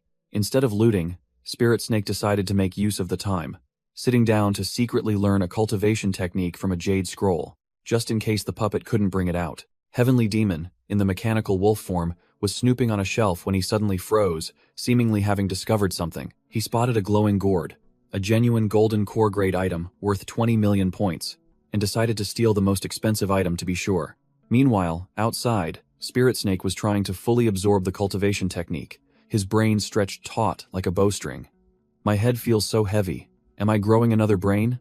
Heavenly Demon was also straining to break the seal. Back at the treasure vault, Heavenly Demon smugly grabbed the gourd, thinking this was a sweet deal. Suddenly, the teleportation array shattered, and Heavenly Demon yelled about an ambush, quickly disconnecting from the Spirit Snake puppet. Outside, both were jolted back. While Spirit Snake was still bewildered, Heavenly Demon roared a warning that a terrifying boss was approaching. Heavenly Demon frantically screamed. A golden core stage expert, run, as an old woman with an overwhelming aura appeared, introducing herself as the old ancestor of Purple Cloud Sect, He Luohua, who had been waiting. He Luohua unleashed a move, crushing Heavenly Demon's wolf puppet into a defenseless ragdoll, which surprised her. She realized she had been tricked when the two puppets exploded, roaring furiously. How dare you use puppets to deceive me? No one will escape today. Immediately, He Luohua activated the Grand Mountain Protecting Array, sealing off the entire Purple Cloud Sect, ordering that not even a mosquito could fly out. Spirit Snake was filled with regret for only learning half of the cultivation technique, but Heavenly Demon reassured him. Just a miscalculation. If a puppet breaks, well, just make another. Even as Spirit Snake taunted. Didn't you say a golden core boss wouldn't make a move? The Purple Cloud Sect disciples buzzed with chatter, unable to believe that mere petty thieves could alarm the old ancestor, who was nearing the end of her lifespan. Heavenly Demon thought to himself, it was fortunate he had the quick wit to steal the most expensive gourd instead of his own mirror. Otherwise, all his cards would have been revealed. As the two were hiding, Heavenly Demon suddenly felt that something was amiss. He discovered that the array at the exit was not only reinforced threefold, but also had its structure changed, bitterly announcing that it would take at least an hour to break. Spirit Snake suggested using his golden scales to break through directly, but Heavenly Demon dismissed it, stating that Spirit Snake's power was only enough for Foundation Establishment cultivators, not strong enough to break this three-layered array, and that old woman would immediately discover them. Heavenly Demon yelled, "Dodge, quickly," as the old woman's divine sense swept past, but he remained confident in his reinforced invisibility talisman. Spirit Snake broke out in a cold sweat, seeing Hiluhua circling in the air, guessing that she knew they were hiding somewhere to break the array. Spirit Snake decided he had to act to create a diversion. Heavenly Demon immediately agreed, tasking him with buying time and demanding that no one be allowed within 10 meters. The old ancestor of Purple Cloud sect commanded, "Everyone listen. Thieves have infiltrated. Seal off the entire sect. No one is allowed in or out." The old woman growled, declaring that even the sect master was no exception, causing the disciples to obey without question. A senior female disciple released a series of life-sensing talismans, declaring that these high-grade items could detect targets within a 10-meter radius, even if they used golden core-grade invisibility magic treasures. The old ancestor offered a hefty reward: 300,000 contribution points to anyone who found and eliminated the demonic beasts, stirring all the disciples into a frenzy. Two female disciples on patrol whispered to each other, one lamenting that she didn't want to risk it, even though the reward was very tempting.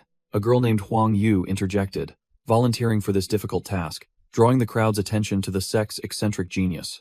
The disciples began gossiping, mocking Huang Yu for having top-grade innate talent but refusing dual cultivation, so her cultivation was still stuck at Qi Refinement Stage 7. Huang Yu ignored them all, determined in her heart to earn 300,000 points to reach Foundation establishment within a year. The young girl thought to herself about her plan to exchange for the Mountain Sea Mirror Map to leave the Purple Cloud sect, then shot off like an arrow. Huang Yu deduced that since the old ancestor's divine sense hadn't detected the target, it must be hiding underground using the earth evasion technique, so she cast a similar spell to track it down. At the same time, in another corner of the sect, the ground was utterly ravaged as if an earth-shattering battle had just taken place. Hua Yuntian, bare-chested and covered in injuries, staggered to his feet amidst the lingering electrical sparks, yelling in despair. "Come out!" Xiao Cho, a burly man, appeared with a murderous expression, roaring, "You lunatic! Haven't you heard that a demonic beast has infiltrated? Yin Ling died by its hand," the man furiously yelled at Hua Yuntian. "I don't care about any demonic beast. I'll kill you first." But Hua Yuntian merely sneered, reminding him that the array was closed, so he couldn't kill him. Hua Yuntian declared he was going to heal his injuries, leaving behind a threatening remark. "Next time we meet, you're dead for sure." While Xiao Cho screamed in helplessness, Xiao Cho collapsed, grinding his teeth, vowing that he would send Hua Yuntian to meet his maker no matter the cost. Back in the forest, two female disciples were searching when one of them flinched, sensing something. The detection talisman in her hand suddenly glowed brightly, signaling that the target was right there in the forest. Boom! Two giant lizard puppets engulfed in flames burst from underground in an ambush. At the same time, old ancestor He Luohua, who was flying in the sky, was suddenly struck by a gravity technique and pulled straight down to the ground. Old ancestor He Luohua unleashed a palm strike, purple energy sweeping away the lizard puppets, attacking the two female disciples. She roared, "Puppets again! This demonic beast is too cunning. Continue searching. Don't miss a single corner, even places already searched." Spirit Snake grumbled at Heavenly Demon. "Old dog, how much longer do you need? I'm almost out of stock. I've taken out over 100 lizards already." Spirit Snake suddenly sensed someone approaching, so he decided to use the earth evasion technique to dive underground and scout the situation. Huang Yu was struggling to fend off the puppets. She realized these were just decoys, and the real demonic beast was definitely hiding nearby. Hidden underground, Spirit Snake assessed his opponent. Earth Element, Qi Refinement, Stage 7. One golden spine strike would be enough to eliminate her, but acting would expose him. Huang Yu cautiously moved underground, the distance rapidly shortening 50 meters, 30 meters, then she abruptly stopped. A terrifying wave of killing intent locked onto Huang Yu. She felt that if she moved even one more step, she would surely die. The girl broke out in a cold sweat, thinking of the 300,000 contribution points, but then told herself, "What good are points if I'm dead?" Huang Yu took a deep breath, reassuring herself that caution was the key to survival. Only by surviving could she grow stronger. Elder Wang Lin suddenly appeared and asked, "Huang Yu, have you searched over there?" startling the girl. Huang Yu quickly fabricated a story. "I just came up from underground, so I'm a bit tired." She thought to herself that she couldn't tell the truth, or she would be killed. She decided to lie that she had searched this area and found nothing to avoid having her credit stolen. Elder Wang Lin was annoyed that the demonic beast had escaped, while Spirit Snake breathed a sigh of relief. secretly thanking the girl's cowardice for saving both their lives. Spirit Snake remarked that this girl was extraordinary, but Heavenly Demon cut him off. Enough babbling, we succeeded. A pink energy explosion shattered a corner of the formation. Heavenly Demon howled. We're free. We're safe. Spirit Snake, wait for me. A disciple frantically reported to Grand Ancestor Heluohua. The formation in the southwest has been breached. Heluohua sneered maliciously. She had anticipated their escape and revealed that she had placed an additional layer of her divine sense on the formation. She declared in a harsh voice that any creature passing through would be marked with an undetectable imprint, then unleashed a surge of energy into the sky. Let's see where you'll run to this time. No sooner had they escaped than Heavenly Demon and Spirit Snake were blocked by Grand Ancestor Heluohua, causing both to panic. Damn it!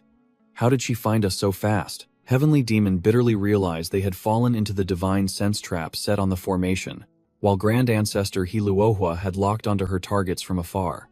So it's two beasts. The old woman said no more, unleashing her Dharma treasure, the heavenly mechanism golden bowl, and declared confidently, "Don't worry, none of you will escape." A colossal force field descended from the golden bowl, enveloping the entire area, trapping the two bewildered thieves. The Dharma treasure began to operate, creating a terrifying suction force, determined not to let its prey escape. Heavenly Demon yelled, urging Spirit Snake to play its trump card, but it could only cry helplessly. "I don't have any trump cards. I'm about to be sucked in." Cornered, Heavenly Demon decided to stop holding back, growling.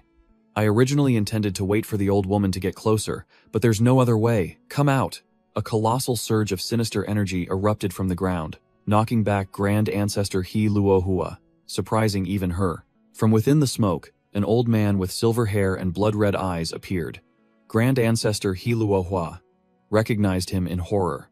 Ancestor of the Moving Mountain sect? Wu Yao? Heavenly Demon, speaking through the Wu Yao puppet, warned her. "Old woman, one should leave a path of retreat. Don't push people too far, or both the fish and the net will be destroyed." Grand Ancestor Heluohua realized that the corpse of the Moving Mountain sect's ancestor had been stolen. Heavenly Demon boastfully showed off his achievement. "Not only stolen, I even turned him into a self-cultivating puppet, powerful enough to send a nascent core cultivator like you to your grave. Get lost." Heavenly Demon acted heroically, telling Spirit Snake to run ahead while he covered their retreat. Spirit Snake, still bewildered, asked again, only to be yelled at. "Of course it's real. Hurry up and run, you're too slow." He explained that he had removed the imprint from Spirit Snake and gave it an invisibility talisman. "Stick this on and disappear. The old woman won't find you." Hearing this, Spirit Snake immediately fled, while Grand Ancestor Heluohua was half skeptical, but had to admit that her Dharma treasure had been broken when this corpse appeared. After his grandstanding, Heavenly Demon hid behind a tree, panting from exhaustion. He cautiously peeked out to assess the situation. Seeing that Grand Ancestor Heluohua hadn't left yet, Heavenly Demon trembled, thinking to himself that his current ability was only enough to control the corpse with divine sense, not truly turn it into a puppet. He admitted to himself that he could only activate a tiny bit of the remaining nascent core in Wu Yao's body to scare her, but that nascent core was now only the size of a fingernail. Heavenly Demon calculated that half of his energy had been used to break the Dharma treasure, and the rest was only enough for 3 more moves, and since they weren't earth elemental, his hand would be easily revealed. Spirit Snake, running headlong, suddenly stopped, wondering why Heavenly Demon hadn't appeared yet. If that corpse was truly strong, it would be more than enough to make mincemeat of that old woman. So why did he make me run? It suddenly dawned on him, realizing he had been tricked. Damn it, that old dog lied. Hez in danger. I can't abandon him. But it hesitated. Confronting a nascent core cultivator was akin to suicide. Or perhaps that old dog was truly strong, and returning would only get in his way? Spirit Snake slapped himself, determined not to make excuses for his weakness. First, never abandon a comrade. Second, never foolishly risk your life. Meanwhile, Heavenly Demon and the Wu Yao corpse were still in a stalemate with Grand Ancestor Heluohua. Grand Ancestor Heluohua muttered, realizing that standing there staring at each other wouldn't get them anywhere. The old woman decided to make the first move to probe, unleashing a series of silver needles shimmering with death chi, purple cloud silver needles. Heavenly Demon controlled the Wu Yao corpse, making it roar and spew out a stream of dark death chi to block the attack. Thinking to himself, "I'll use this flashy move to scare her, then escape while she's distracted." Grand Ancestor Heluohua was horrified to see her silver needles corroded by the dark chi. She growled, "Impossible. The moving mountain sect doesn't have this kind of cultivation technique. You must be a demonic cultivator. The old woman boasted, proclaiming herself a righteous cultivator eradicating evil, and unleashed a dazzling ball of light, primordial golden light blast. But Heavenly Demon merely scoffed. So weak. After the explosion, Grand Ancestor He Luohua was bewildered to see her opponent had vanished without a trace. She was furious. How dare you trick me? Without hesitation, she soared high into the sky, activating a large-scale divine sense scanning formation, shouting, "Invisibility? Heavenly Layer Divine Sense Formation. Today, I will kill you." Heavenly Demon, fleeing in his wolf form, sensed the formation. He was annoyed that his invisibility technique was useless, knowing he was about to be caught. He analyzed. The Death Key move earlier was all show and too weak. He needed a stronger attack to hold off the old woman, but Wu Yao's damaged nascent core couldn't handle it. Heavenly Demon was speechless, realizing that his powerful skills couldn't be used because his own strength hadn't recovered. Suddenly, a purple sword chi slammed into the wolf puppet from behind, sending him flying. Heavenly Demon cursed. Grand Ancestor He Luohua appeared with a multitude of flying swords hovering around her, growling, "You scoundrel! Where else can you run?" Heavenly Demon recognized these as her 9 missed peerless swords. The wolf puppet was batted around like a ball by the sword formation. Heavenly Demon cursed inwardly.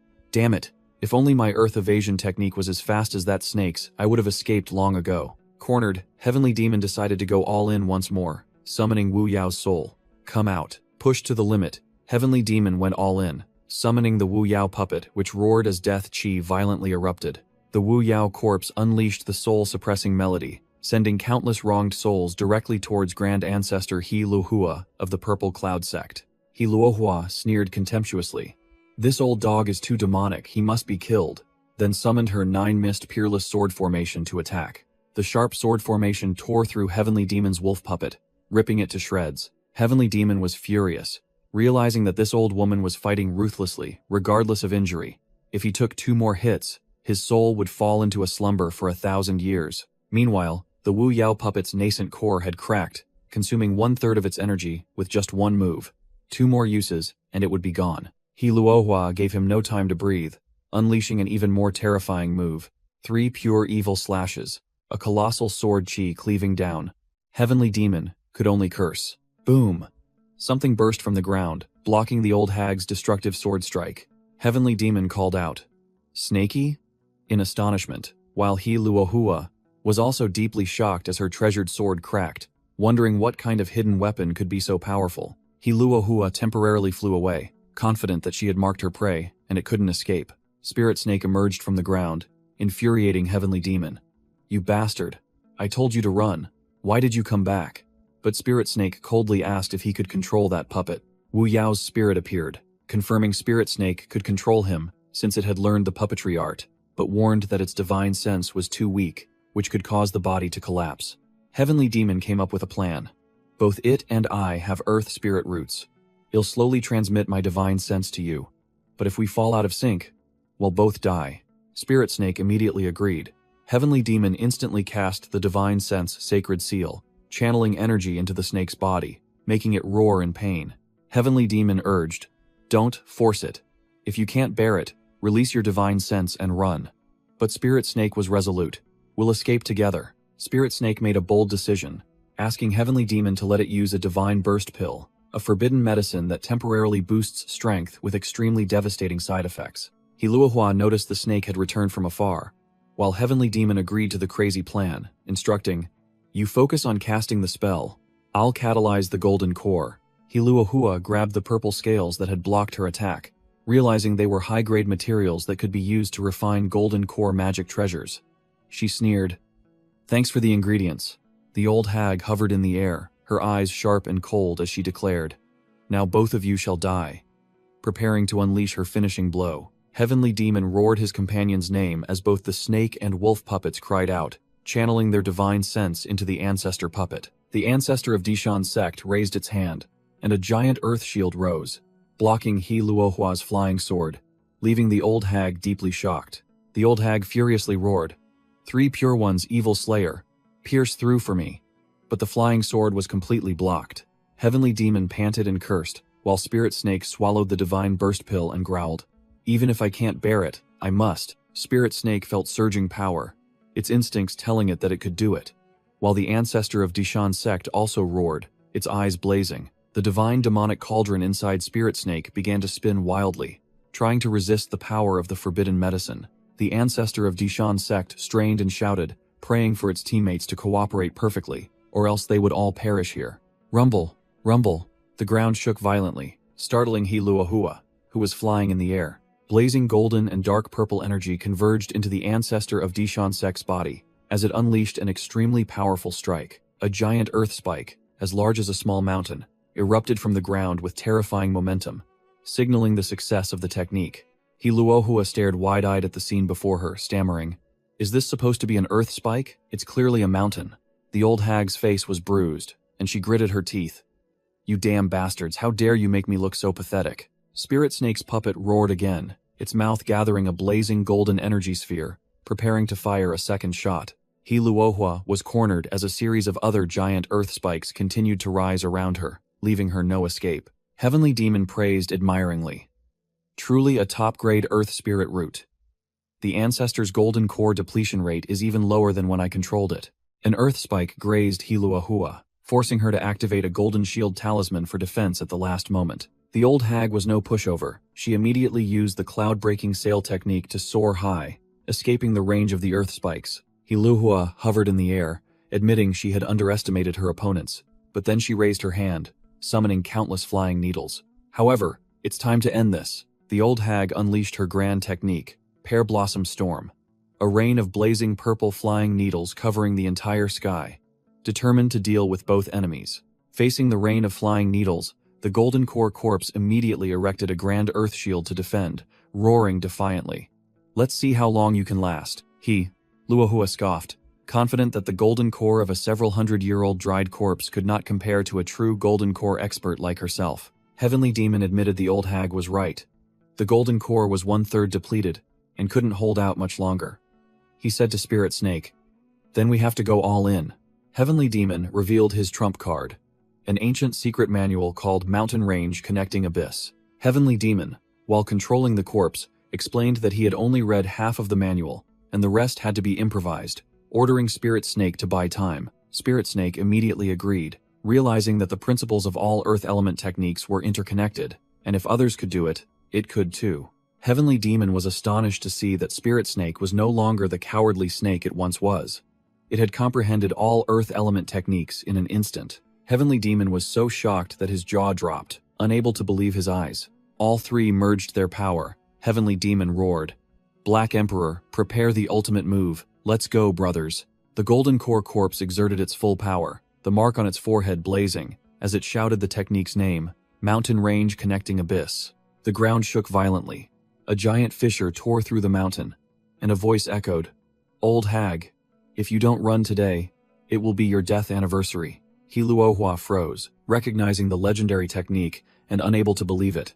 Impossible. In the past, this technique was a formidable skill that the sect master of Dishan sect had paid a heavy price to obtain. But for hundreds of years, no one in the Purple Cloud sect had mastered it. The old hag looked at the snake puppet in horror, realizing it had learned this technique on the spot. How can this be? Feeling the odds were too difficult, Hiluahua decided to flee for safety, regardless of whether the technique was real or an illusion. As the old hag flew up, she was thrown back by collapsing earth and rocks, cursing aloud. Two giant mountain walls suddenly closed in, trapping Hiluahua inside. Heavenly Demon roared, "Trying to run? Too late. Die, old hag." Trapped in the gorge, Hiluahua was furious at being pushed to the brink by two demonic beasts, deciding to pull out the protective treasure her Tao companion had given her. A blazing blue teleportation array appeared beneath the old hag's feet, her last escape route. Boom! The techniques clashed, shaking heaven and earth, and Heavenly Demon roared furiously. A low-grade teleportation talisman? Damn it, that old hag escaped. Heavenly Demon explained to Spirit Snake that this type of talisman was identical to a teleportation array, but activated instantly, its ingredient being extremely rare, Voidstone. Amidst the teleportation light, Hiluahua still didn't forget to taunt. "No matter what, I must kill it today." Just as she was about to disappear, Hiluahua suddenly felt something was wrong. The old hag was utterly terrified when she saw that the surrounding space wasn't teleporting but distorting, with two mountain cliffs rushing in to crush her. realizing this was no ordinary technique. A giant stone python, an upgraded version of the mountain range deep gorge chain, roared with immense pressure, making Hiluhua freeze in terror. This pressure? How is this possible? Cornered, Hiluhua waved her hand, unleashing all her trump cards. Heavenly Thunder Orb, Fire Cloud Talisman, 6 Absolutes Needle, Explosive Talisman. A series of magic treasures exploded violently on the stone python's head, but it remained unmoved, as if merely tickled, its purple eyes glowing brightly with killing intent. Hiluhua was thrown back by the shockwave, unable to believe that after using all her tricks, her opponent was completely unharmed. Heavenly Demon roared, giving an order. "Where do you think you're running? Spirit Snake, kill her." And a giant stone tail swung up, striking straight down. Crash! Hiluhua couldn't dodge in time, was struck directly by the tail, slamming face first into the ground.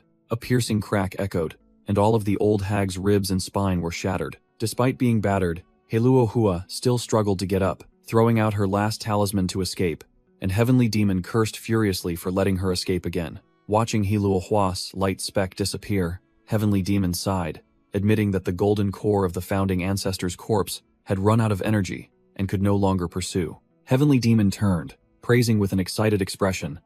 "Spirit Snake, that last move was your own creation, wasn't it? Absolutely brilliant, utterly domineering." But the only reply he received was a limp, twitching snake body. Heavenly Demon panicked. "Spirit Snake? Damn it. Did it pass out?" Even though it was unconscious, Spirit Snake still mumbled subconsciously. "She's not completely dead. Pursue," making Heavenly Demon admire its fighting will. Heavenly Demon, in its mechanical wolf form, carried Spirit Snake on its back, deciding to retreat first, still muttering its intention to definitely kill that old hag. Suddenly, the surrounding earth and rocks gathered, encasing both of them in a solid layer of stone armor, and Heavenly Demon was astonished. "Damn it. Is this the earth armor technique?" Heavenly Demon was stunned to see that Spirit Snake, though unconscious, had automatically activated the earth armor technique, encasing both of them in a defensive stone layer, secretly admiring, just how many trump cards does this kid have? While retreating, Heavenly Demon didn't forget to collect the spoils of war, using spiritual power to pull back all the magic treasures that old ancestor Hiluhua had discarded, calculating that they would still be usable after repairs. Hearing the reinforcements calling old ancestor. As they approached, Heavenly Demon clicked its tongue in annoyance, swearing to Spirit Snake that, sooner or later, it would return to turn the tables in this battle. Without hesitation, Heavenly Demon activated an invisibility technique, and both of them vanished on the spot, leaving behind a faint wisp of smoke. The sect master of Purple Cloud Sect, Shen Qingzhu, a late Foundation establishment stage expert, finally arrived, hurriedly supported the gasping old ancestor and shouted, "Hurry! The demonic beast is about to die." Old ancestor Hiluhua, her face bruised and bloody, roared in extreme fury, ordering the entire sect to turn the mountain upside down to capture that damned snake and dog. Sect Master Shen Qingzhu, while helping the old ancestor back to the sect for treatment, also issued an order to all elders and disciples. Search the entire mountain, find that monstrous snake and dog, capture them dead or alive. However, the Purple Cloud Sect disciples only looked at each other in fear, whispering that the demonic beast had almost finished off a golden core stage old ancestor, so going to find it would be no different from suicide. Thus, they only decided to wander around for show. A week later, news of the earth-shattering battle at Purple Cloud Sect spread like a storm, shaking the entire southern city of the Chu Kingdom. People on the streets buzzed with discussion, rumors distorted. "I heard a demonic beast broke into Purple Cloud Sect to steal elixirs, and the 5th-generation old ancestor was even severely injured and forced to flee." At Shifting Mountain Sect, Sect Master Shi Yazi slammed the table with a bang, flying into a rage upon hearing that the founding ancestor's tomb had been dug up and his corpse stolen to be made into a puppet.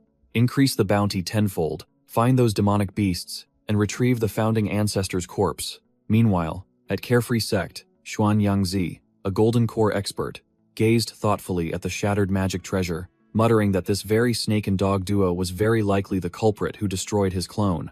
Xuan Yangzi ordered his disciple Hua Yuntian, "Go contact the headquarters of the snake-catching sect and demand they issue a joint bounty. It's been a long time since things were this lively." The official bounty order was issued, with sketches of a spirit snake and a spirit wolf, offering hundreds of thousands of spirit stones and contribution points to anyone who captured or killed them. Rogue cultivators gathered, their eyes gleaming at the unprecedentedly huge reward. Some were hesitant because even a golden core expert was injured, while others felt their adventurous blood boil. If a man is not for himself, heaven and earth will destroy him. On an official boat at the border of the Qin kingdom, a hidden figure was observing a rhinoceros puppet, suspecting that this was the legendary founding ancestor puppet of the Shifting Mountain sect. This person revealed himself to be Qin Xuanji, the grand elder of the heavenly puppet sect. He smiled with great interest, wondering what genius had cultivated his sect's puppet art to this level, and wishing to take them as a disciple. At the same time, in 10,000 Snakes Valley, south of the Chu kingdom, the snake-catching sect was vigorously constructing a new branch, its black-clad members moving like ghosts. A masked leader stood high above, giving orders: pass down the order, speed up progress, try to complete it within half a year. Indicating a major plan was underway. An information broker muttered that the previous bounty for the snake and dog duo was too low. Now was the time to release clues to make a killing. He looked at the thundering sky, telling himself that the divination said there would be great misfortune, but also great fortune. No matter what, as long as he got the bounty and fled, it would be fine. In the cave, Spirit Wolf lay guarding Spirit Snake, who had been unconscious for a week, worried when it saw Spirit Snake twitching and whimpering, guessing that it was having a nightmare again.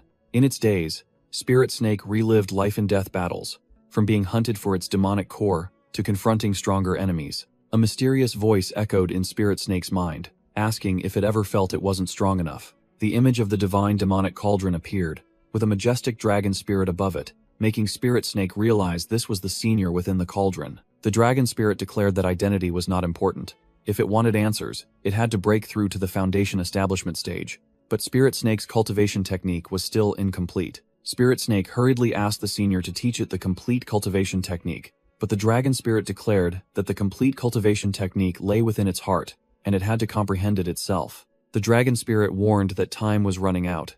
Spirit Snake's path would be 100,000 times more arduous than others, and it must remember to resist. Spirit Wolf went crazy, shaking Spirit Snake vigorously to wake it up, yelling, "Resist what?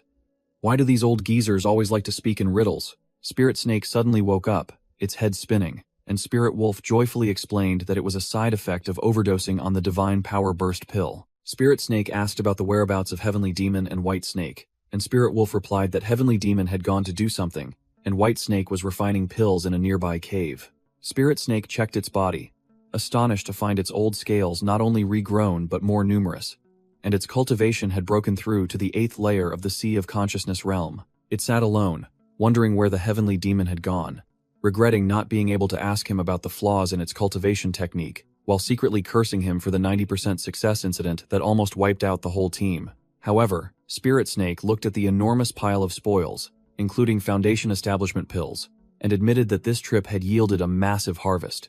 It pondered about the Heavenly Demon. Without the Heavenly Demon, it wouldn't have stolen the chicken, learned earth techniques or puppet techniques, nor foolishly infiltrated the Purple Cloud sect. Without those ventures, it would still be a lowly demon snake in the early Sea of Consciousness realm, hiding and waiting to die after 10 years. White Snake slithered over, joyfully calling out, "Snakey, you're awake?"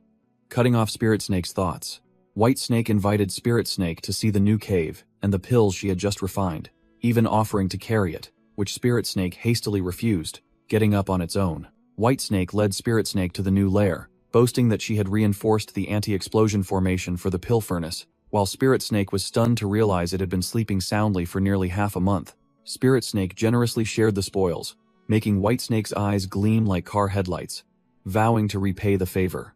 White Snake gleefully offered some homemade pills as repayment, confidently boasting that her medicine no longer killed people. Even dogs would praise it, prompting Spirit Snake to retort, "Are you talking about Husky?" Spirit Snake took a sniff, immediately recognizing the scent of a strength-enhancing pill, and White Snake promptly invited it to be a guinea pig. Spirit Snake suggested finding a pig to test the medicine on to be safe, but White Snake innocently asked where they would find a pig here. Immediately, a gigantic monster hand with sharp claws reached out from the darkness, leaving Spirit Snake speechless. Scene change. The orange-haired woman was overjoyed to the point of tears upon seeing someone named River. The dark-haired man snapped, scolding the woman for approaching on her own, fearing she would take an unwarranted hit. Both of them finally reached their destination, their emotions overflowing. The orange-haired woman, now in a much cooler appearance, declared she had found her targets, River and another seated man. The dark-haired man anxiously asked River what the plan was, as the enemy had already infiltrated this space. River, with an impassive face, confidently replied with a concise, "It's fine." A suited man appeared, declaring he would take River out, and explaining that this space was created from the mana of someone named Yung Sang-woo. Suddenly, a female mage was bound tightly by silver chains that flew in from nowhere, her face clearly showing astonishment. The suited man stood amidst a glowing forest of complex magic formations, exuding an overwhelming aura. A mysterious black cube suddenly appeared before the orange-haired woman.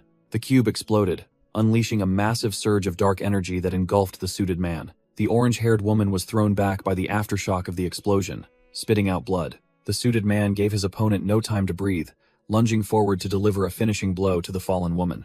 A doppelganger of River appeared, its face cold as it declared, "Your karma is too heavy." The orange-haired woman lay flattened on the ground, the doppelganger's foot pressing on her neck. Her voice panicked.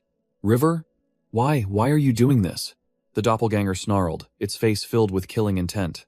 "I am the system you created. Don't talk to me with that face anymore." It grabbed the woman by the neck, lifting her up, and declared she would pay for those she had destroyed. The doppelganger prepared to deliver a finishing blow, asserting that erasing this avatar wouldn't make a difference. Boom! Jung Sang-woo rushed in like a god, embracing the orange-haired woman and narrowly escaping the explosion. Jung Sang-woo gasped, realizing they were back, but the mana penalty remained. He needed to buy more time. The orange-haired woman suddenly transformed, her face becoming a gaping black void, questioning Jung Sang-woo. "Is that you? The one who instilled strange thoughts into River's head?" Jung Sang-woo froze upon hearing the outrageous question. "Why does River hate me?" Speechless, Jung Sang-woo pointed to his head, snapping. "What nonsense are you spouting?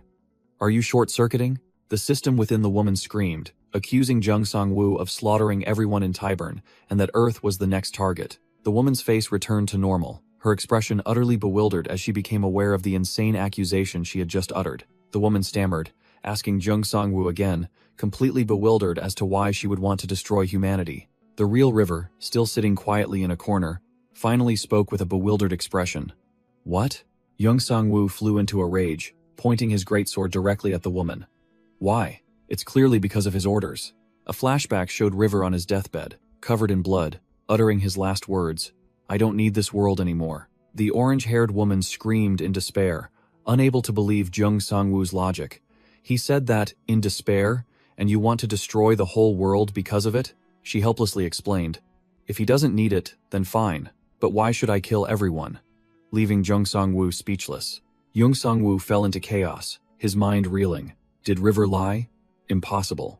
But can I trust the system? The suited man was also confused, wondering about the massacre and the great upheaval of the past, concluding that it was all just an upgraded deception to fool humanity. The orange-haired woman was equally bewildered, realizing River hated her, due to a huge misunderstanding after he saw her memories of Tyburn. The orange-haired woman sighed, realizing there was no more time for complications. "Let's decide this way.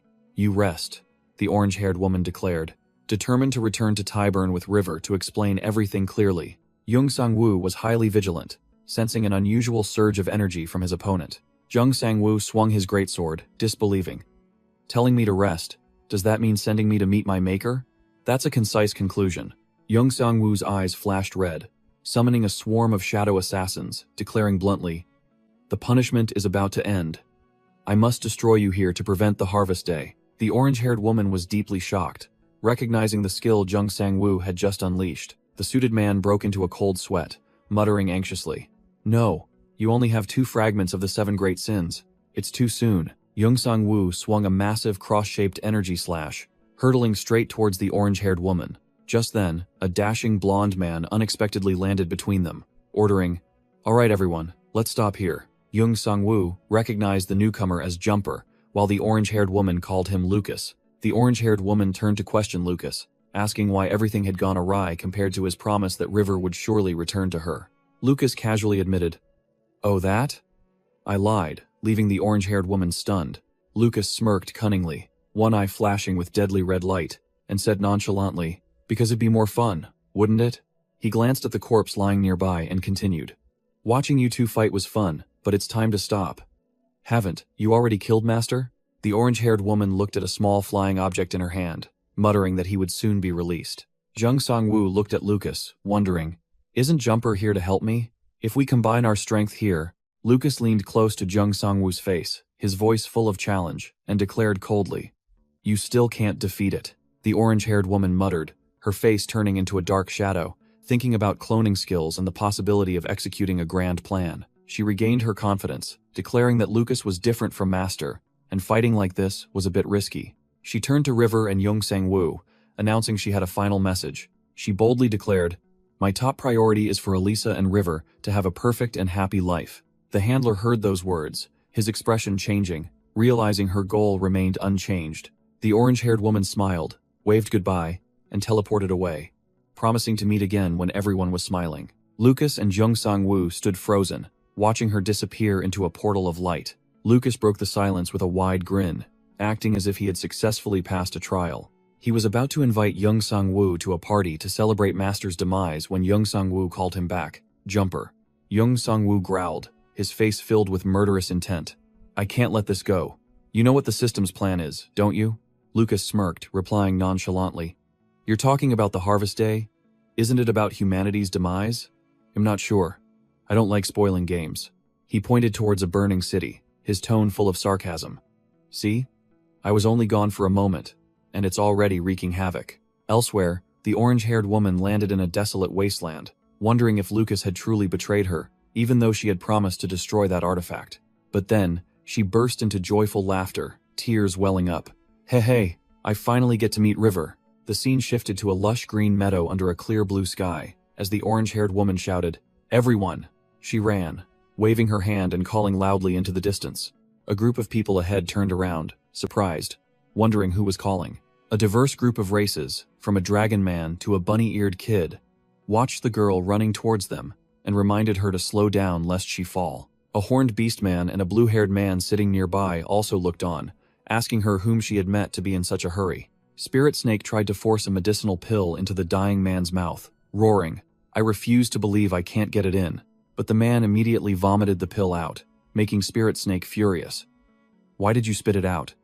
Is it that disgusting?" The pill fell to the ground, covered in Spirit Snake's saliva, and began to evaporate, emitting an unbelievably pungent odor. The horrible stench spread everywhere, making even Spirit Snake grimace in discomfort while trying to save the man. Suddenly, the toxic fumes rushed straight into the face of the motionless man. He convulsed and then woke up, violently vomiting a stream of white liquid, making Spirit Snake freeze.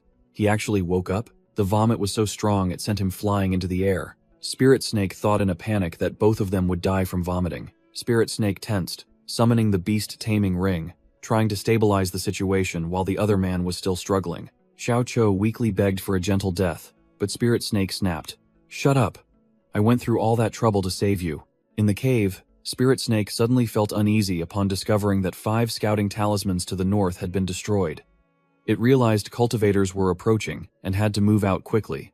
Meanwhile, a group of cultivators led by Hua Yuntian, Xuanyangzi's 5th disciple, was advancing towards the predicted location. The group agreed with their senior sister, deciding to speed up and head straight for the target to verify.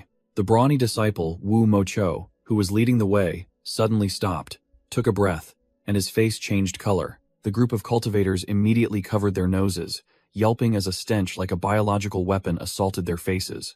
Unable to bear it, Hua Yuntian ordered an immediate retreat to take a detour, and the group fled in a hurry. Back at the lair, Xiao Cho, who had just been saved, was buried in the ground by Spirit Snake, with only his head sticking out, looking utterly miserable. Spirit Snake emerged, hastily calling White Snake and Spirit Wolf. "Hurry up, pack your things, we're moving." Hearing the command, White Snake and Spirit Wolf immediately acted, using their spirit energy to gather all the spirit herbs and supplies in a flash. White Snake reported that they were done, surprising Spirit Snake with their speed. It then learned that Spirit Wolf had rehearsed with everyone beforehand. Spirit Snake gently patted Spirit Wolf, praising it as truly reliable, making the wolf beam with joy. Xiao Cho woke up, his face blank with confusion.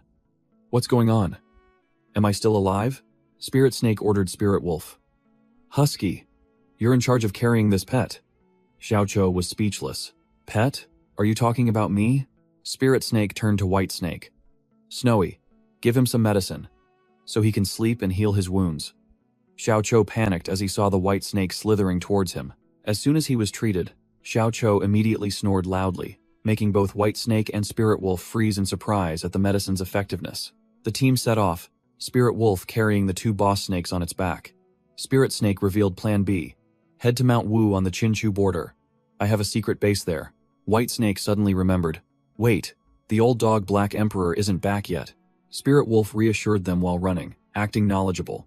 That old dog has his own way of finding us. No need to leave traces for those cultivators to follow. In a dense forest, Heavenly Demon sneered in his thoughts. No traces, huh? Why not use that very method to set a trap? I know this mountain like the back of my hand. Meanwhile, Hua Yuntian's disciples had reached a cliff, suspecting a formation was concealing the cave. Hua Yuntian said no more, drawing his sword and unleashing a move from the profound Yang sword art, a slash of light tearing through space. The illusion dissipated, revealing an empty cave entrance. The group was stunned. No one? Did Zhao Wenshua miscalculate? Or did the demon beast escape? A disciple confirmed that residual spirit energy from the demon snake remained, proving they were a step too late. Hua Yuntian decisively ordered, "No need to ask Zhao Wenshua anymore. The demon beast couldn't have gone far. The 5 of us will split up and search." As soon as the order was given, the 5 cultivators immediately dispersed, using a secret snake tracking technique to follow the traces. Hua Yuntian followed the spirit energy to a swampy area. He sensed the aura disappearing there, but his divine sense hadn't fully recovered, so he couldn't be sure. Still bitter about being ambushed last time, Hua Yuntian ordered his junior disciples. "This demon snake is very cunning. You guys go throw some exploratory explosive talismans over there." The disciples obediently followed orders, throwing a bunch of explosive talismans onto the frozen water. Boom! The ice cracked open, and something massive began to emerge from below, signaling an ominous sign. A giant, jagged-toothed maw suddenly surfaced right in front of a disciple, making his heart nearly stop. Not just one, but an entire pack of giant crocodile kings surged from the water, tearing the disciples apart. They screamed tragically, "It's the crocodile kings! We've fallen into a trap!" Liu Fei's team followed the traces. The female cultivator signaled for silence. "The aura disappears here." She had an ominous feeling. The entire forest was glowing red with monster eyes. A swarm of giant poisonous killer bees was lying in ambush. A foolish disciple was stung by a bee and yelped, earning a scorching glare from Liu Fei. "Idiot, shut up." The shouting agitated the swarm of poisonous bees, which poured out like a storm. The cultivators panicked and screamed, "Throw explosive talismans and retreat. There are too many." An unlucky disciple was swarmed and torn apart, his face mangled amidst desperate screams. At the same time, elsewhere, a giant burning sun eagle soared into the sky, making the cultivators below realize, "Damn it, we've fallen for it." The snakecatcher branch leader ordered a halt, warning that ahead was the territory of a Foundation Establishment realm demon beast. He could handle it alone, but feared it would call for reinforcements. The leader angrily realized the demon snake had deliberately left a false aura to lure them into an ambush, and he roared, "Everyone retreat immediately." The ground suddenly shook violently. The snakecatcher disciples staggered, panicked and confused about what was happening. A giant mammoth leader encased in hellfire erupted from the ground, sending the disciples flying and roaring. "You snake catchers, all of you, die." The monster rampaged wildly. A disciple was sent flying like a ragged doll, blood splattering everywhere. They were all horrified to realize the boss's cultivation was terrifying. Foundation establishment completion? A great demon beast on the verge of breaking through to Golden Core? A surviving disciple reported that the defensive shield had shattered. The branch leader tossed him a medicinal pill. "Don't panic. It'll buy some time, recover your strength, then come help." The snakecatcher branch leader displayed his prowess, charging alone to confront the monster. Unleashing his ultimate technique, the profound Yang sword chi array. A barrage of sword chi shot straight towards the mammoth leader, creating a dazzling explosion. But the monster merely roared, and all the sword ki instantly dissipated into thin air. The technique was completely useless. The branch leader didn't lose heart. Switching to lightning elemental arts, he swung his sword, unleashing a massive bolt of lightning. Profound Yang thunderclap. The colossal mammoth leader easily blocked the lightning strike with its tusks, forcing the branch leader to acknowledge its incredible toughness. He continued to change tactics, summoning a colossal water dragon that roared as it charged forward. Water dragon, attack. The water dragon collided with the fire-clad monster, but the mammoth leader wasn't pushed back a single step. Its power was simply overwhelming. The snakecatcher branch leader strained, using the water dragon to tightly bind the mammoth leader, shouting, "Water is formless. Bind it." The disciples behind him exclaimed, "As expected of senior uncle, he's incredibly powerful." While the branch leader snapped, "Hide properly. Showing your faces will only get in the way." Two other disciples just ran up, panting as they reported, "Senior brother, we're back." The branch leader was startled. "Huh? Was there an ambush on your side too?" The two newcomers were utterly terrified when they saw the mammoth leader. "Isn't this the great demon beast that killed us last time?" The other confirmed, "That's right. This one is no ordinary beast. It definitely has a treasure on it." The mammoth leader roared, its voice filled with hatred. Just as that wooden puppet snake said, "My clan's exterminators are still alive. I'll lure you all here." Flames on the beast's body erupted fiercely. It let out a sky-shattering roar, easily shattering the water dragon, making the snake-catcher branch leader's face turn pale. Damn it. It broke the array so quickly. The disciples panicked as they saw the mammoth leader ignore their leader and charge straight towards them. "No. Its target is..." The branch leader shrieked, "Idiots! Run!" While the monster declared, "I'll use your descendants to sacrifice to the souls of my clan first." The mammoth leader unleashed its mountain collapse earth shatter. It stomped, making the ground tremble, and a disciple who couldn't escape in time died on the spot. The branch leader roared, "Everyone, attack!" But an exhausted disciple lamented, "Senior brother, we just barely escaped death. We're completely out of spiritual energy." With no other choice, one of them pulled out a glowing jade slip. "There's no other option. We have to call Master." But his comrade looked doubtful. "Call for reinforcements?" The mammoth leader roared, "Don't even think about it," then charged with terrifying speed, not giving them a second to call for aid. The branch leader made a snap decision. "Everyone, throw your communication jade slips. Throw them in different directions. Now, retreat immediately." The disciples promptly obeyed. Scene change. Spirit Snake's group was fleeing desperately through the forest, the mammoth leader's footsteps still echoing behind them, indicating their stalling plan had succeeded. White Snake turned to flatter her boss. "Snakey, you're too cunning. Almost like a human now." Spirit Snake puffed out his chest proudly. Hey, you flatter me." Spirit Snake turned back, snapping at the panting Spirit Wolf. "Husky, what are you muttering about? Speed up," the poor wolf explained. "Big brother Snakey, I'm still carrying someone on my back." Returning to the remnants of the snake-catcher sect, they sat slumped on the ground, gasping for breath. One of them bitterly said, "That demon snake is too cunning. It killed 15 of our people." Another, his face covered in wounds, admitted, "If senior brother hadn't been here today, all of us would have died at the feet of that elephant." "So, are we not pursuing that demon snake anymore?" The branch leader waved his hand, deciding, "Leave it for now. We'll return to the sect first. Next time we hunt it, bring Zhao Wenchuo." Alone amidst the desolate battlefield, the mammoth leader scratched its head in annoyance. "Damn it, even though I blocked all the jade slips, a few still slipped through. This mountain is no longer safe. I'll have to figure out a way to move the entire clan." At Mount Wu, a rickety wooden bridge spanned a deep, bottomless ravine. Finally arriving, Spirit Snake ordered the group to keep quiet and not venture deep into the mountain, as a demon beast of golden core cultivation once resided here. The group had reached Spirit Snake's old lair on Mount Wu, a gloomy cave entrance hidden behind a clump of trees. White Snake wondered, "Boss Snakey, are you sure it's here?" While Spirit Snake growled, confirming someone had occupied his home. It turned out a bunch of trashy monkeys in the early Sea of Consciousness realm had turned the boss's lair into their home. Spirit Snake decided he had to use his brain, not just brute force. Spirit Snake turned to White Snake, announcing his plan. "Use your medicinal pill," which made the Spirit Wolf, who was carrying both of them, grumble. White Snake spat out a Divine Sense Awakening pill and threw it straight towards the monkey tribe. The sickly green medicinal pill landed in front of the monkeys, who looked bewildered, not understanding what was happening. Boom! A horrifying stench exploded, and the entire monkey tribe shrieked miserably, writhing in pain. The Spirit Wolf cried out in alarm. "Quick! The stench is coming! Hide underground fast!" While Spirit Snake also had to hold his breath in disgust. Only White Snake looked cheerful, her nose upturned in pride. Why does everyone dislike it so much? Leaving Spirit Snake and Spirit Wolf speechless. Spirit Snake snapped, "Why didn't you say earlier that you could block the smell? Hurry up!" While White Snake announced that the monkey tribe had fled. The captive lay sprawled on the wolf's back, tears streaming down his face, lamenting his unlucky fate at having to inhale the full biological weapon.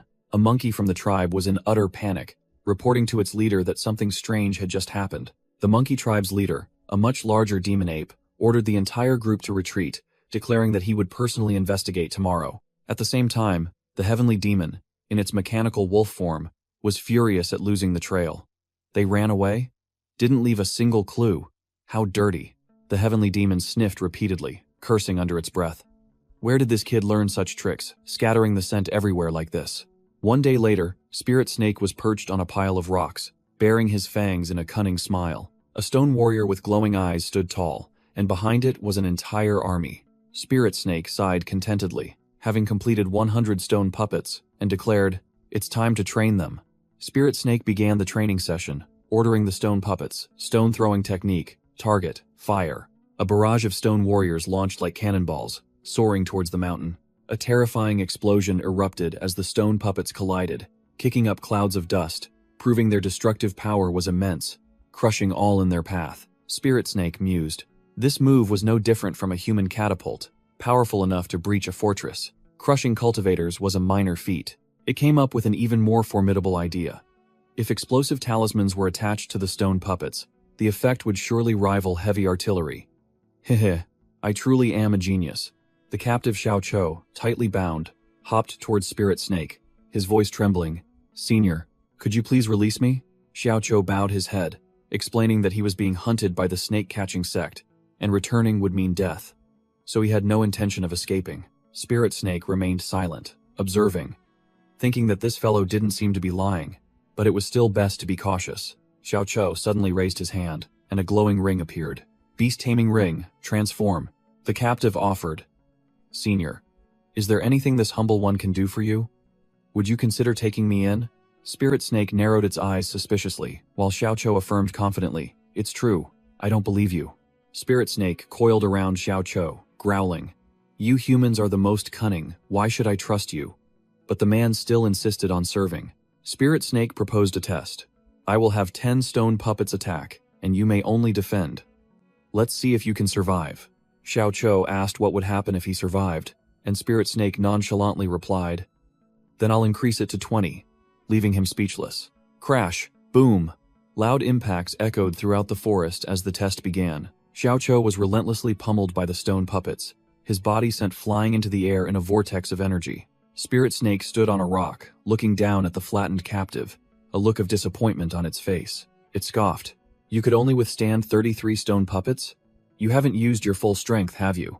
Someone on par with Hua Yuntian is only this capable?" Xiao Cho lay sprawled, his face swollen, his mouth mumbling incoherently, looking utterly miserable. From another corner, the monkey leader observed from afar, realizing this group was no ordinary bunch, and decided to seek reinforcements to play the game of borrowing a knife to kill. Half a month passed, and Spirit Snake entered secluded cultivation, its entire body exuding domineering spiritual energy, officially breaking through to the 8th level consummation of the Sea of Consciousness realm, setting its goal for foundation establishment by next spring. It secretly thought that its disciple Xiao Cho had been quite obedient for the past half-month, even helping with hunting, but it still worried he might escape during its secluded cultivation, so it considered beating him half to death to keep him. Just then, Xiao Cho carried his spoils back to the cave, excitedly showing off to his senior that he had caught something good today. He proudly threw down his prey, a decrepit old black wolf, boasting that old dog meat was highly nourishing, and tonight they would make a grand feast. Unaware he had just stirred up a hornet's nest, the heavenly demon, in its wolf guise, grinned sinisterly, while Spirit Snake's jaw dropped, sweat pouring down its body, realizing its junior had just brought back a true boss. Xiao Cho found it strange that Spirit Snake had fallen silent, its expression changing, not understanding why its senior had lost its appetite today. The heavenly demon taunted, "Snakey, you've grown, haven't you? You even know how to keep a human as a pet?" This shocked Xiao Cho, who stammered, You can talk? Not only can I talk, I can bite too." The heavenly demon roared and lunged straight at Xiao Cho, who was frozen in terror. Inside the cave, White Snake, chewing on herbs, flinched upon hearing a piercing scream echo from outside. The heavenly demon yelled from the treetop, tattling to Spirit Snake, "Snakey, help! This human tried to eat dog meat, how should we deal with him?" Spirit Snake immediately got an idea, eyeing the bubbling red Sichuan hot pot, suggesting they slice Xiao Cho and throw him in, causing the dangling man to cry out in panic. Tied to the roasting rack, Xiao Cho pleaded, while the dog and snake duo discussed that his meat was too little to be worth eating, so they should fatten him up first, making him secretly rejoice. But then Spirit Snake came up with an even more sinister idea. How about we chop off one of his limbs to taste first? The heavenly demon enthusiastically agreed. Just as Xiao Chou was scared out of his wits, White Snake appeared to intervene, telling the two to stop scaring him and let him go. After the charade, Spirit Snake asked where the heavenly demon had been these past few days, and the old dog nonchalantly replied, "Digging graves, of course.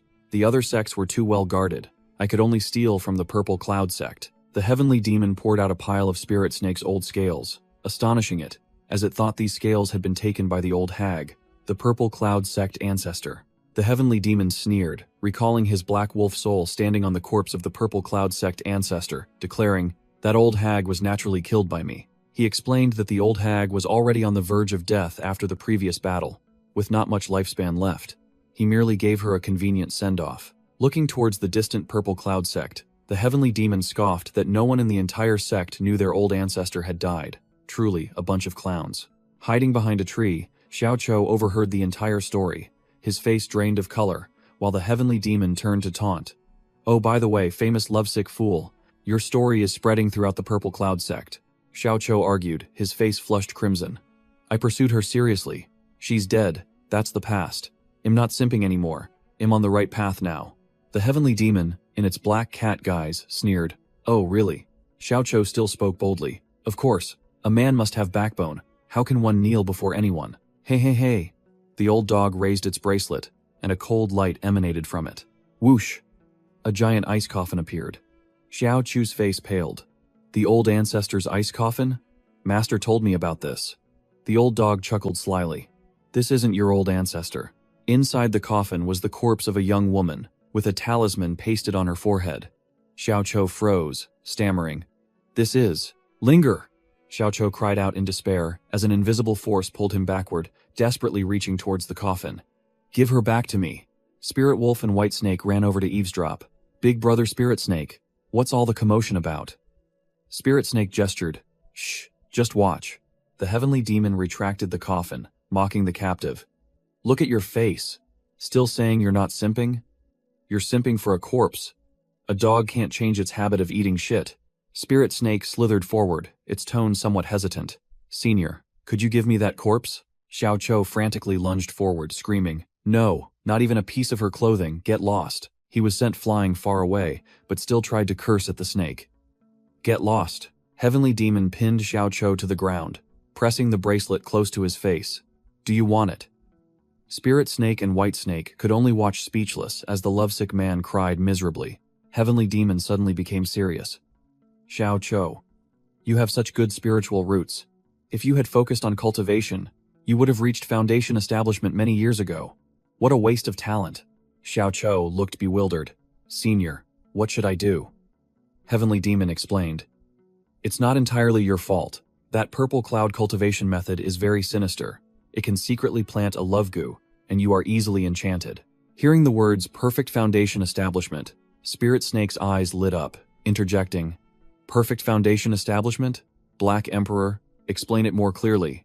Xiao Chou grumbled. "Senior, I asked first." Heavenly Demon began his lecture. What is called foundation establishment is the process of condensing spiritual energy within the body into a solid form. The group interrupted in unison. "We already know that." White Snake asked, "Black Emperor, should I listen?" Heavenly Demon waved his hand. "You have talent. Go gather firewood and cook some meat first, I'm hungry." So, she carried Xiao Chou away. Spirit Wolf also scurried after them.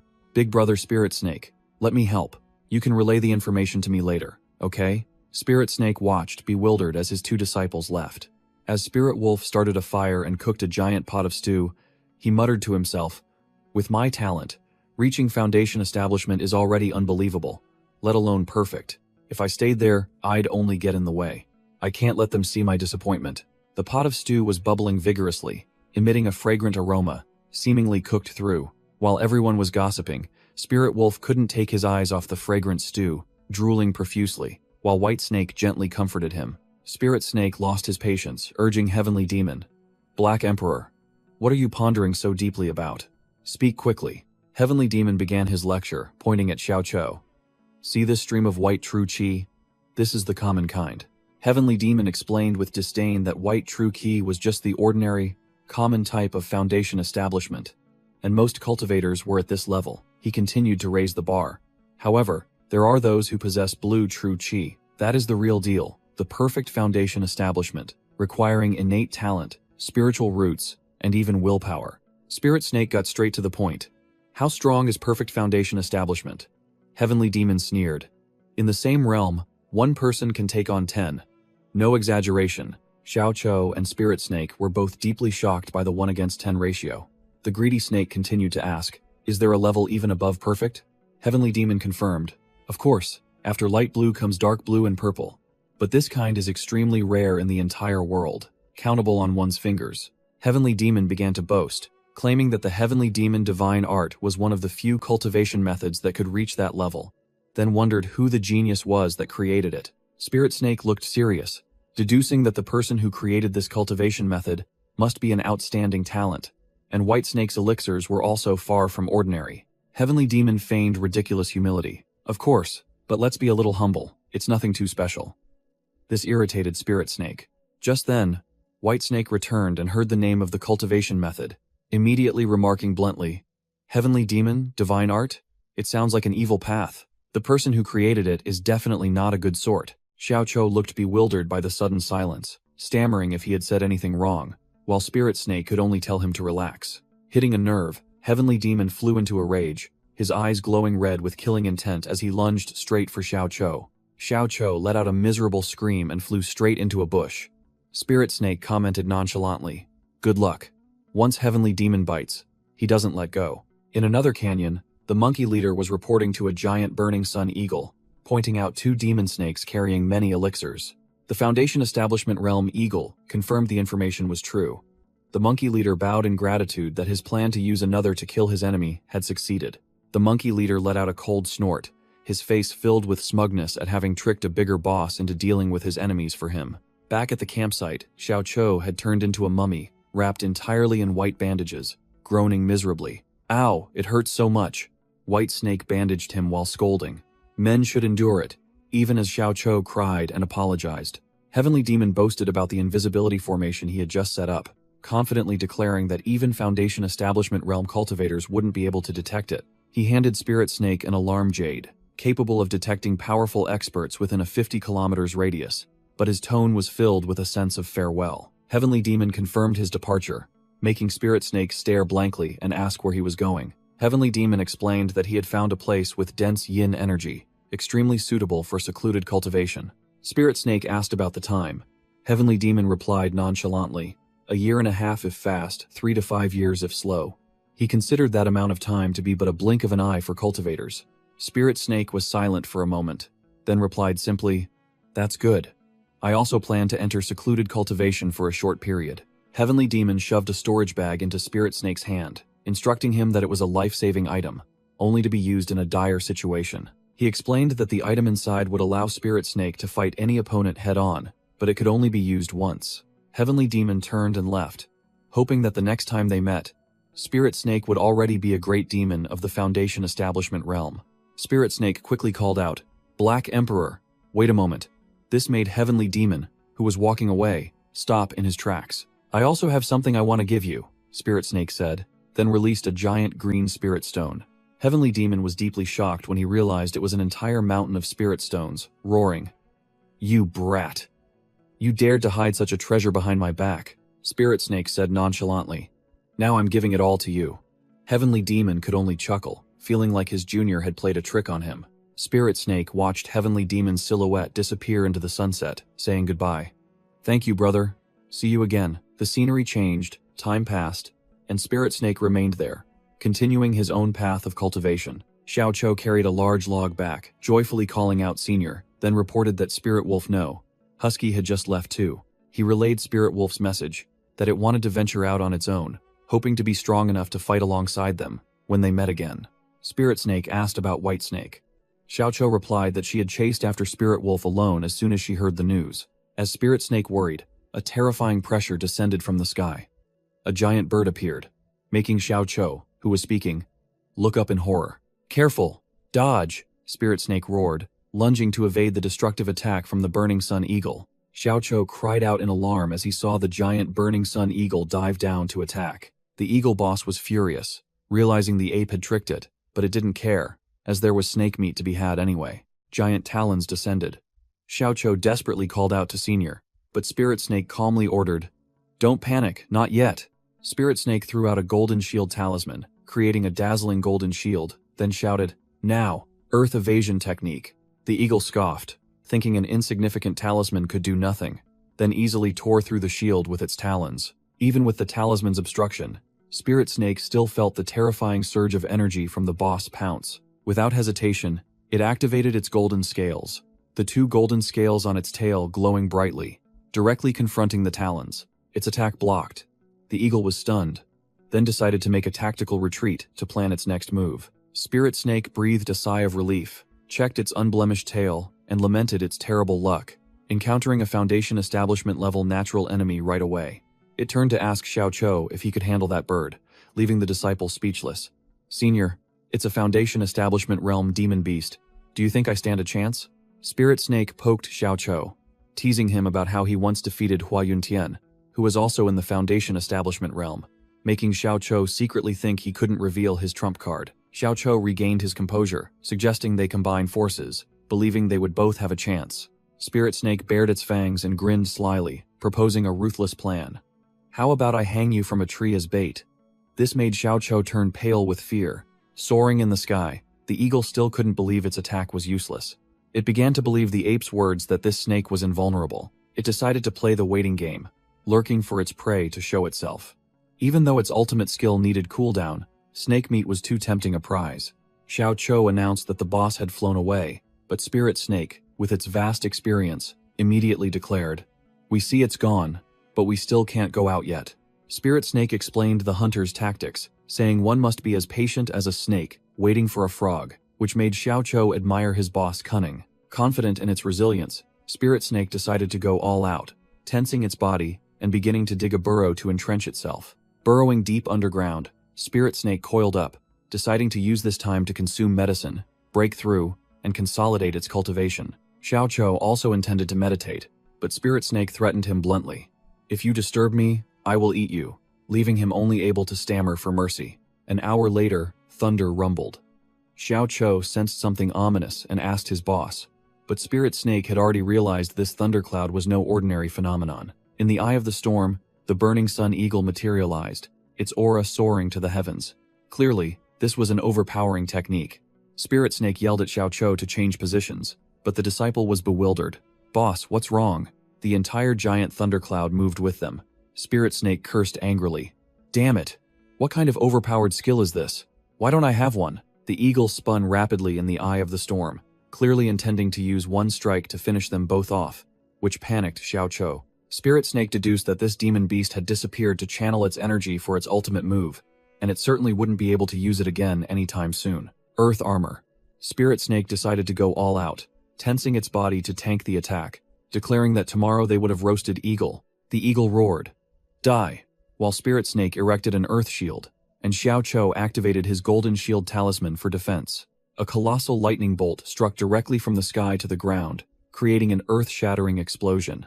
Hovering over the crater, the eagle cackled gleefully, certain that this time, its prey had been reduced to ashes. It landed, questioning the monkeys about Spirit Snake's whereabouts. Feeling it had been painfully tricked, Xiaoqiu unexpectedly emerged from the rubble, scoffing that the eagle's move was nothing special, then placed his hand on the ground. Whoosh! A giant earth spike suddenly shot up from the ground, startling the eagle and the monkeys, who quickly dodged. A monkey sneered, taunting the eagle boss. "You said no one below the Golden Core realm could survive, didn't you? Or were you holding back?" Xiaoqiu roared, charging straight at the monkeys. "You stupid monkeys! Do you want to die? I'll slaughter you all." The monkeys told their boss to leave the prey to them, but just as the eagle was about to leave, it felt something was wrong. Suddenly, a giant stone golem burst forth from the ground, effortlessly seizing the unsuspecting eagle. Underground, Spirit Snake was indeed channeling its energy, activating a preset ambush technique, gravity technique, golden scales ambush. Spirit Snake secretly thought it was fortunate it had used its tail to shift its position before the lightning strike. A perfect deception, as it knew it couldn't tank that move a second time. It turned out both were safe underground, observing the entire battle through the vision of a scout puppet, exposing the monkey's sneak attack plan. The battle plan was laid out. Spirit Snake roared its command. "Bait! Lure those monkeys in another direction. I'll handle that stupid bird. And Xiao Chou immediately obeyed. The eagle roared, its foundation establishment realm power erupting, shattering the stone puppets, restraining it. Disdaining these mere chi condensation soldiers, it furiously smashed the surrounding rocks, roaring in confusion. Huh? What the hell is this? A new army of stone puppets emerged from the ground, infuriating the eagle. Again? You dare throw rocks at me? That damned snake dares to humiliate me. Thwack! A rock flew straight into the boss's head, leaving it speechless, its face darkening with rage. You've gone too far, you damned snake, the eagle roared, sweeping its wings to clear away those puny golems, declaring it could crush them as easily as pie. After clearing them out, it hovered over the chasm, grumbling and searching. Where is that snake? Suddenly, a hiss echoed from below. Spirit Snake appeared, face to face with the boss. I'm not interested in humiliating you, but I finally lured you down here. Immediately, countless sharp earth spikes shot out from the cliff walls. The eagle panicked, realizing it had fallen into a death trap. It shrieked, "Is this a trap set by that snake? The direction of these projectiles is forcing me deeper inside." Cornered, it decided to tank it head-on. There's no dodging anymore. I can only block it. With the toughness of these feathers. Whoosh! A sharp golden spike, none other than Spirit Snake's tail scale, easily pierced through the Burning Sun eagle's feathered defense. What? My wing? The Burning Sun. Eagle shrieked in horror, seeing the golden scale embedded in its wing. Losing balance, the boss staggered and fell. Spirit Snake seized the golden opportunity, roaring. This is when it's weakest. Giving its opponent no time to breathe, Spirit Snake lunged like lightning, coiling its body tightly around the Burning Sun eagle. Finish it! Spirit Snake roared, tightening its grip until the boss spurted blood, completely subdued. Damn it! The Burning Sun eagle shrieked in despair, as Spirit Snake dragged it through the earth with the Earthwind technique, cursing, "Shameless creature, you're even more brazen than humans." Spirit Snake had completely overwhelmed it, coiling tightly around the boss, leaving it no choice but to silently endure. Realizing this fight was a sure loss, the Burning Sun eagle decided to flee. Intelligent demon beasts don't fight losing battles. I must leave this crevice immediately. Spirit Snake smirked, trying to run, then commanded, "Golems, attack." An entire army of stone puppets leaped down from the cliff, blocking all escape routes. Thud! A colossal stone fist slammed directly into the Burning Sun eagle's face, making it shriek miserably. This fight was officially over. Swarmed by the stone puppets, the Burning Sun eagle cursed bitterly. Damn it. Is there no end to these things? Spirit Snake went all out, throwing out a pile of explosive talismans to seal off its retreat. I'll make sure you have nowhere to run. With golems above and explosive talismans below, the Burning Sun eagle shrieked, caught in a pincer. Demon Snake, don't push me. Do you think I'm afraid of you? The boss realized that while these minions were weak, they overwhelmed with sheer numbers, and it growled. There's no other way. Boom. Each stone puppet exploded into smithereens under the Burning Sun eagle's attack. It unleashed its trump card, transforming its feathers into a rain of sword chi that swept everything away. But Spirit Snake had anticipated this, raising a golden scale shield from its two special scales, blocking the killing blow. The Burning Sun eagle froze, unable to believe a demon snake could fight with such cunning tactics, like a human cultivator. After unleashing its ultimate move, the boss ran out of mana to fly, and frantically bolted on foot. But Spirit Snake blocked its path. Trying to run? Dream on. An earth thorn shot up, but the Burning Sun eagle dodged it, making Spirit Snake click its tongue in annoyance at its escape. Giving it no time to breathe, Spirit Snake roared and unleashed the Fire Snake technique, a colossal fire snake lunging after it. The Burning Sun eagle was hotly pursued by the flames, struggling to dodge the attack by a hair's breadth. Spirit Snake transformed into a fire python, roaring assertively, "You won't escape." Whoosh! Another earth thorn shot up from the ground, piercing directly into the Burning Sun eagle's back. Pinned tightly against a tree trunk, the Burning Sun eagle panted, admitting its opponent had too many tricks. It began its final trash talk, cursing Spirit Snake as a traitor, a monstrous anomaly belonging to no world. Spirit Snake growled back, "I have my own family. I don't need anyone's acceptance. You're the one who won't die peacefully." As it finished speaking, countless earthen spikes shot up, impaling the Burning Sun eagle in the night. Phew, finally done. Spirit Snake sighed in relief, then thought, I need to quickly find that simp. Suddenly, an arrow flew from nowhere and plunged into Spirit Snake's body. Someone was ambushing it. A wave of divine scent swept through the forest, locking onto the sneak attacker. The culprit revealed itself. A colossal white-furred ape man, none other than the White Ape King, leader of the monkey tribe. Spirit Snake was stunned. The demonic arrow didn't vanish, but turned back to attack it again, not one to be trifled with. Spirit Snake lashed its tail, unleashing the golden scale slash to confront it directly. Clang! The spiritual artifact arrow shattered, but the impact force also sent Spirit Snake flying. Spirit Snake roared in pain. Even its hardest golden scales were pierced. Realizing this was a powerful artifact, the White Ape King had vanished without a trace, a truly cunning foe specializing in ambushes and sneak attacks. Wary of the ape's return, Spirit Snake decided to deal with the Burning Sun Eagle's corpse first. It found a secluded spot to heal itself, seething with anger at being dealt such a painful blow by an ape. Its fury flared, and Spirit Snake swore to hunt down the White Ape King and devour it.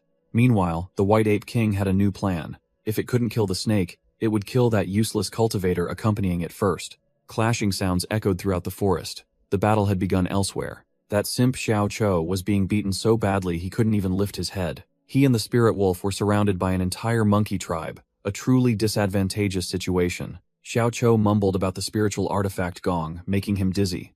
Otherwise, he would have swept away these petty monkeys already. Beaten to a pulp, Xiao Cho lay on the ground, begging for his life. Desperate, he pulled out a bunch of bananas, betting that no monkey could refuse this treat. The plan succeeded beyond expectations. The entire monkey tribe rushed to snatch the bananas, completely ignoring their enemy. Just as he sighed in relief at escaping danger, a colossal dark shadow loomed behind Xiao Cho. He startled and turned around, seeing the spirit wolf staring intently, then stammered, "You want some bananas too?" The monkey tribe snatched Xiao Cho's bag. The monkey leader curiously asked, "Let me see. What's this?" Xiao Cho wailed in despair as his storage bag was emptied, revealing only a few trinkets. "No, my bag. Give it back." A monkey held up the red cloth, taunting him, while Xiao Cho roared furiously, channeling his strength. "Linger. Give it back to me." The monkey tribe turned the cloth into a game, passing it around to provoke Xiao Cho. One even chimed in, "Great, I'll bang the gong for you." Cornered, Xiao Cho slammed the gong artifact, sending out a shockwave that stunned the entire monkey tribe. Despite being stunned by his own attack, Xiao Cho closed his eyes, concentrating on sensing the memento's aura. Seizing the opportunity, he lunged forward and snatched the cloth back from a dazed monkey. "Here it is. I got it." The monkey leader angrily threw the cloth far away, growling defiantly, "I'm giving it back to you. Why don't you come and pick it up?" The monkey tribe laughed gleefully, seeing Xiao Cho almost cry over a tattered piece of cloth. Xiao Cho silently picked up the memento, his hand clenching tightly. Killing intent erupted, his eyes glowing with deadly purple light, his voice as cold as ice. "You damned monkeys think I'm joking?" The monkey tribe was startled, sensing a completely different, overwhelming, and dangerous aura emanating from Xiao Cho. He stomped his foot, and the ground shook violently, sending rocks and pebbles flying. The love goo within him erupted, and Xiao Cho completely lost his reason, his body beginning to turn to stone. From within the stone, a giant flaming golem arose, a puppet fighting only for linger, roaring, "You're asking for death." A terrified monkey screamed at the monkey leader, "Boss, fall back, I'll handle it." But it was too late. Xiao Cho's golem unleashed a devastating punch, mercilessly crushing a monkey into the ground. In the distance, Spirit Snake, who was recovering from injuries, also felt the tremor and looked back towards the chaotic forest. Driven by madness, Xiao Cho's golem let out an earth-shattering roar, sentencing the entire monkey tribe that was fleeing headlong to death. With an earth-shattering blow, Xiao Cho's golem wiped out the entire monkey tribe in a single strike. Cornered, the monkey leader roared, deciding to go all out with a berserk fruit. Transforming into a giant demonic wolf, it lunged at Xiao Cho's golem, howling for revenge for its subordinates. "You're the one who must die." But it was still too weak. The moment it touched Xiao Cho's golem, the wolf monkey screamed miserably from the terrifying heat. Xiao Cho's golem gave it no chance, unleashing its sky-reaching giant arm, smashing the wolf monkey to smithereens. From afar, Spirit Snake, who was watching, was also bewildered, not understanding why the entire monkey tribe was wiped out so quickly. It looked at Xiao Cho's golem standing tall on the desolate battlefield and wondered, he just got beaten up. Why did he suddenly go crazy like this?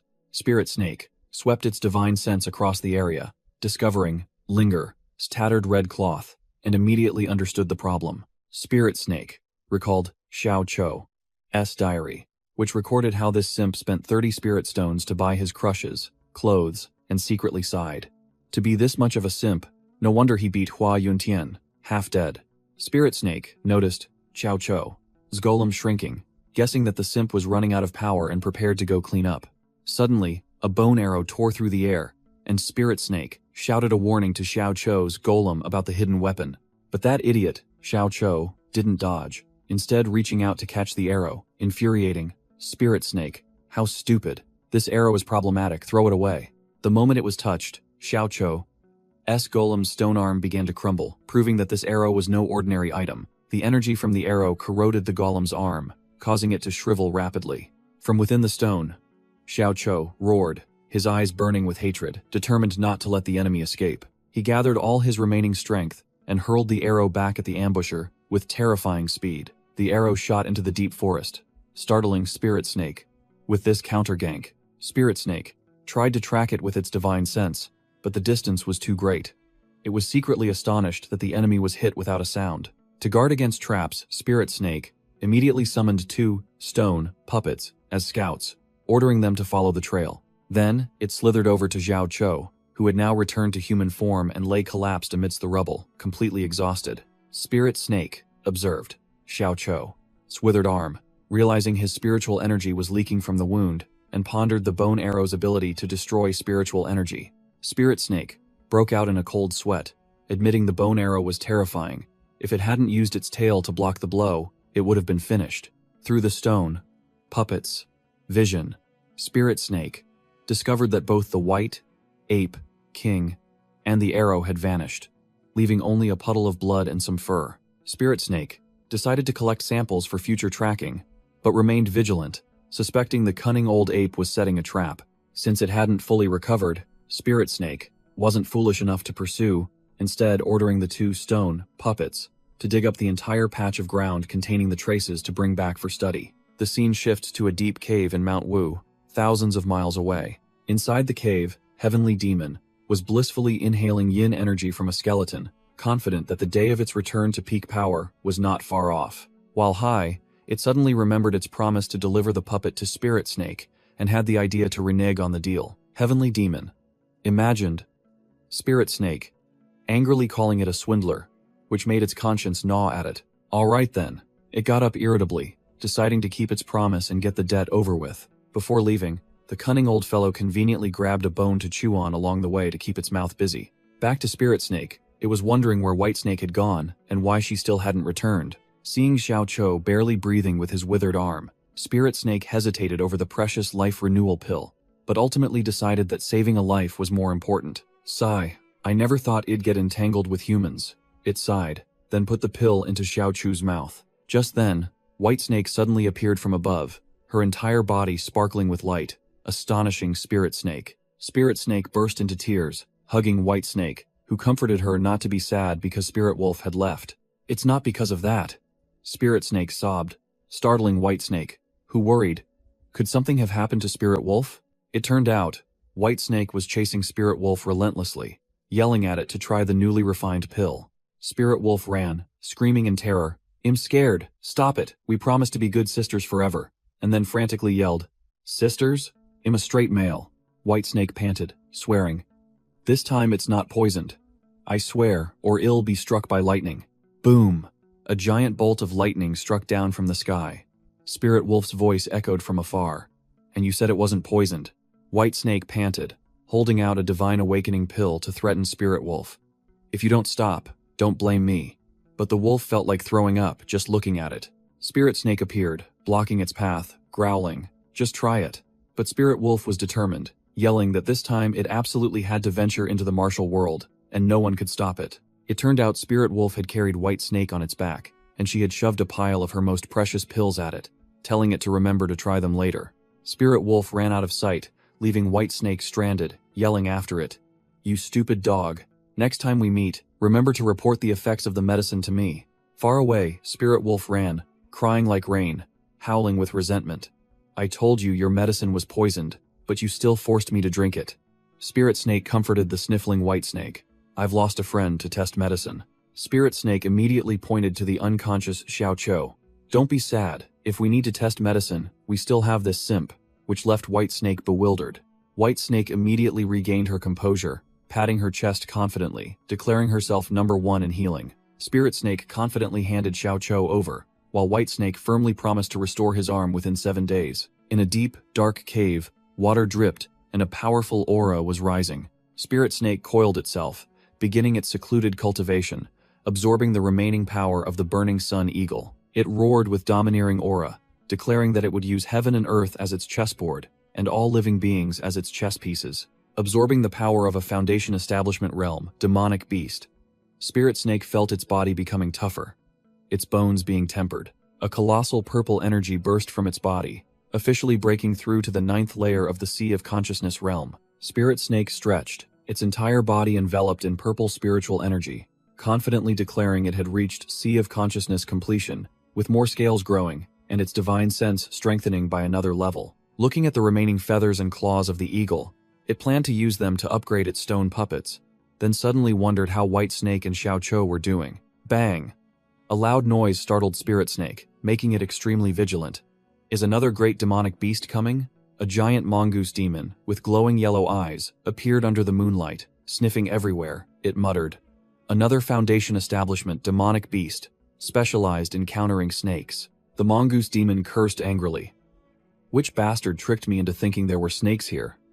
Damn it, no snake scent, just a foul, unpleasant smell. Spirit Snake, hidden in the bushes, breathed a sigh of relief for having erased its tracks in time, while the mongoose demon looked into the distance, guessing that the White Ape King had lured it here. Spirit Snake muttered, realizing the White Ape King was the mastermind, luring the mongoose demon here, and decided it had to deal with the ape before it could summon reinforcements. Meanwhile, Xiao Chou's withered arm was regenerating flesh at an astonishing speed under the effects of the spiritual medicine. Spirit Snake's eyes widened in surprise, while White Snake smugly showed off her achievement, though she affirmed it would still take 10 days for complete recovery. Xiao Chou, meanwhile, was delirious, muttering praises about how delicious dog meat was, truly nourishing, leaving Spirit Snake speechless at the fellow who only remembered food and not the beating. Suddenly, the heavenly demon, in its wolf form, burst out of the ground, growling its return, startling both Spirit Snake and White Snake. Spirit Snake questioned why it had finished its seclusion so quickly, but the heavenly demon brushed it off,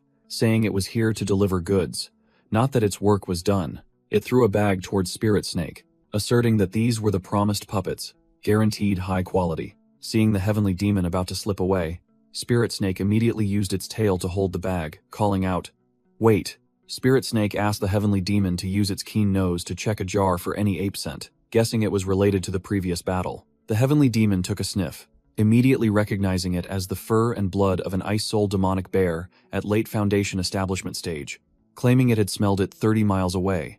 The heavenly demon explained that this demonic bear was extremely sensitive to intruders.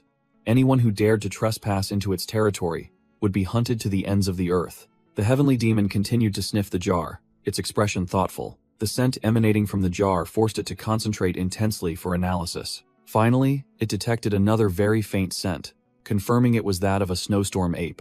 It affirmed that this ape also had a Foundation establishment realm cultivation, but seemed to be severely injured, which was why its aura was so weak. Spirit Snake immediately asked for its location, but the heavenly demon firmly stated there were no traces within a 100-kilometer radius, making Spirit Snake wonder where the ape had fled. White Snake stood by, observing, secretly thinking that Spirit Snake was becoming more and more human-like, while the heavenly demon was becoming more and more like a real dog. At the same time, elsewhere, the White Ape King was observing a herd of giant mammoths migrating back. It turned out this old ape had once saved a baby mammoth's life, and was given a tusk by the herd's leader as a token. Now, the White Ape King went to meet the mammoth leader, the monster enveloped in flames, to ask for aid, accusing 2 snakes and a human of invading his territory and slaughtering his tribe. The mammoth leader declared that while the elephant tribe doesn't interfere in others' affairs, repaying kindness is an ancestral law, so it would help. It assigned an old mammoth named Gray to follow, reminding him that his fur was messy again. The White Ape King emphasized that the snake knew human cultivation techniques and could defeat Foundation establishment realm cultivators, so they needed to send someone strong. But the old mammoth retorted, "Are you implying I'm not capable enough?" The mammoth leader lost patience, asked if the journey was long, then decided to go himself to be quicker, and to see if that person was those wretched snake hunters. Meanwhile, in the lair, the heavenly demon was scratching vigorously, while Spirit Snake urged the old dog to think if there were any more questions to settle everything at once. Spirit Snake curiously picked up a broken bone fragment, sensing its ability to disrupt spiritual energy. The heavenly demon sniffed the fragment, realizing it was made from a mammoth tusk. Its owner must be a descendant of the ancient spirit-devouring mammoth, with a cultivation at least at the mid-stage Foundation establishment realm. The heavenly demon explained that ancient spirit-devouring mammoths used their tusks to absorb spiritual energy, but because of this, they were hunted by humans to the point of near extinction. The old dog clicked its tongue. Mammoth tusks are top-grade materials for crafting magic treasures. With just a little refinement, they possess power comparable to true artifacts. The heavenly demon suddenly bid farewell, saying it was time to go, leaving Spirit Snake and White Snake bewildered. Spirit Snake quickly called out, making White Snake, who was standing nearby eavesdropping, wonder if her boss was trying to hold on to the dog. Spirit Snake roared, questioning what the heavenly demon was doing and where its tusk was, demanding the old dog hand it over immediately. The heavenly demon argued stubbornly, saying it had merely taken it out of habit, then lectured Spirit Snake not to be stingy, as overthinking only brought more trouble. Spirit Snake yelled, cursing the old dog for not abandoning its bad habit of snatching things, while the heavenly demon, not to be outdone, strained its neck to argue that it had gone to great lengths to bring the puppet, so Spirit Snake shouldn't be ungrateful. Suddenly, Xiao Cho, delirious with hunger, mumbled about delicious dog meat and bit down on the heavenly demon's leg. Bitten unexpectedly, the heavenly demon roared and flung Xiao Cho soaring into the darkness. In his dream, Xiao Cho saw a steaming pot of stew, its aroma filling his nostrils. As he clasped his hands in satisfaction before the pot, the image of the heavenly demon's wolf suddenly emerged from within, baring its fangs in anger. Xiao Cho startled awake, screaming in terror from the nightmare of being bitten by a cooked dog. He looked around in confusion, wondering what had happened to his arm, but then just clicked his tongue and dismissed it. Xiao Cho, just waking up, groggily asked, "My thigh hurts so much. Senior, did something just bite me?" While the heavenly demon, in its mechanical puppet form, suppressed a laugh and flatly denied, "No. Are you still half asleep?" Suddenly, a blue light formation activated on the cliff face. The heavenly demon yelled a warning. Enemies. Elsewhere, the giant mongoose demon sensed an extremely powerful surge of spiritual energy, almost at the golden core level, emanating from Spirit Snake's direction. It mistakenly thought the White Ape King had found new reinforcements, muttering to itself that a mere few couldn't handle this prey. The mammoth leader, engulfed in flames, appeared with overwhelming might. The White Ape King eagerly led the way. "That's right. Hurry up, let's finish this quickly." The White Ape King growled confidently, thinking that with a peak Foundation establishment realm expert here, all tricks would be useless. Standing high above, he rallied the monkey tribe. "Whether you hide underground or in a cave, you will still die. The leader will lead us to flatten everything here." In the cave, Xiao Cho panicked as he saw the enemies approaching again. White Snake was also worried because her wounds hadn't healed, but only Spirit Snake calmly ordered them to observe the situation first. Outside, the mammoth leader hovered in the air, letting out a roar to call out, startling the heavenly demon in its mechanical puppet form. "Is that wild elephant? Why is it here?" The White Ape King smugly thought he had invited powerful reinforcements for revenge. Indeed, having extensive connections made a difference. The mammoth leader, truly a peak Foundation establishment realm expert, easily recognized the heavenly demon's scouting puppet. With a roar, the mammoth stomped its foot on the ground, a heaven-shaking blow that caused the earth to tremble violently, earning the admiration of the monkey tribe behind it. The White Ape King pointed forward and yelled, "It's right here. Just flatten this entire place, and the stealth formation will break on its own." He continued to encourage his tribe. "My children, we are about to get our revenge. Snake meat, treasures, elixirs. Our tribe will rise to power again." But the mammoth leader spoke in a very polite tone. "Master of this place, please come out to meet us," leaving the White Ape King stunned. The White Ape King broke into a sweat, not understanding what was happening. This attitude was completely different from what he had imagined. He tried to reassure himself, thinking he was just overthinking things. It couldn't be true. The mammoth leader repeated the invitation solemnly. "I hope, young friend, you can come out to meet us," completely ignoring the screaming monkeys behind him. The White Ape King and his monkey tribe were completely dumbfounded, realizing something was amiss, and whispered to each other, "Something's not right, let's run." It turned out that the mammoth leader owed Spirit Snake a life-saving debt, as Spirit Snake had saved its entire herd from danger, and it vowed to repay this kindness with its life. The monkey tribe screamed in panic when they saw their mammoth leader suddenly burst into flames. The mammoth leader roared, "Benefactor! The elephant tribe will forever remember your kindness." Bowing before an invisible force, the White Ape King's face turned pale.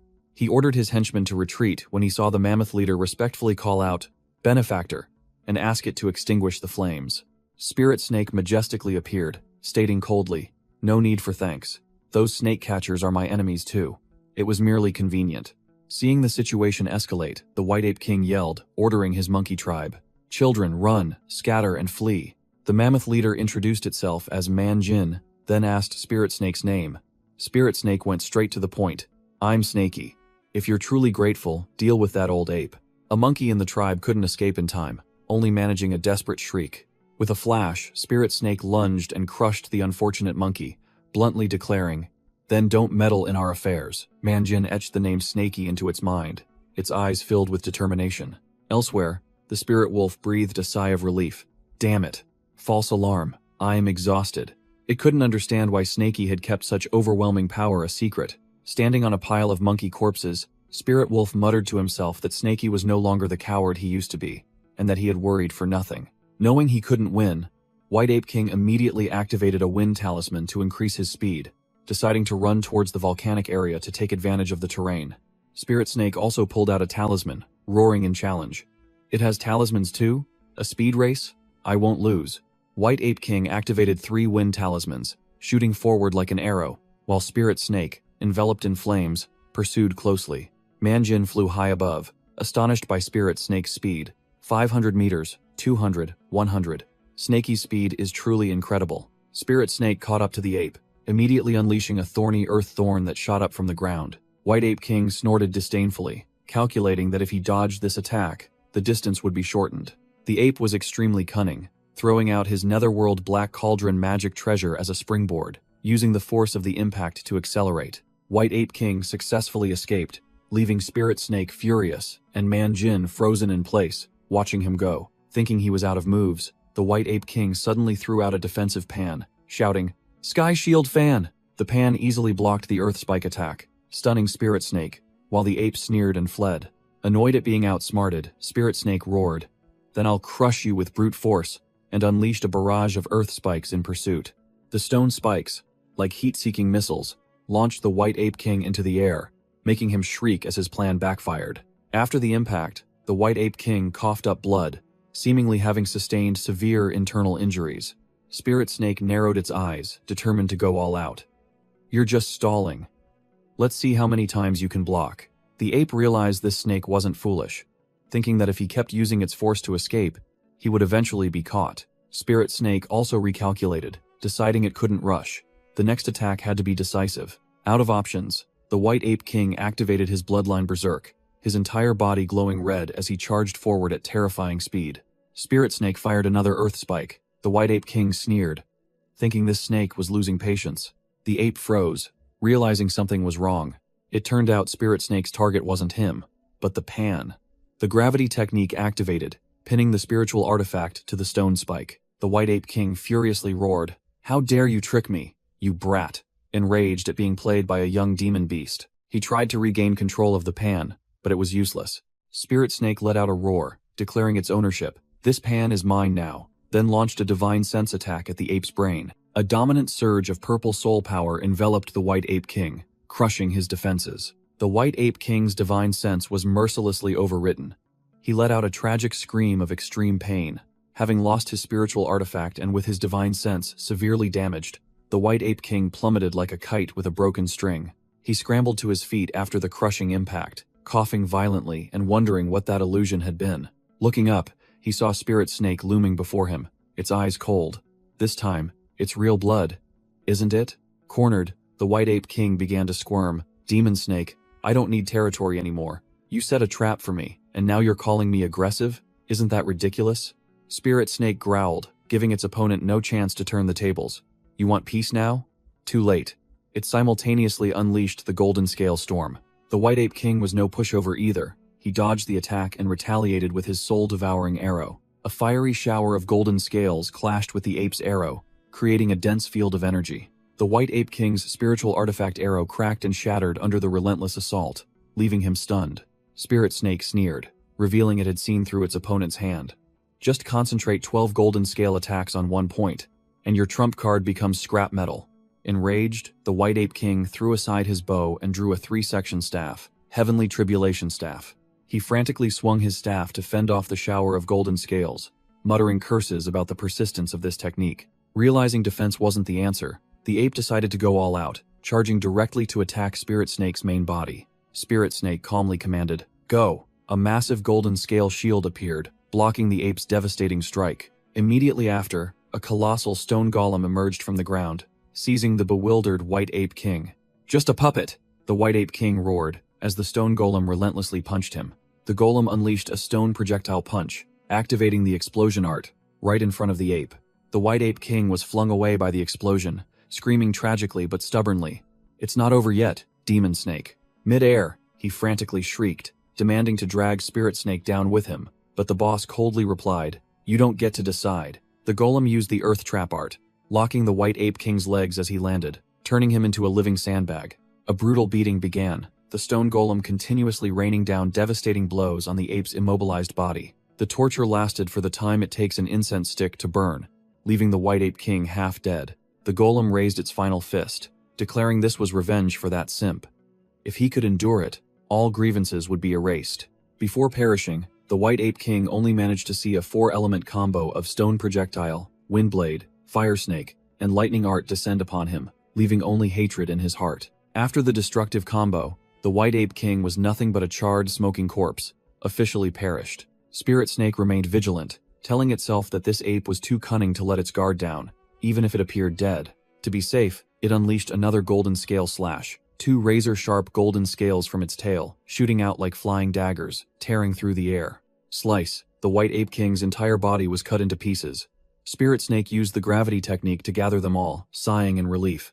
Now he's definitely dead. Man Jin, the mammoth leader, appeared and marveled at Spirit Snake's power, while the boss humbly replied that it was still too weak. Man Jin declared that according to ancestral laws, since Spirit Snake had saved the mammoth tribe, he must offer his tusks as a token of gratitude. 2 brilliant energy orbs, 1 ice and 1 fire, emerged from Man Jin's tusks, making Spirit Snake gasp in awe. The 2 orbs merged into a pair of colossal mammoth tusks, one radiating a blue chilling aura, the other blazing with red fire. Manjin explained that these were the tusks of an ice-fire mammoth, an extinct ancient species, possessing incredibly powerful ice and fire spiritual roots. Spirit Snake drooled, realizing these tusks were 10,000 times more precious than the White Ape King's.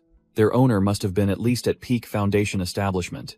Spirit Snake politely refused because the gift was too valuable, but Manjin insisted, saying it was an ancestral rule. Manjin explained that his elephant tribe was almost wiped out by humans hunting for tusks, so forming alliances with benefactors was the only way to survive.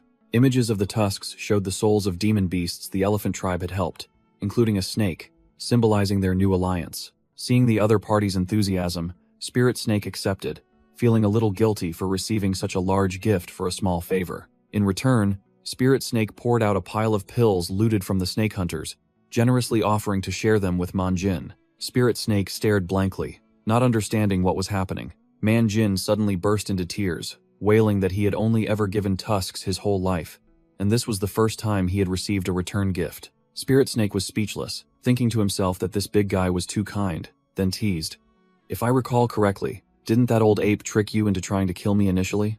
Spirit Snake began lecturing, scolding Manjin for being big but brainless, easily tricked into sacrificing his life. If he had encountered a core formation cultivator, his entire tribe would have been wiped out.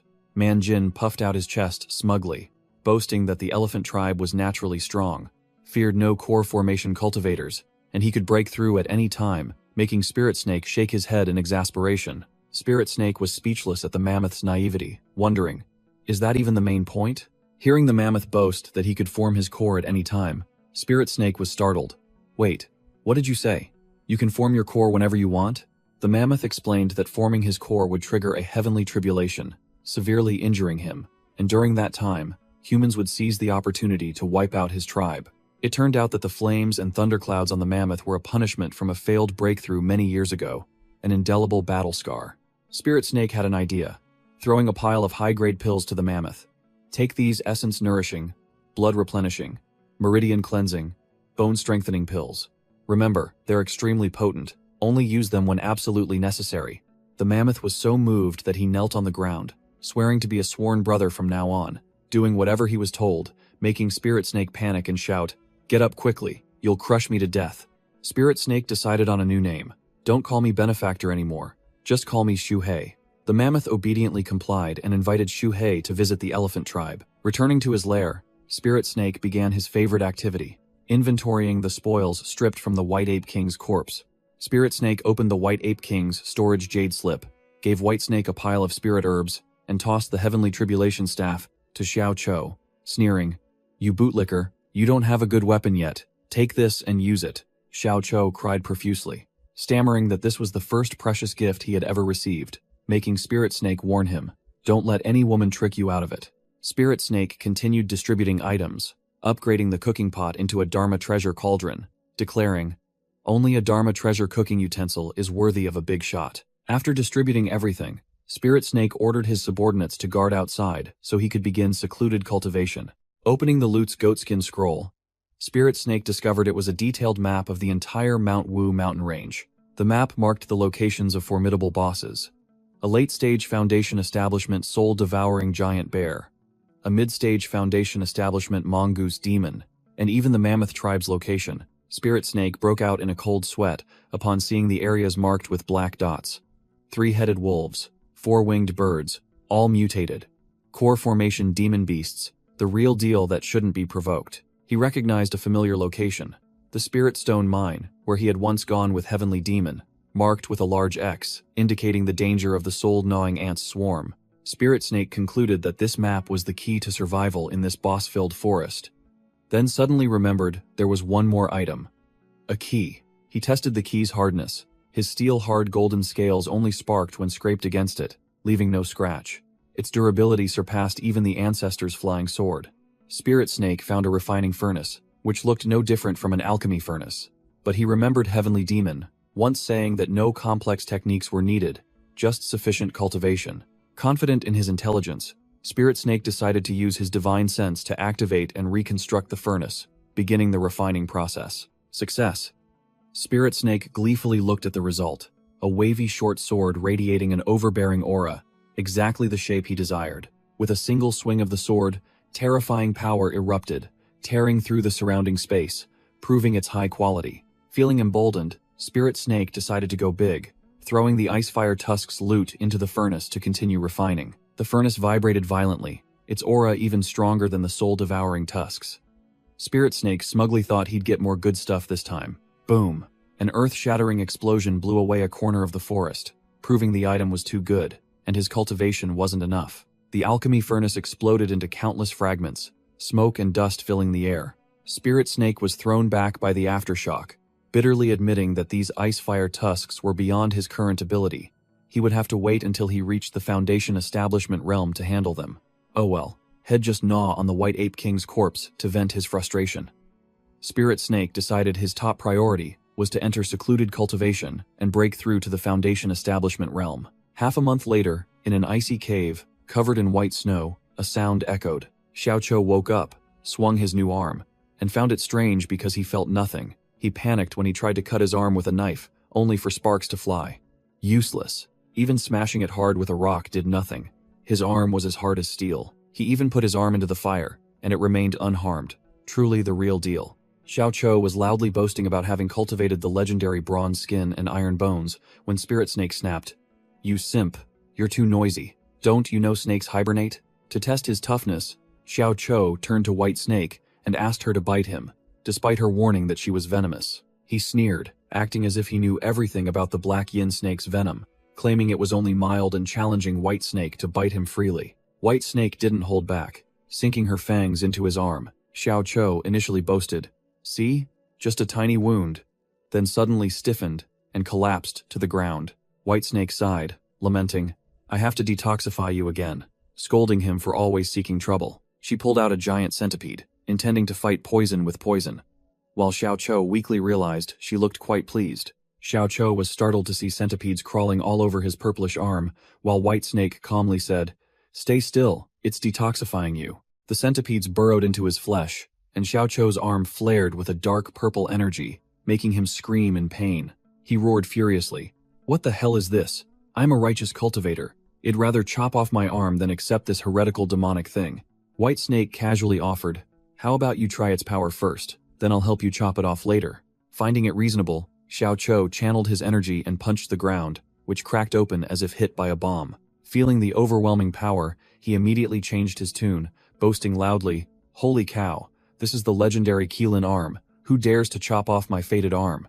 White Snake teased, "Didn't you say it was ugly? Just leave it, and it'll spread all over your body." But Xiao Cho was now mesmerized by his new arm, slyly claiming that cultivators don't care about appearance. Meanwhile, in his lair, Spirit Snake had just emerged from a long period of secluded cultivation. Muttering about his failed breakthrough to the Foundation Establishment realm, he recalled what Heavenly Demon once said, that a complete Foundation Establishment foundation should be like a multi-tiered staircase, but he had only managed to condense a single brick. A surge of ancient knowledge appeared, revealing that in ancient times, the Qi condensation realm didn't just stop at the 9th layer, but also had the 10th, 11th, and 12th layers. Spirit Snake broke out in a sweat, realizing he might have reached the legendary 10th layer of Qi condensation that Heavenly Demon had once mentioned. He remembered a dream about an ancient dragon, the Cauldron Spirit, which had warned that his cultivation method was flawed. Perhaps that was the reason for his failure. Spirit Snake angrily yelled at the divine demonic cauldron, "You old dragon, come out and explain yourself. Last time you spoke in riddles, I didn't understand a thing." No one answered. Only the stone cauldron remained silent. Spirit Snake gave up in annoyance, deciding to find something to fill his empty stomach after days of cultivation. As soon as he left the cave, he saw Xiao Cho and White Snake preparing to celebrate. Xiao Cho happily announced, "Big brother Snakey, you've finally emerged from seclusion. Today is New Year's Eve. Let's eat demonic beast meat dumplings." Spirit Snake looked confused, not understanding what New Year's Eve was. White Snake had to explain that it was a human festival. Xiao Cho asked if demonic beasts had any festivals. Spirit Snake and White Snake both replied, no, making him lament that both sides were truly pitiful. While wrapping dumplings with his claws, Xiao Cho recounted that it had been 5 years since he had returned home to reunite with his family after joining the Earth Mountain sect. Spirit Snake innocently asked, "Home? Isn't this cave our home?" Forcing Xiao Cho to explain that home is where one is born and raised. Xiao Cho said his home was 10,000 Snakes Valley, but Spirit Snake's expression hardened upon hearing this, as he knew the snake-catching sect was planning to turn it into a slaughterhouse. While eating dumplings, a ting sound rang out, and the detection jade pendant Heavenly Demon had given Spirit Snake lit up. Xiao Cho was startled. Recognizing it as a high-quality item, Spirit Snake checked the map, seeing only a single red dot, and concluded it was just a minor Qi condensation realm cultivator, nothing to worry about. No sooner had he spoken than the entire jade pendant glowed red like a disco light, hundreds of red dots appearing, sounding an alarm that froze Spirit Snake in place. An army of cultivators, as numerous as ants, at least 300 Qi condensation realm cultivators, and several Foundation Establishment realm experts, were flying swiftly through the sky, their aura overwhelming. Xiao Cho broke into a cold sweat, his face pale, asking Big Brother Snakey what to do. But Spirit Snake realized something was amiss. The group of cultivators swept past like a gust of wind, completely ignoring them. Then another wave rushed in right behind. Xiao Cho breathed a sigh of relief, but then tensed up again as he realized that waves of troops kept coming endlessly, totaling tens of thousands of people. Could a great war of the cultivation world be imminent? Spirit Snake, however, saw a golden opportunity. Let them fight their war. While they're busy fighting to the death, well, just focus on leveling up and getting stronger. Xiao Cho worried about his hometown, but then reassured himself that Big Brother Snakey was right. Only by becoming stronger could he protect his loved ones. White Snake spread out the map, announcing that in a few days they would hunt a Foundation Establishment demonic beast to farm for resources, inviting her companions along to share the spoils fairly. White Snake was busy making elixirs and declined, but Xiao Cho eagerly raised his hand to accept the offer immediately, his voice stammering with excitement. "Junior brother will go with Big Brother." Spirit Snake nodded happily, pointing with his tail at a spot on the map, announcing that within a 100-mile radius there was only one early-stage Foundation Establishment demonic beast. The target was set, the Amethyst Thunderlion, a formidable boss. Hunting it was risky, but the rewards were extremely lucrative. Waiting for the cultivator army to disappear, Spirit Snake and Xiao Cho turned invisible and sneaked into the Thunder Lion's lair. This was the perfect time to hunt. Inside the cave was a sparkling amethyst ore mine, formed from the Thunder Lion's own cultivation process. But the boss wasn't home. Spirit Snake decided they would both follow its tracks and sent to find it. Suddenly, an earth-shattering explosion echoed from afar, and violent demonic beast energy spread everywhere, making Xiao Cho panic. "Big brother, 2 bosses are fighting to the death." Spirit Snake bared his fangs with interest, ordering, "Let's go see. Who knows, we might get lucky." Both immediately rushed towards the source of the battle. At the scene, the Amethyst Thunder Lion was roaring furiously at a giant pangolin. "You killed my cub. Today I'll make you pay with your life." The giant pangolin was no pushover. It growled back, "I already told you I didn't kill your cub. We pangolins only eat insects. Why would we kill your cub?" Xiao Cho was delighted, anticipating profiting from their conflict. But Spirit Snake was more sober, suspecting that life wasn't as simple as it seemed. Spirit Snake analyzed the cub's corpse. The claw marks were indeed from a pangolin, but pangolins don't eat meat. It was clearly a staged act. Xiao Cho suddenly understood, realizing in a panic that someone was manipulating the 2 bosses to destroy each other to reap the rewards, and Spirit Snake immediately signaled him to be silent. Spirit Snake asserted that only cultivators could pull off such a trick, but found it strange that his detection jade pendant hadn't found anyone within a 100-mile radius. Xiao Cho quickly reminded him, "Big brother, we're in the territory of the Heavenly Puppet Sect. This jade pendant can't detect puppets." Spirit Snake guessed the mastermind was probably just a minor Foundation Establishment realm cultivator, and decided to stay put and watch the show, as he still had plenty of invisibility talismans. After a fierce battle, both the Amethyst Thunder Lion and the giant pangolin were exhausted, panting heavily. The pangolin roared, chasing the lion out of its territory. The Amethyst Thunder Lion still snarled furiously, demanding revenge, while the pangolin was equally unyielding, ready to fight to the end. Suddenly, a weapon resembling glowing green roots shot up from the ground, attacking both exhausted bosses. The ghostly root-like tendrils rapidly unfurled, tightly coiling around the 2 giant demonic beasts. The Amethyst Thunder Lion roared in horror, realizing both had fallen into a human trap. The giant pangolin desperately shrieked, urging its cubs to quickly flee. 2 figures appeared, introducing themselves as Sun Jian and Qin Shuang'er of the Heavenly Puppet Sect, who turned out to be 2 humanoid puppets. The Amethyst Thunder Lion roared furiously at the male puppet. "Did you kill my child?" Puppet Sun Jian said little, directly launching a blazing green heavenly wood sword straight at the lion. The flying sword pierced through the Amethyst Thunder Lion's jaw in a flash attack. Meanwhile, the female puppet Qin Shuang'er was hunting down the pangolin cubs, coldly declaring them excellent alchemy ingredients. Despite the mother pangolin's desperate cries, witnessing the inhumane slaughter, Spirit Snake truly went berserk, its eyes blazing with fury, startling even Xiao Cho beside it. Unable to sit idly by, Spirit Snake made its move, summoning a giant spirit-shattering sword from thin air. Sensing the terrifying power, Puppet Sun Jian immediately ordered his sword to retreat for defense. Just as he withdrew the heavenly wood sword, Puppet Sun Jian was approached by the opponent's spirit-shattering sword, and he cried out in panic. "Who are you?" Sun Jian shouted, telling Qin Shuang'er to escape first while he stayed behind to block the way. Truly a loyal and righteous puppet, Qin Shuang'er hastily retreated while Sun Jian summoned a series of wood shields for defense. From above, Spirit Snake smirked, ordering Xiao Cho to deal with the female puppet, while it would handle the male one. Spirit Snake's puppet unleashed the chaotic forest frenzy dance, creating a forest of vines to attack Sun Jian, who scoffed.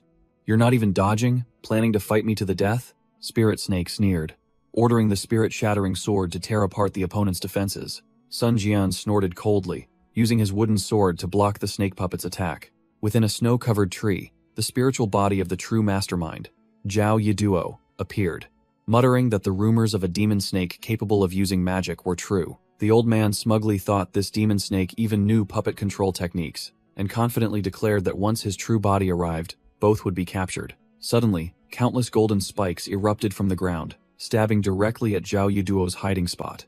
Struck by surprise, Zhao Yiduo hastily summoned his divine tortoise shield to block the attack, yelping, "Ah, my butt!"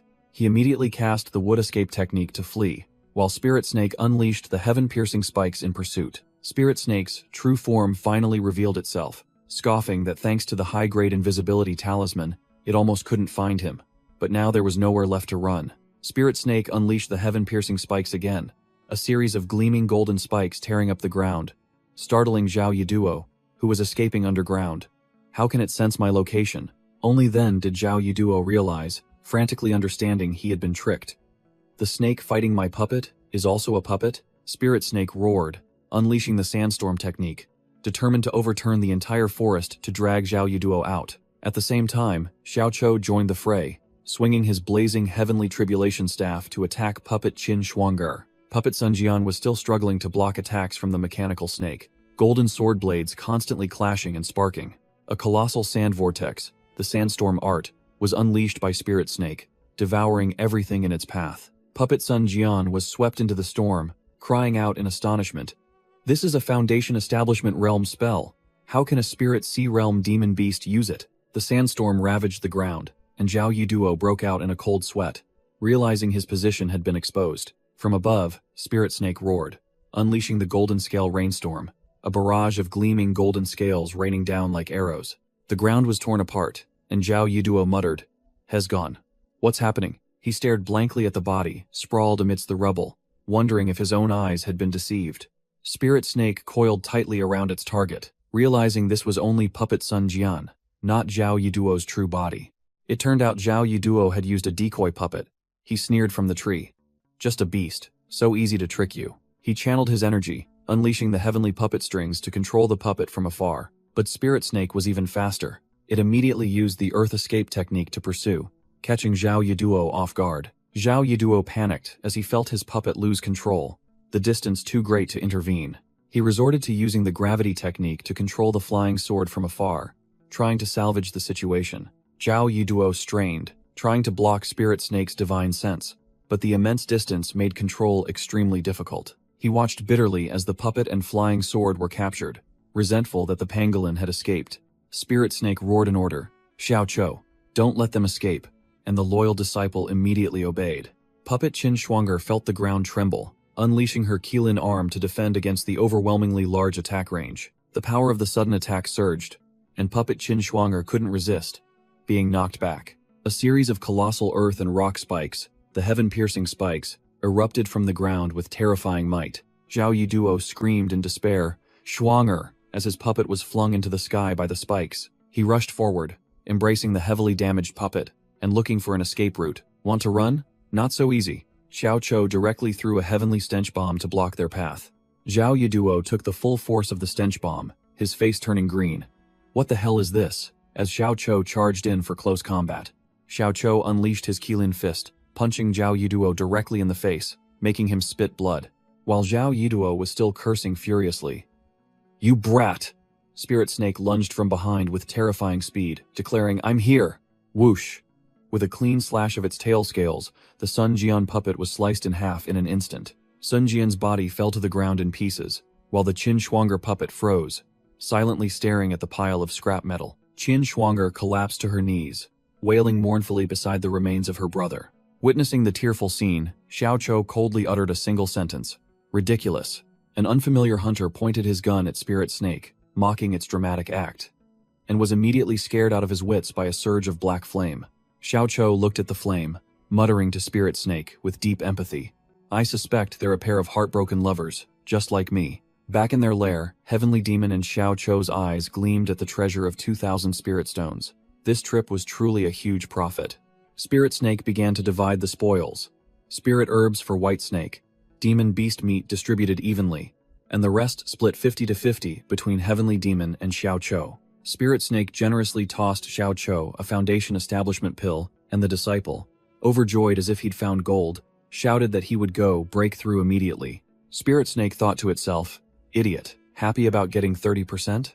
Then it suddenly realized that Heavenly Demon seemed to have pulled the same trick on it before. Checking the Amethyst Thunder Lion storage bag, Spirit Snake pulled out 5 Foundation Establishment pills, enough for it to use freely until it broke through. It found a jade slip filled with wood element cultivation techniques, but since it cultivated the earth element, it decided to put it aside for now. The best find was the second set of jade slips, the second level of puppet art, allowing the creation of Foundation Establishment level puppets with 3 powerful skills.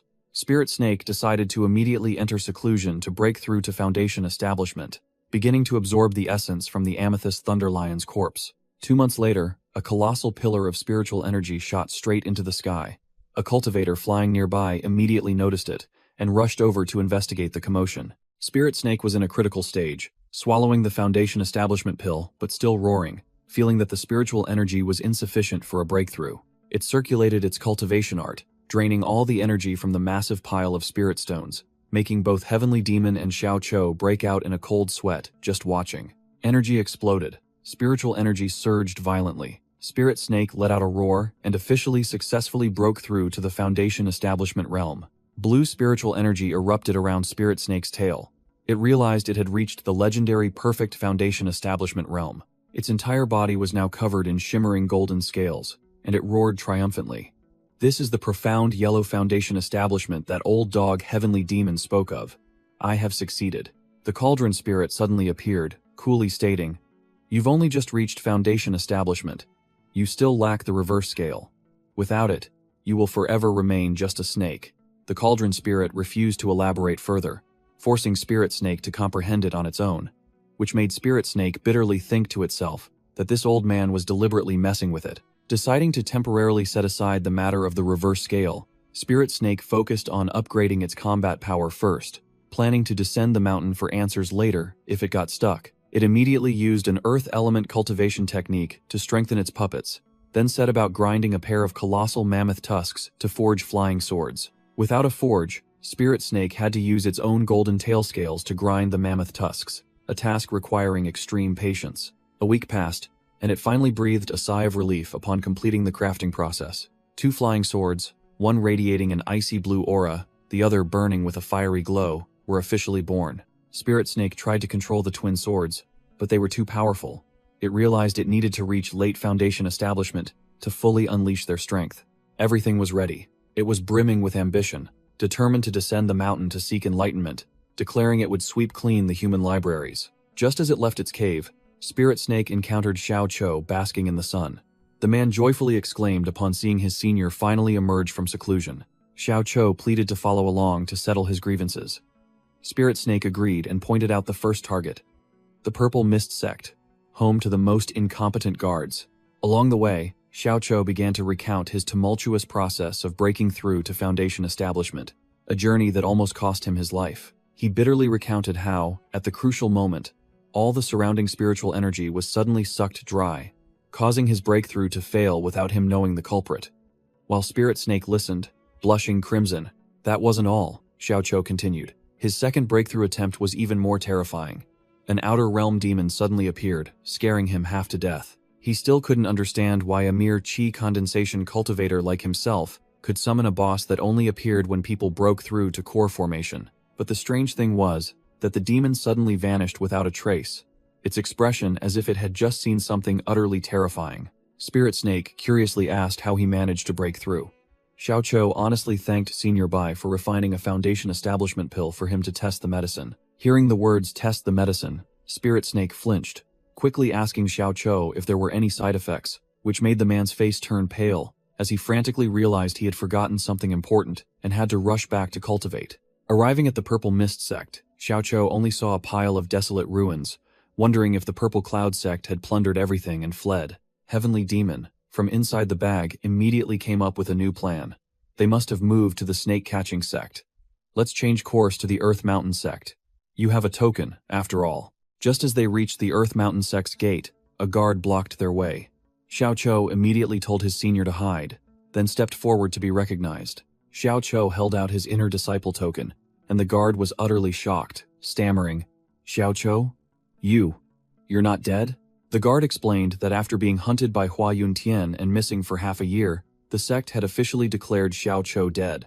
The man twisted the knife further. "Your cultivation, dwelling, and belongings have already been inherited by your relatives," causing Xiao Cho to roar furiously. "What relatives? My parents are mere mortals." The guard tremblingly revealed that the masterminds were Elder Chiu and a female cultivator from the Purple Mist sect. Xiao Cho's eyes immediately narrowed with killing intent. Inside Xiao Cho's cultivation dwelling, 2 female cultivators were leisurely enjoying tea. One praised the extraordinary spiritual energy of the place, while the other smugly boasted about using a dual cultivation technique to ensnare Elder Chiu and seize this place. The 2 vile women were identified as Shumei and Shu Chun, of the Purple Mist sect, gleefully discussing their triple cultivation plans with that old man. Suddenly, an earth-shattering explosion shattered the door, sending Shu Chun and the tables and chairs flying.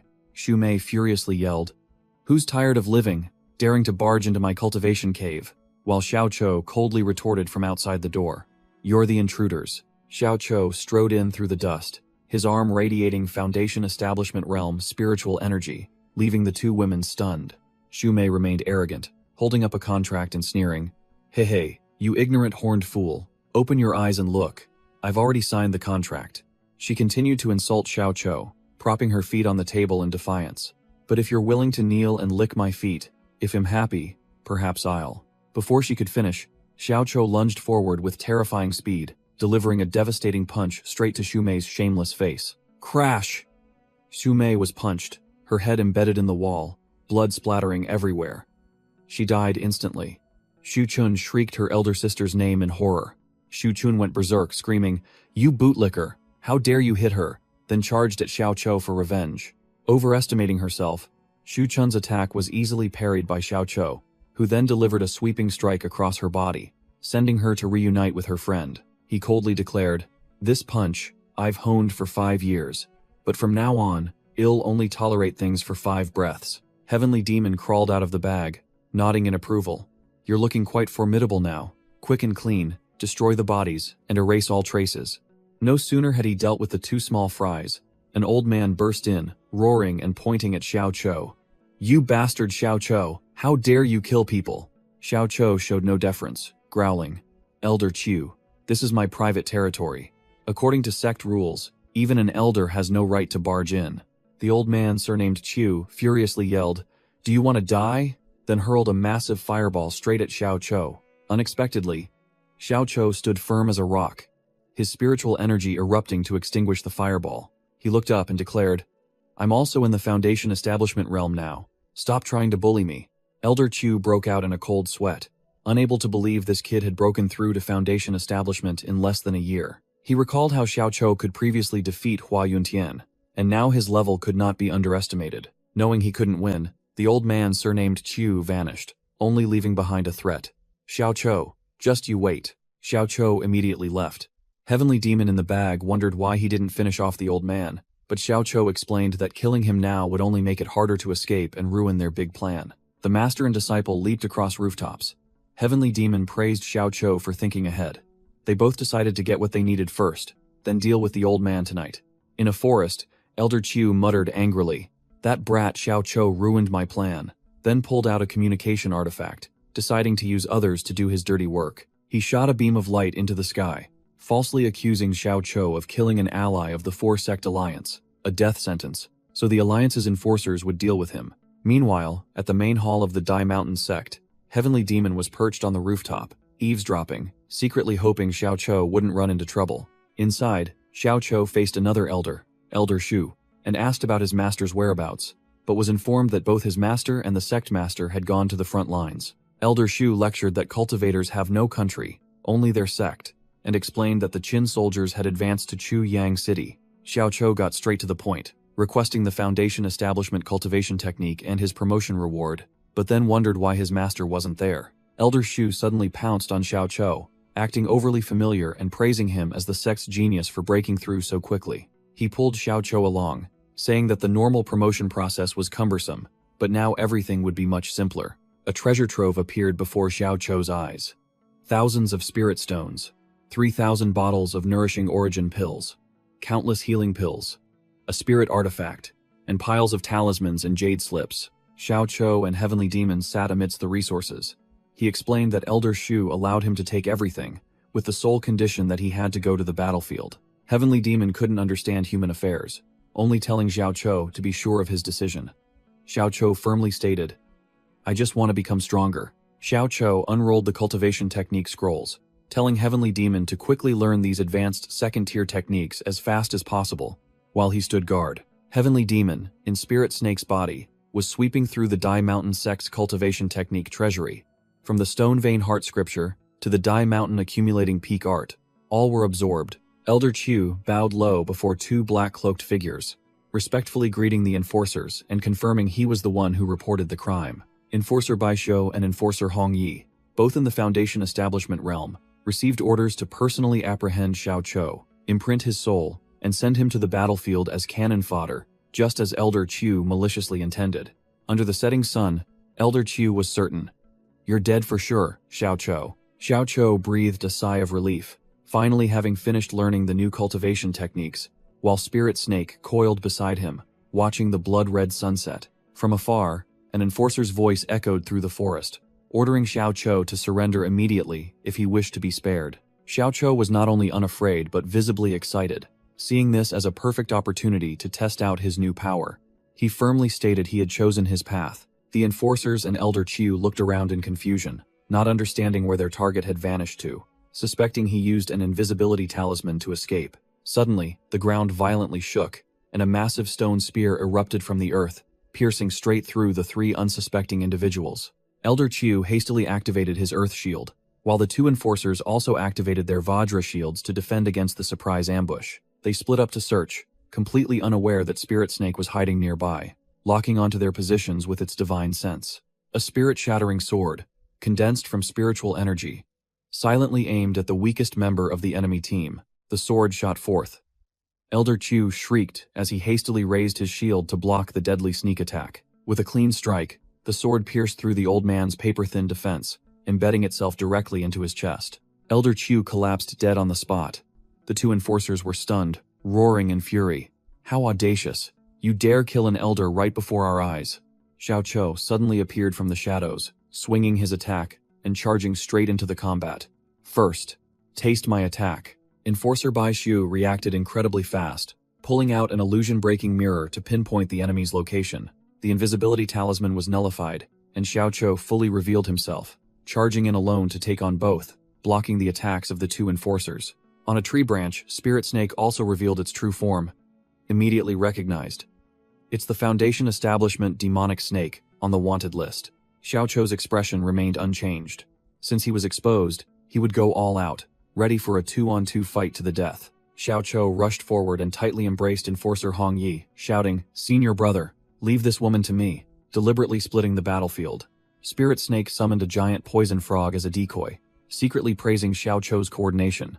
Enforcer Bai Xiu, wary of the frog, immediately activated a golden shield talisman and threw out a thunder tribulation pearl for defense. Realizing Spirit Snake was using the gravity technique again, Bai Xiu roared and detonated the two lightning orbs from the thunder tribulation pearl. A brilliant purple lightning explosion engulfed the entire forest, and the poison frog instantly perished. Spirit Snake emerged from the rubble, slightly singed but confident. "Good thing I dodged quickly," while assessing the opponent as a true mid-stage Foundation establishment cultivator with powerful magic artifacts. Bai Xiu was furious to see the snake still alive and well, so he launched a flying sword to attack. The flying sword shot towards Bai Xiu's shield, which he scorned, but he immediately realized something was wrong. Without hesitation, Bai Xiu pulled out his trump card magic treasure, the purple gold sword-swallowing gourd. The gourd emitted a terrifying suction force, aiming to swallow the incoming flying sword. Spirit Snake strained, using the gravity technique, trying to regain control of the flying sword from the gourd's pull. Bai Xiu broke out in a cold sweat, unable to believe a demonic beast could possess such a formidable gravity technique, and felt something ominous. The spiritual seal on the gourd began to flicker, and Bai Xiu realized in a panic, "It's trying to steal my magic treasure." Spirit Snake used its true chi to counter, creating a vortex of purple energy, making Bai Xiu realize this demonic beast's true chi was extraordinary. Seeing the tense situation, Xiao Chou intended to break through the encirclement to assist, but Spirit Snake was too agile, easily dodging Bai Xiu's attacks. Spirit Snake switched to offense, unleashing the sandstorm technique, knowing full well that the opponent's true chi and gravity technique were inferior to its own. Bai Xiu was swept into the sandstorm, screaming miserably, creating a golden opportunity for Spirit Snake. Seizing the moment, Spirit Snake used the gravity technique to snatch the gourd from Bai Xiu's unguarded hand. Robbed of his treasure, Bai Xiu hastily threw out a wind-stabilizing pearl to disperse the sandstorm, vexed that his opponent had so many trump cards. Both opponents were stunned. Bai Xiu couldn't understand how an early-stage Foundation establishment demonic beast could suppress him, while Spirit Snake admitted this was the toughest enemy it had ever encountered. Bai Xiu observed the battle, thinking to himself, more importantly, Hong Yi is about to be overwhelmed. This petty thief from the D Mountain sect is quite impressive. Why have I never heard of him before? Suddenly, a giant earth spike erupted from beneath his feet, sending Bai Shu flying. He roared, "Earth spike technique. Where are you looking? I can't drag this out any longer. I must use my ultimate treasure." Cornered, Bai Shu unleashed his secret weapon, growling, "Soul-devouring banner, 9 netherworld, no mercy. 10,000 souls, become my soldiers. Yellow springs flow in reverse, heed my command." A ghostly banner unfurled, summoning countless vengeful spirits from all directions. He continued to chant, "I use a blood pact to call your names from the underworld. Boundless lost souls, transform into spirit souls for my banner." Spirit Snake narrowed its eyes, realizing this toy was no ordinary item. What kind of magic treasure is that? It looks extremely dangerous. I can't give him time to chant. Spirit Snake decided to go all out, employing a supreme cultivation method of the D-Mountain sect. Only one final move remains. Mountain Storm Seal, a high-grade earth technique. From the ghostly banner, a howling vortex of souls surged directly toward Spirit Snake with the cry, "10,000 ghosts devour souls." Surrounded by the horde of ghosts, Spirit Snake kept a cool head, muttering to itself, "In this situation, I absolutely cannot retreat. Pump in true chi. Condense the mountain body." Bai Shu laughed maniacally, ordering, "Demonic beast, become food for my soul-devouring banner, tear it apart." Spirit Snake roared, its entire body radiating brilliant golden light, coiling into a giant mountain character shape, unleashing its ultimate technique. Mountain Storm Seal. A colossal illusory mountain appeared from thin air, hurtling straight down towards Bai Shu, terrifying him. Huh? Mountain Storm Seal? How many in the D-Mountain sect even know this move? Why? Seeing the giant mountain about to crush him, Bai Shu screamed in panic. This range, damn it, it's coming. He hastily unfurled an umbrella magic treasure to resist, but the mountain's weight was beyond imagination, making him shriek in agony. Crash. The illusory mountain crushed everything, grinding Bai Shu into a messy pulp on the ground. Hearing his comrades scream, Hong Yi turned in alarm and was mocked by Xiao Chou. "Senior brother Bai Shu? Where are you looking?" Hong Yi immediately counterattacked, swinging her glowing nunchaku, unleashing her move. Heavenly Tribulation Staff, binding technique. Xiao Chou did not dodge, flexing his muscles and throwing a punch straight at her face, Keeling Fist. Thwack! Xiao Chu's devastating punch pierced through her defense, embedding directly into the female enforcer's chest. The powerful impact sent Hong Yi flying, causing her to smash into a large rock behind her. Xiao Chou dusted his hands, looked towards Spirit Snake's battlefield, and muttered, "Phew, that's done. It's all thanks to Senior for distracting her." Xiao Chou marveled at Senior's formidable Mountain Storm Seal, praising him as a true genius who learned it instantly. Looking at the gaping crater left by the aftershocks, Xiao Chou bewilderedly searched for Spirit Snake's figure. Underground, Spirit Snake was in a tough spot, screaming as a swarm of green souls pierced through its golden scale defense and burrowed straight into its belly. The ghosts were gnawing at its flesh and blood from within, causing Spirit Snake to panic, but it tried to stay calm and find a way to turn the tables. In a flashback, the heavenly demon, in its puppet form, had shown it a high-grade magic treasure, the Thunderfire Seal. Spirit Snake had a crazy idea. "I've got a plan. Absorb all of them into me." Deciding to go all out, it pulled out the Thunderfire Seal given by the heavenly demon and swallowed it, embarking on a life-or-death gamble. Heaven and earth are the chessboard. All living beings are the pieces. Explode! Spirit Snake activated the magic treasure, and a terrifying explosion erupted from within its body. Surviving the self-detonation, Spirit Snake burped out a plume of black smoke and thought to itself, "Good thing my body is tough enough, or I would have perished." On the ground, Xiao Chou had finished clearing the battlefield, collected the loot from the two enforcers, and called for Spirit Snake to retreat quickly. Spirit Snake emerged, asked about the next plan and praised Xiao Chou for doing well, then teased him about whether he had fallen for the female law enforcer. Xiao Chou denied it, then looked up at the starry sky in contemplation, and seriously said that he had a request for Senior. He wanted to temporarily leave for a while to go to the front lines in Shuyang City. Xiao Chou explained that he was from the Chu Kingdom, and his parents were also in Shuyang City, so he would join the Chu army on the front lines. Spirit Snake snapped, believing that the Qin army was unstoppable, and going there was suicide, and furthermore, it was going against his sect, reminding him that a cultivator must sever ties with the mortal world. Xiao Chou admitted that the principle was correct, but reason could not overcome his heart when he thought of his parents being in danger. He knelt down, kowtowing and pleading with Spirit Snake for permission, promising to repay him 1,000-fold in the future. Seeing his determination, Spirit Snake reluctantly agreed, making Xiao Chou overjoyed. Xiao Chou immediately set off, shouting a promise to return, leaving Spirit Snake alone, to ponder that it had no right to interfere. Spirit Snake narrowed its eyes, wondering if Xiao Chou's choice was an act of defiance. The cauldron spirit appeared, bluntly telling Spirit Snake that, despite its foundation, it still lacked a reverse scale. Without it, it would forever remain a mere small snake. Spirit Snake was bewildered, wondering what defiance truly was. It only knew that cultivators must defy heaven to cultivate. Cultivation itself is defiance. Forming a golden core incurs the 4-9 heavenly tribulation. Forming a nascent soul faces the 5-9 heavenly tribulation, and surpassing that realm means being hunted by outer realm demons. It suddenly thought of Xiao Chou's actions. Was his act of going against his sect to protect his family a form of defiance? Looking at the pile of jade slips and books that man left behind, Spirit Snake hoped to find an answer to its confusion. A scroll suddenly glowed, attracting its attention with the words, "Defiant Cultivation." Spirit Snake skimmed through it, realizing that the definition of defiance was to resist the cage of heaven and earth, to fight against the obsessions in one's heart, and to break all rules. It realized that Xiao Chou was a typical defiant cultivator, a sect disciple who betrayed for his family, deeply in love with a deceased girl, and a cultivator who broke the rule of severing ties with the mortal world. But it was not Xiao Chou.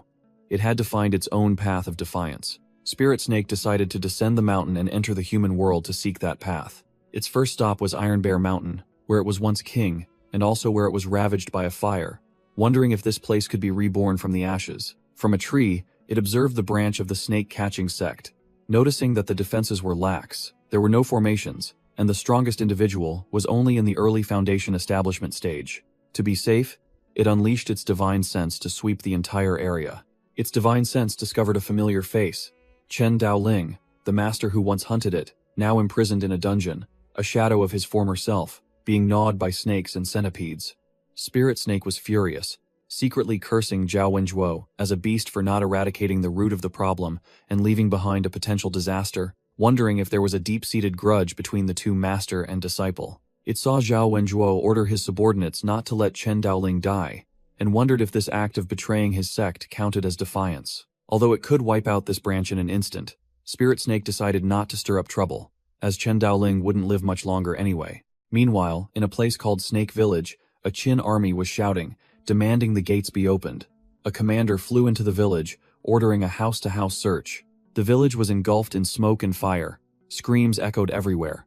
Villagers cursed the Qin invaders, while others knelt and surrendered. A villager lay dead on the ground, covered in blood, while Spirit Snake hid nearby, not understanding what was happening. Some cowardly villagers knelt and begged for their lives, ready to offer the heads of those who resisted to join the Qin army. The Qin commander laughed gleefully at the traitors' quick thinking, ordering them to be recruited into his ranks. Spirit Snake observed from hiding, secretly thinking that those who chose to survive were the truly wise ones, while a stubborn villager was about to be executed. Suddenly, that villager and his companions rose up to attack, shouting, "Long live the Chu Kingdom," and charging at the Qin soldiers like moths to a flame. The Qin commander was enraged at being defied by mere mortals. He roared, "Do you want to die?"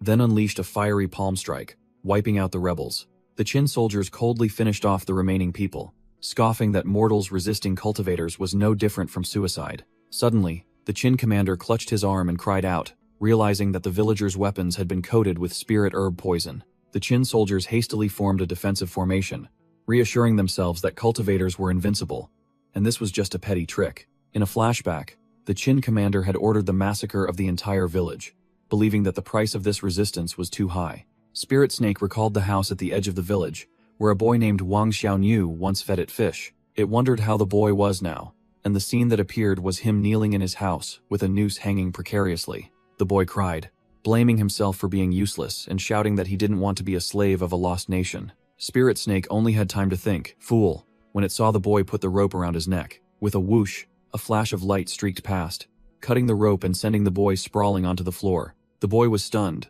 sensing a familiar aura and stammering out the name Old Black Snake. While invisible, Spirit Snake was extremely surprised that a mortal could see it, but the boy insisted he could sense its presence. Spirit Snake revealed its true form, a giant black shadow with glowing purple eyes, and questioned, "Wang Xiaoniu, why do you want to hang yourself?" The boy asked in return if the immortal knew what was happening in the village, and despairingly said that with the nation lost, what was the point of living? The tragic atmosphere was broken by the boy's rumbling stomach, causing both to fall into silence. Spirit Snake tossed him a huge piece of roasted meat, scoffing. "Look at you, aren't you about to starve to death?" The campfire blazed, preparing for a long night. While devouring the meat, Wang Xiaoniu admitted he was starving, but that wasn't the only reason for his despair. The boy declared loudly that he would rather die than become a slave to the Qin soldiers. Spirit Snake began lecturing on the philosophy of survival, where the strong devouring the weak was the law of nature. Wang Xiaoniu was speechless, thinking that only Mr. Chu was capable enough to answer such a mind-boggling question, which piqued Spirit Snake's curiosity. Suddenly, a squad of Qin soldiers led by a squad leader burst in, discovering someone inside the house, invisible. Spirit Snake whispered and vanished into thin air, leaving Wang Xiaoniu so scared he wet his pants. The Qin soldiers rushed in, shouting. Wang Xiaoniu closed his eyes, awaiting death, still yelling his loyalty to the Chu kingdom. Swish. A cold streak of light flashed by, and the throat of the leading soldier was cut as cleanly as slicing cake. A massacre began. The Qin soldiers perished one after another at the hands of an invisible assassin. Wang Xiaoniu dazedly realized he was still alive, while the Qin squad leader screamed tragically amidst the corpses of his comrades. A surviving soldier ran out for his life, yelling that the house was haunted. A giant, ethereal snakehead appeared in midair, its glowing purple eyes staring at the remaining soldiers. "Monster! Quickly, go call the sage!" A soldier screamed in despair before being dealt with. Everything fell silent. Wang Xiaoniu looked outside, and only saw a pile of weapons and scattered corpses. The Qin commander finally arrived, but the feast was over, with only Spirit Snake leisurely standing amidst a sea of fire. Wang Xiaoniu joyfully ran out and hugged the snake, hailing it like a god, which visibly annoyed Spirit Snake. "Don't hug me." Spirit Snake affixed an invisibility talisman to the boy's forehead and commanded, "Take me to see that old Chu." Along the way, Wang Xiaoniu revealed that Mr. Chu had given him a new name, Wang Ding, meaning to bear heavy responsibilities, a name Spirit Snake found acceptable. The two arrived before a solemn building, and a deep, warm voice echoed from within. "Come in," Wang Ding called out loudly. Inside, an old man with white hair and beard was chugging wine from a gourd, his face flushed red as he invited the boy in for a few drinks. Mr. Chu boasted that it was fine wine gifted by the Qin soldiers, who had invited him to compile their history, leaving Wang Ding stunned upon hearing this. Wang Ding questioned him, but Mr. Chu merely recounted his past as an official, how he had offended the powerful and been exiled to his hometown, expressing his weariness of a miserable life. The boy was about to say something, but Mr. Chu cut him off, calling Wang Ding's name seriously. The old man calmly lectured, "Life isn't easy, just focus on living it well." Disregarding Wang Ding's puzzled expression, Spirit Snake, observing invisibly, nodded in agreement with Mr. Chu's philosophy of survival above all else, while the old man continued to ply his student with wine. After a round of drinking, Mr. Chu stood up and declared that he had to depart for the Qin soldiers' headquarters immediately. The old man walked down the stairs, calling back that he was entrusting the entire house and books to Wang Ding. While the boy lay passed out drunk on the floor, Spirit Snake materialized, told the drunken Wang Ding to wait there, then shot out the window to follow the old man. Mr. Chu did not go to the Qin soldiers' camp, but stood alone on the river's edge, where the waves crashed violently. Spirit Snake followed from a distance, muttering, "Just as I thought, this old man was lying. What the hell is he doing at the riverbank?" Under the moonlight, Mr. Chu recited a tragic and heroic poem about a fallen nation. Spirit Snake listened, understanding nothing, only seeing the old man suddenly spread his arms. Whoosh! Mr. Chu plunged straight down into the surging river below the cliff. A loud splash echoed as the old man's body hit the water, creating a column of white spray. Spirit Snake hid behind a rock, completely bewildered. Why did Mr. Chu choose death? Clearly, following the Qin kingdom would lead to a comfortable life, wouldn't it? Returning to the study, Spirit Snake looked at Wang Ding, who was still sound asleep, and decided, perhaps the answer lies in the books he left behind. The snake began flipping through the pages, and golden characters appeared, containing the thoughts and integrity of a gentleman scholar. Spirit Snake finally understood. Mr. Chu would rather die than be a slave to a fallen nation, and before he left, he bequeathed all his possessions to Wang Ding, realizing that while life was precious, some things were even more important. Spirit Snake gently nudged Wang Ding's sleeping cheek with its tail, thinking that the boy was that precious thing to Mr. Chu. After Mr. Chu's death, Spirit Snake finally grasped the truth: to use one's life to protect one's honor. I finally understand what true integrity is. Wang Ding woke up, saw the giant snake hovering beside him, and asked about it. The boy even congratulated Senior Snake on its enlightenment. Spirit Snake thanked Wang Ding and Mr. Chu, declaring that before leaving, it would bestow upon him a fortuitous encounter as repayment. The snake slithered closer and uttered a philosophical statement. Heaven and earth are a chessboard. All living beings are chess pieces. Leaving Wang Ding startled and unsure what was about to happen, Spirit Snake began transmitting its cultivation, and a powerful surge of energy rushed into Wang Ding's body, making him scream in pain. This is a cultivation technique, Spirit Snake explained, simultaneously transmitting a stream of pure true qi to the inexperienced boy who lacked a foundation. After bestowing the starter pack, Spirit Snake vanished, leaving a message. Walk your own path forward. I hope we meet again. With its task complete, Spirit Snake recalled the snake-catching sect's plan and decided to return to 10,000 Snakes Valley to realize its own integrity. In 10,000 Snakes Valley, 2 snake-catching sect cultivators were discussing their master's plan, intending to use millions of snakes to break through to a new realm. The goatee senior brother grandly declared that a new era had arrived, where only the strong had the right to speak and dominate all. The nearby disciple chimed in, believing that if their master broke through by sacrificing millions of snakes, they would also benefit. The leader ordered his subordinates to sprinkle more snake-luring powder, his tone cruel. For cultivation, even sacrificing mortals is acceptable, let alone mere snakes. Suddenly, a young cultivator appeared, looking at the scene of millions of snakes with a sneer. Not bad. Truly a grand spectacle. The white-haired old man accompanying him was introduced as Kui Yuan, a Peak Foundation establishment cultivator, and the young man was his junior brother. The junior brother flattered him, saying that with this great blood sacrifice ritual, senior brother Kui Yuan would surely break through to core formation and extend his lifespan. A pitch-black orb hovered above the 10,000 Snake Valley, signaling the imminent start of the brutal ritual. Kui Yuan and his junior brother stood in the center of a giant formation, its crimson energy beginning to activate, ready for the great slaughter. Activate the great blood sacrifice formation. The formation erupted, blood-red energy sweeping through the entire valley. Millions of snakes trapped in the valley fell into extreme panic, screaming tragically as death descended upon them. The junior brother, wearing a black mask, stood before a sacrificial cauldron, formed a hand seal, and shouted, 10,000 snake cauldron, sacrifice. The masked junior brother roared, activating the 10,000 snake cauldron seal, submerging the entire valley in blood sacrifice energy. Kui Yuan stood in the center of the formation, declaring that 3 million ordinary snakes and 400 demon snakes were enough for him to break through to mid-core formation. Millions of ordinary snakes were drained of their blood and bile, and then even their flesh and bones were crushed into pure energy. The snake-catching sect's lackeys gleefully connected to the great formation, ready to absorb the residual energy to break through. Trapped within the formation, Snowy realized the precarious situation, but still believed that Spirit Snake would come. I can't just sit here and wait to die. Snowy decided she had to act herself before reinforcements arrived. She pulled out an upgraded self-made poison pill, deciding to throw a suicide bomb into the center of the great formation. Whoosh!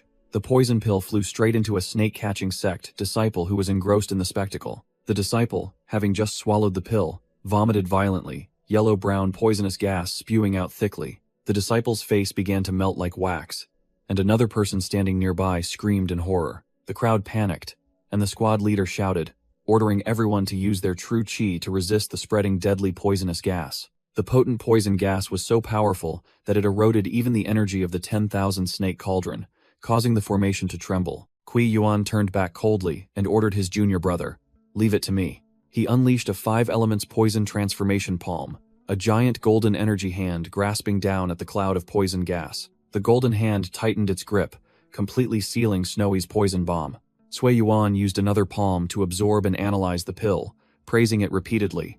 Good stuff, 7/10. Snowy was stunned, realizing that a core formation cultivator's level was completely different, secretly hoping Spirit Snake wouldn't come and throw his life away. Not wanting to die, she burrowed her head into the ground, trying to use an earth evasion technique to penetrate the barrier. Trying to run? A cold voice echoed, and Spirit Snake appeared with an overwhelming aura. Boom! Spirit Snake burst out of the ground in a whirlwind of blue energy, capturing Snowy on the spot. Cui Yuan hovered in the air, looking down contemptuously at Spirit Snake's blue energy. A demon snake.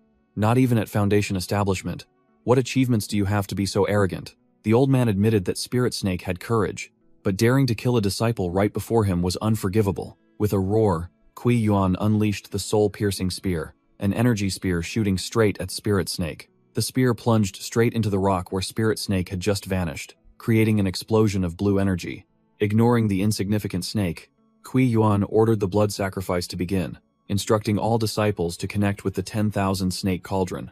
Kui Yuan's junior brother and the lackeys immediately responded, circulating their cultivation to activate the Great Formation. Giant snake skeletons emerged from the sea of blood, dark energy swirling in the air. All the blood sacrifice energy converged into a blazing red orb above the 10,000 snake cauldron. The junior brother felt the surging power, screaming in delight and hailing his master. Snowy watched the scene of genocide in horror, muttering that this was not a natural law, but a slaughter. At that moment, Kui Yuan's junior brother braced himself, preparing to break through to the 8th layer of Qi refinement. Suddenly, a blinding white flying sword tore through space and shot towards them. Whoosh! The flying sword pierced through an excited disciple, embedding itself directly into the 10,000 snake cauldron. Kui Yuan immediately recognized this as an attack from the hidden assailant, praising their intelligence for targeting the cauldron. Kui Yuan shouted a warning to his junior brother to be careful, realizing that this flying sword was extraordinary and could pierce through even protective true Qi. Snowy immediately recognized the familiar aura. It's Spirit Snake. Kui Yuan was undaunted, unleashing his locking heaven and earth magic treasure with its blazing golden chains. The old man growled, not expecting the enemy to be a great Foundation establishment demon, and ordered it to reveal itself. Locked down, Spirit Snake was forced to reveal its true form from underground, letting out an angry roar. Kui Yuan faced the giant python, immediately recognizing it as the one who had destroyed his wooden puppet clone earlier. "You've come at just the right time." Spirit Snake roared at Kui Yuan. "Get your filthy hands off me, you stone-faced bastard." Cui Yuan growled. "Annoying." He used a gravity technique to pull Spirit Snake directly towards the 10,000 snakes cauldron. Spirit Snake realized the odds were too stacked. A Foundation establishment cultivator stood no chance against an old man about to reach core formation. But in this predicament, it still had the trump card left by the Black Emperor. The heavenly demon once instructed it to only open it when facing life or death. The treasure inside could turn any battle around. A bronze mirror belonging to the Black Emperor, its quality unknown, floated in midair. Cui Yuan froze, immediately recognizing it as the heavenly demon mirror of the Violet Cloud Pavilion that the Black Emperor once tried to steal. The old man muttered, "The Violet Cloud sect obtained this mirror hundreds of years ago, but no one knew how to activate it. I can't believe a demon snake managed to do it." The mirror suddenly swelled, seemingly locking onto Kui Yuan's form. An illusion of Cui Yuan appeared in the mirror, but the old man merely sneered, thinking it was just a parlor trick. Without further ado, Kui Yuan unleashed a destructive Heaven-Earth Chaos Palm, aiming directly at the mirror. Unexpectedly, the illusion in the mirror also unleashed an identical move, and the two streams of power collided, creating a terrifying explosion. Spirit Snake cackled with delight. The gravity technique was broken. It was free. Cui Yuan was repelled by his own power, the old man unable to hide his astonishment. His hands trembled, the aftershocks of the collision still lingering. The old man glared at the mirror, vexed, unable to comprehend what kind of monstrous magic treasure this was. The two snake-catching sect disciples watched with gaping mouths, unable to believe that the shadow in the mirror could fight their senior brother to a standstill. Inside the mirror, Kui Yuan's clone revealed blood-red eyes filled with malevolent energy, looking extremely dangerous. A blood-red energy orb began to condense within the mirror's surface. Kui Yuan was stunned as the shadow in the mirror gradually materialized and stepped out. Cui Yuan muttered, realizing the mirror's weakness. "It's powerful indeed, but it can only replicate my own skills." The old man sneered at the malevolent energy, thinking this mirror was merely an evil magic treasure. What's so great about something that kills its own user? He decided to go all out, summoning his magic treasure, the Soaring Dragon Sword, a gigantic blue light sword that shot forth. Immediately, the clone in the mirror also summoned an identical sword, but it glowed red, leaving Kui Yuan dumbfounded. The two swords clashed, creating an earth-shattering explosion. The old man was pushed back, deeply shocked that it could even copy magic treasures. Kui Yuan realized that to win, he had to destroy the root cause. He aimed directly at the bronze mirror. The old man lunged like an arrow, determined to smash the monstrous mirror and end the battle. He channeled his energy, a surge of blue lightning gathering in his palm, preparing to unleash a heaven-shaking strike. But the clone had fully stepped out, its eyes blood red, easily blocking his attack, which further terrified Kui Yuan. Both roared. Wind, thunder, palm. Two terrifying streams of lightning energy crashed into each other. A blinding explosion engulfed both. Their powers absolutely equal. Kui Yuan realized he was in a stalemate. Whether he attacked the clone or the mirror, the result would be the same. It would retaliate with the exact same move. Vexed, the old man decided to change targets. If I can't break this mirror, I'll deal with its master first. Cui Yuan's junior brother appeared, forming hand seals, channeling wood elemental power. Majestic mountains heed my will. Ancient trees obey my command. A multitude of surrounding trees transformed into sharp wooden clones, erupting from the ground with overwhelming momentum. The junior brother commanded the clones, "Kill that snake for me." Spirit Snake recognized these wooden figures, thinking, "I can't believe this guy can create so many of them." The heavenly demon, in its wolf form, holding the mirror, shouted, instructing Spirit Snake, "It's the key. If the enemy attacks, you must use the exact same move to block it and protect it with your life." The heavenly demon roared, activating the divine mirror's power, amplifying the full strength of the copied wood clone technique. The power-buffed wooden clones fiercely clashed with the enemy's wooden figures, creating a terrifying explosion. The junior brother's wooden clones were torn to shreds by the mirror's divine replicas. The junior brother was vexed, realizing his clones couldn't touch the snake, because every attack triggered the mirror's protective instinct, making it retaliate even stronger. Spirit Snake was astonished by the mirror's power.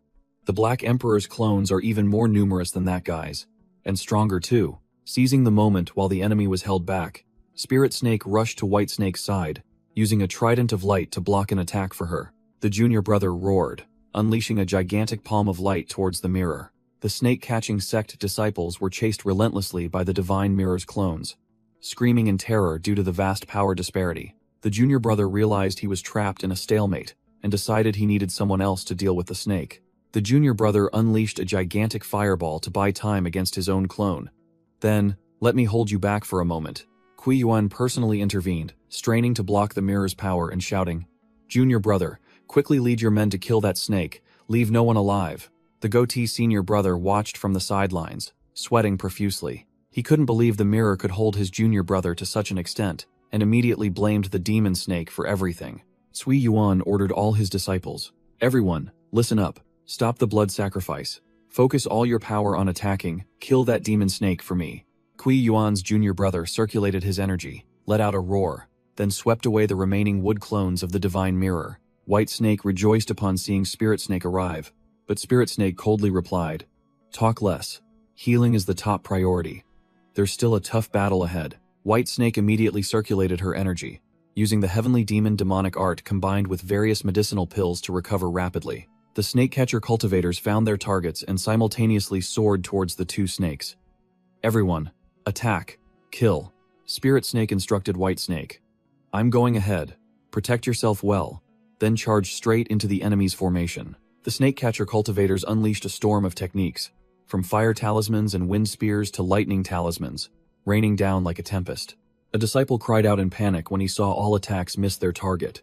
"This demon beast is too fast. We can't hit it." Spirit Snake unexpectedly emerged from the ground, summoning giant earth spikes to pierce through the enemy formation. It unleashed the Fire Snake art, a giant fire snake sweeping across the battlefield, incinerating the cultivators amidst their desperate screams. While Spirit Snake was slaughtering outside, White Snake remained behind, deciding to use a poison pill to corrode the damned Grand Array. The poison pill collided with the barrier, creating a terrifying energy explosion.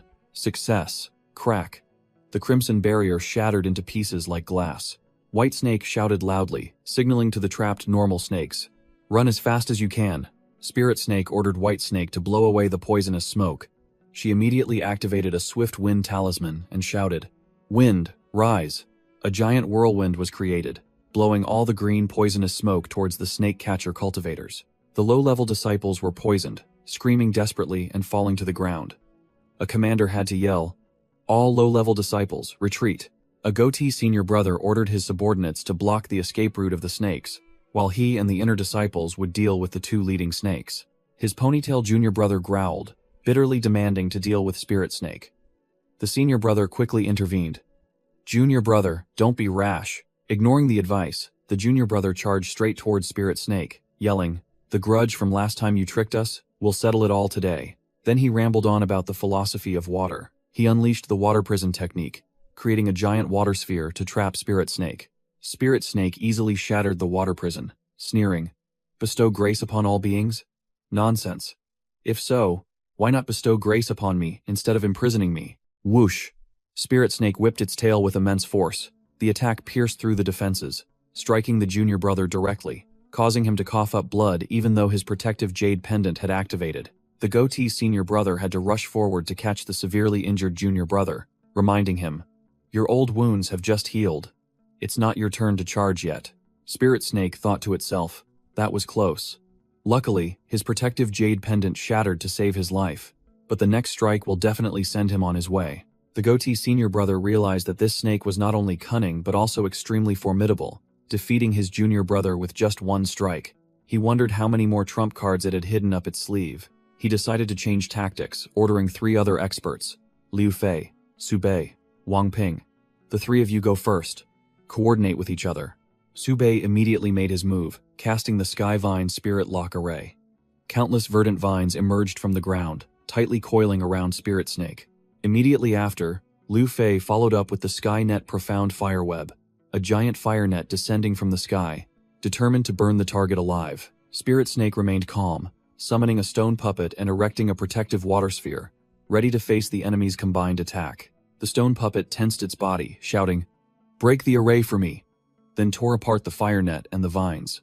Su Bei was furious to see the stone puppet immune to fire. He growled, "This time, I'll crush it." The cultivator named Su cast the Earth Evasion Art, intending to drag the puppet underground, but it was useless.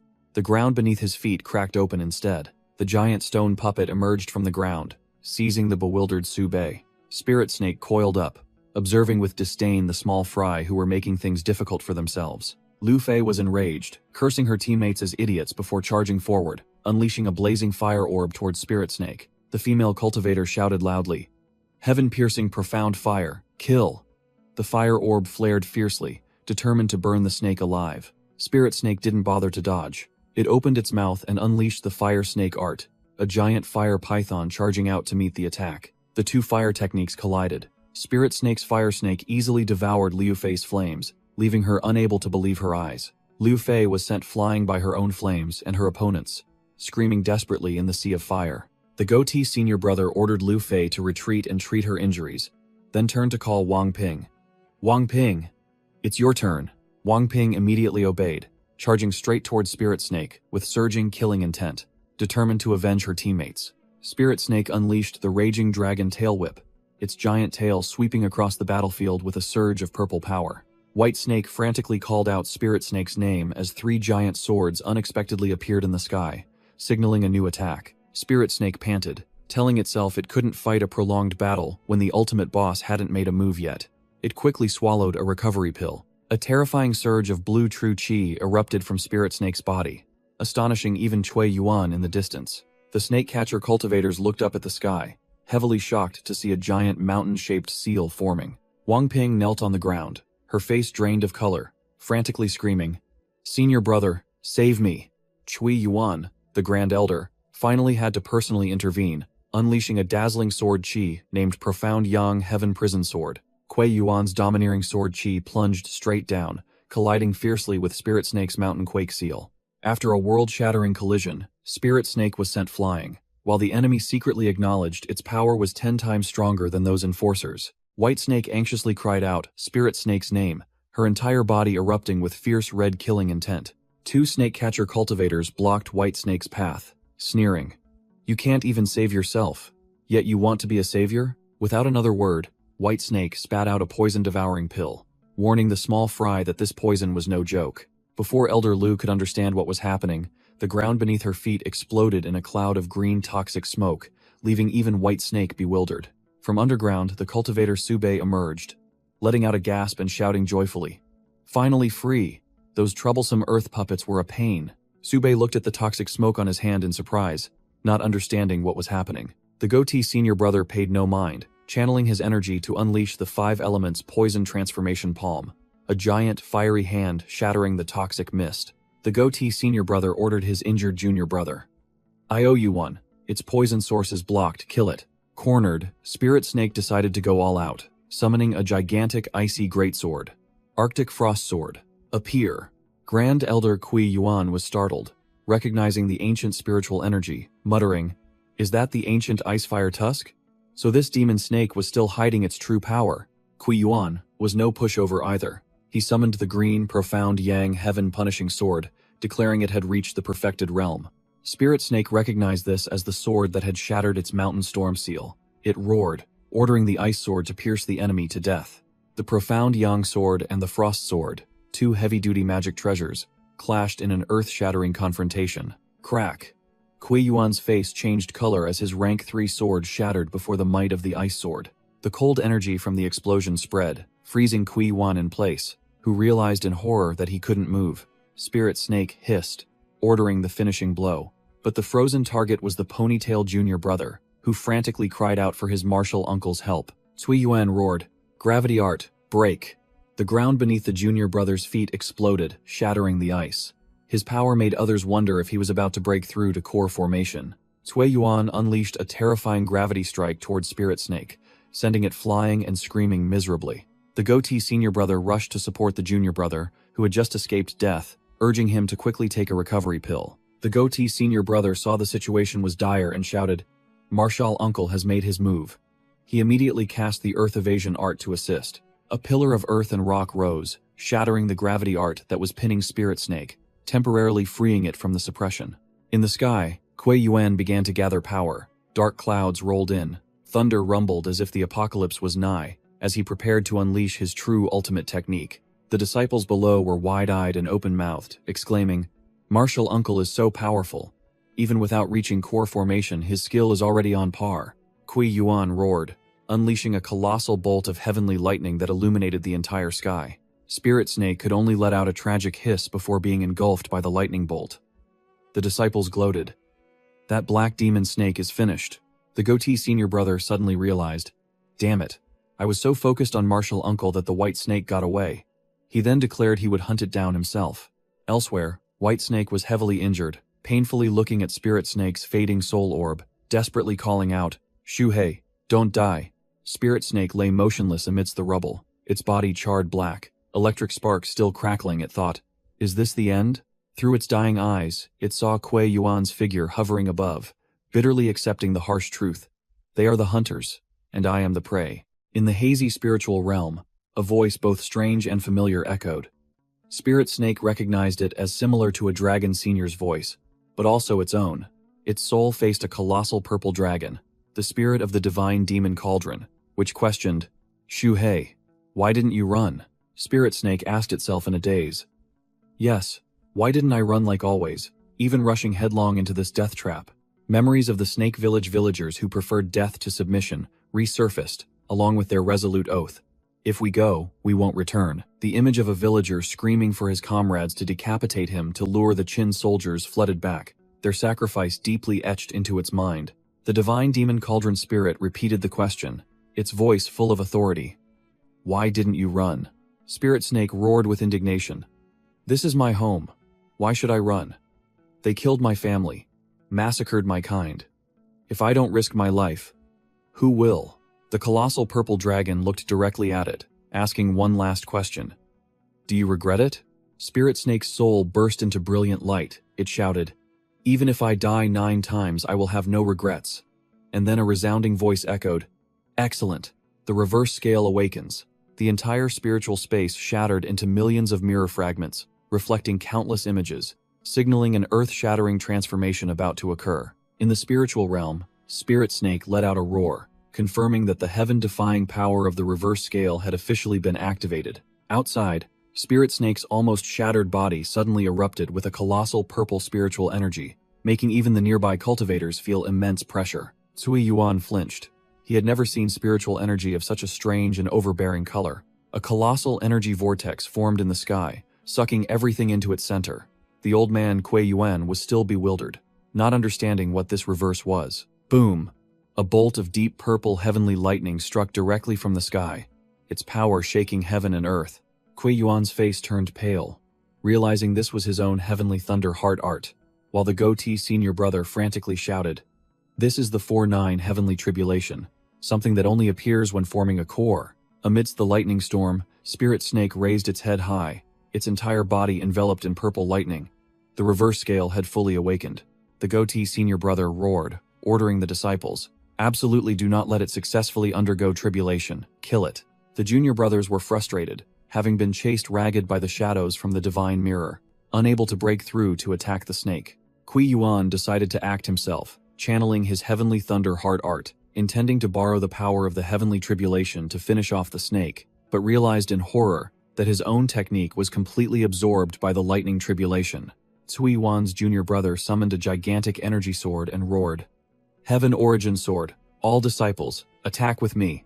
Spirit Snake was still pinned down by the lightning tribulation, bracing itself to endure the full might of the heavenly tribulation. The minor cultivators below simultaneously unleashed their attacks.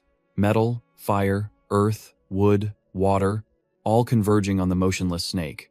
The finishing blow, the Heaven Origin Extreme Realm Slash, descended directly from the gigantic sword, determined to crush the snake into dust. Locked down by the heavenly tribulation and unable to move, Spirit Snake could only watch helplessly as countless destructive attacks rained down, a situation hanging by a thread. Boom! A purple energy explosion, even more terrifying than before, swallowed all the attacks. Kui Yuan stared in horror. His Heaven Origin sword was blocked by the lightning tribulation, and the heavenly tribulation was actually helping it counterattack. Kui Yuan's junior brother turned pale and shouted, "This is bad. The heavenly tribulation is targeting us. Defend quickly." All the cultivators hastily erected various magical shields, from golden pagodas to thick earth walls. But it was all futile. The purple lightning tribulation descended like a torrent, piercing through every layer of defense. The cultivators only had time for a desperate scream before they were wiped out. Cui Yuan's junior brother shrieked upon seeing the lightning tribulation rebound. "Attacking it now is just inviting the heavenly tribulation upon ourselves, handsome senior brother. This method won't work." Kui Yuan remained stubborn, waving him off. "Surround it. Even if it successfully passes the tribulation, it'll just be a dying snake.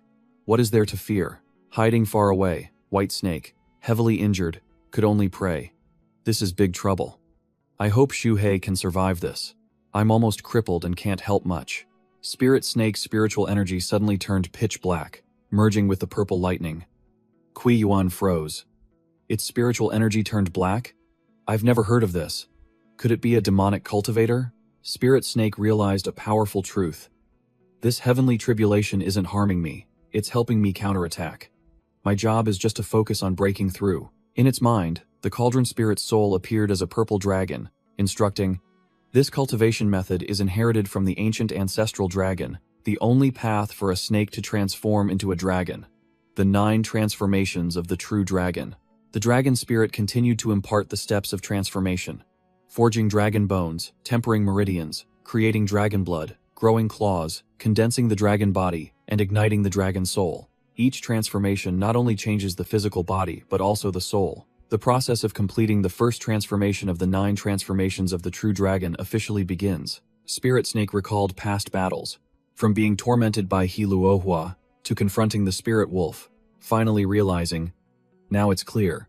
The reason my scales weakened is because I am perfecting my Tao. Without a reverse scale, a snake will forever be a snake, never becoming a true dragon. Only dragons possess a reverse scale. A dazzling golden scale burst with energy, shattering all shackles, marking a complete transformation. Kui Yuan sensed a completely different spiritual energy, his expression changing. This spiritual energy. Could that demonic snake have successfully passed its tribulation? Spirit Snake roared. Dragon might, radiating in all directions. A golden dragon illusion appearing behind it. Today you invaded my home, touched my reverse scale. None of you will leave alive. Boom. Power erupted. Violent purple lightning enveloped its transforming body. An absolutely overwhelming aura. Spirit Snake's form became more ferocious and dragon-like. It roared once more, its purple eyes glowing with killing intent. Don't expect anyone to survive. The heavenly tribulation dissipated, leaving behind a desolate battlefield. Spirit Snake held its head high, lightning still swirling around its body, preparing for the slaughter. Seeing the unfavorable situation, Kui Yuan decided to go all out, unleashing a destructive lightning spell. I summon you to subdue demons and eradicate devils. Obey the laws of heaven. Kill it now. Whoosh! Spirit Snake shot forward with unimaginable speed, narrowly dodging the attack. Kui Yuan was horrified. This speed is 100 times faster than before. In a flash, The snake was already closing in on Xuanyangzi's disciples. Cui Yuan shrieked, "Hua Yuntian, junior nephews, run!" Suddenly, a mysterious snake catcher branch leader in black appeared, unleashing a water spell to block Spirit Snake's path. Water, formless and shapeless. The black-cloaked swordsman unleashed a powerful swirling water slash, but the enemy's voice rang out mockingly, "Too slow.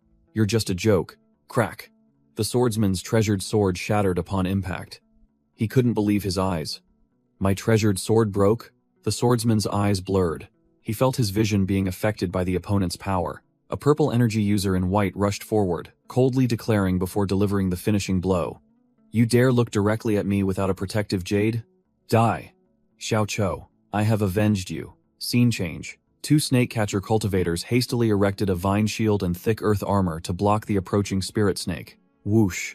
Spirit Snake fired a purple energy beam that pierced through the earth armor with ease, making the goatee senior brother's face drain of all color. The energy beam penetrated all layers of defense, striking the ponytail junior brother amidst desperate screams, flames erupting and incinerating him. The goatee senior brother could only watch helplessly as his junior brother was wiped out, howling in despair, and vowing that his master would avenge them. Cui Yuan loudly ordered the remaining disciples to retreat, while Spirit Snake vigilantly wondered what trick the old white-haired man was up to now. Instead of fleeing, Cui Yuan immediately set up a massive formation called the Four Symbols Snake Confinement Array to trap the monster. Trapped within the barrier, Spirit Snake roared defiantly, violent purple lightning enveloping its increasingly dragon-like form. "Don't dream of trapping me." Cui Yuan channeled his cultivation to its limit, his hands emitting five-colored light, and shouted, "With spirit banners as guides, and heaven and earth as a prison, seal." Energy chains from the formation tightened around Spirit Snake, attempting to restrain its power. The snake struggled fiercely, causing Cui Yuan to exclaim in astonishment, "This demonic snake truly possesses monstrous strength." The four seals of Azure Dragon, Vermilion Bird, White Tiger, and Black Tortoise materialized, creating terrifying pressure that crushed Spirit Snake from all sides. At this critical moment, the pair of golden scales on Spirit Snake's tail shone brightly, merging into a sharp spear. Crash! Spirit Snake used its newly awakened reverse scale tail to stab directly into the barrier, causing it to crack into pieces. Seeing the formation about to break, Cui Yuan and his junior brother decided to go all out, summoning another magic treasure. It cannot be allowed to strike again. Flowing Light Pagoda, a mini golden pagoda descended from the sky, pressing directly onto Spirit Snake with terrifying weight. Suppressed by the pagoda, Spirit Snake's body creaked, its speed and strength significantly reduced. It realized it needed to find another way to break the formation. Cornered, Spirit Snake realized they intended to gang up with a skill combo. Profound Heaven Fire Net, Wind Blade Art. Boom! An earth-shattering explosion engulfed the snake's position. Cui Yuan looked down from above, wondering, is it dead yet? But no, the monster remained unfazed, only its scales slightly scorched. Spirit Snake activated Absolute Defense Mode, a series of shields appearing. Stone Armor, Earth Shield, Golden Light Barrier. It muttered calculations, its true chi almost depleted. Even if it could block once, it couldn't hold out 10 times. It had to break this stalemate immediately. The goatee senior brother observed from afar, deeply shocked. Earth shields? I've seen at most 8. How does it have 16? This is a top-tier Tier 2 spell, far exceeding its cultivation level. Cui Yuan ordered his junior brother. Junior brother, this snake is no ordinary opponent. Quickly invite senior brother Nan here to be safe.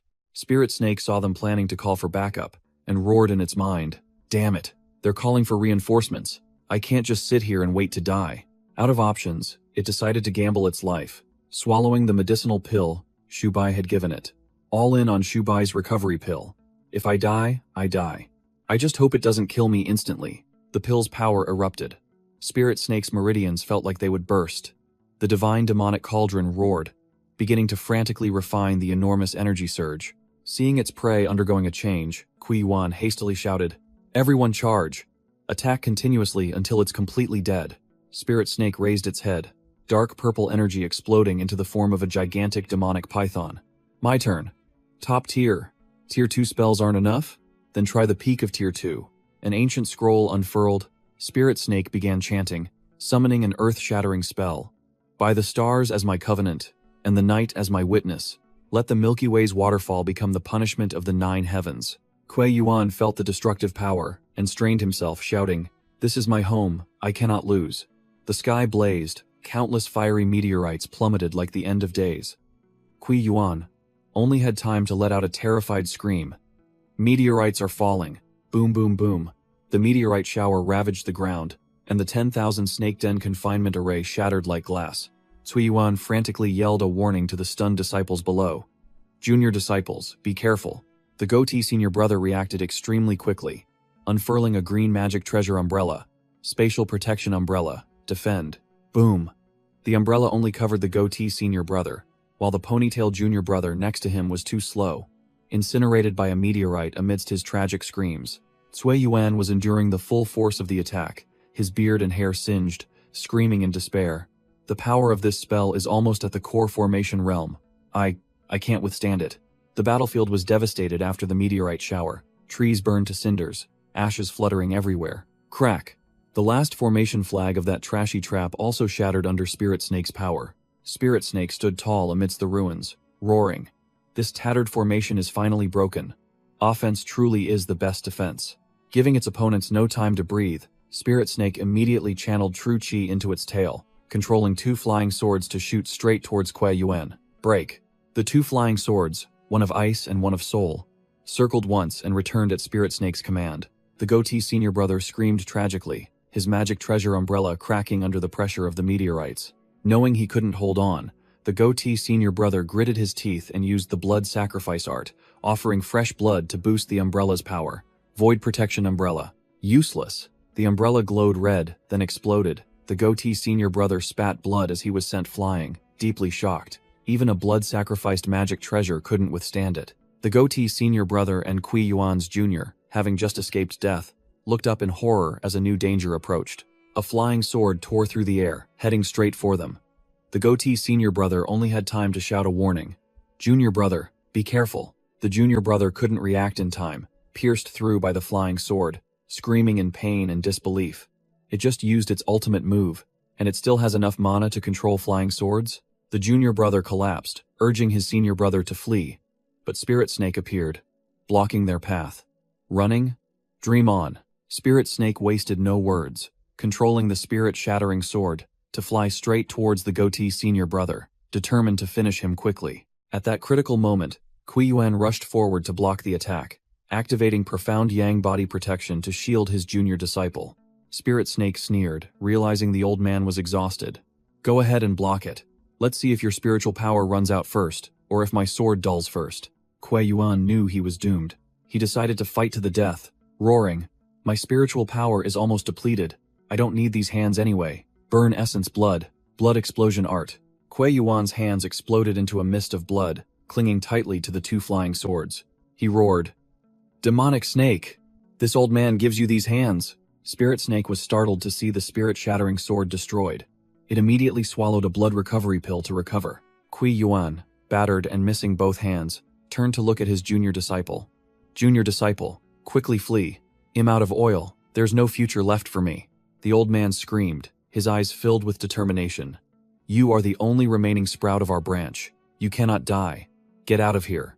Spirit Snake roared, filled with killing intent. I already said it. Not a single one of you will escape today. Then it summoned the gigantic Arctic Frost Sword. The ice sword shot forth with terrifying speed, its chilling chi freezing everything in its path.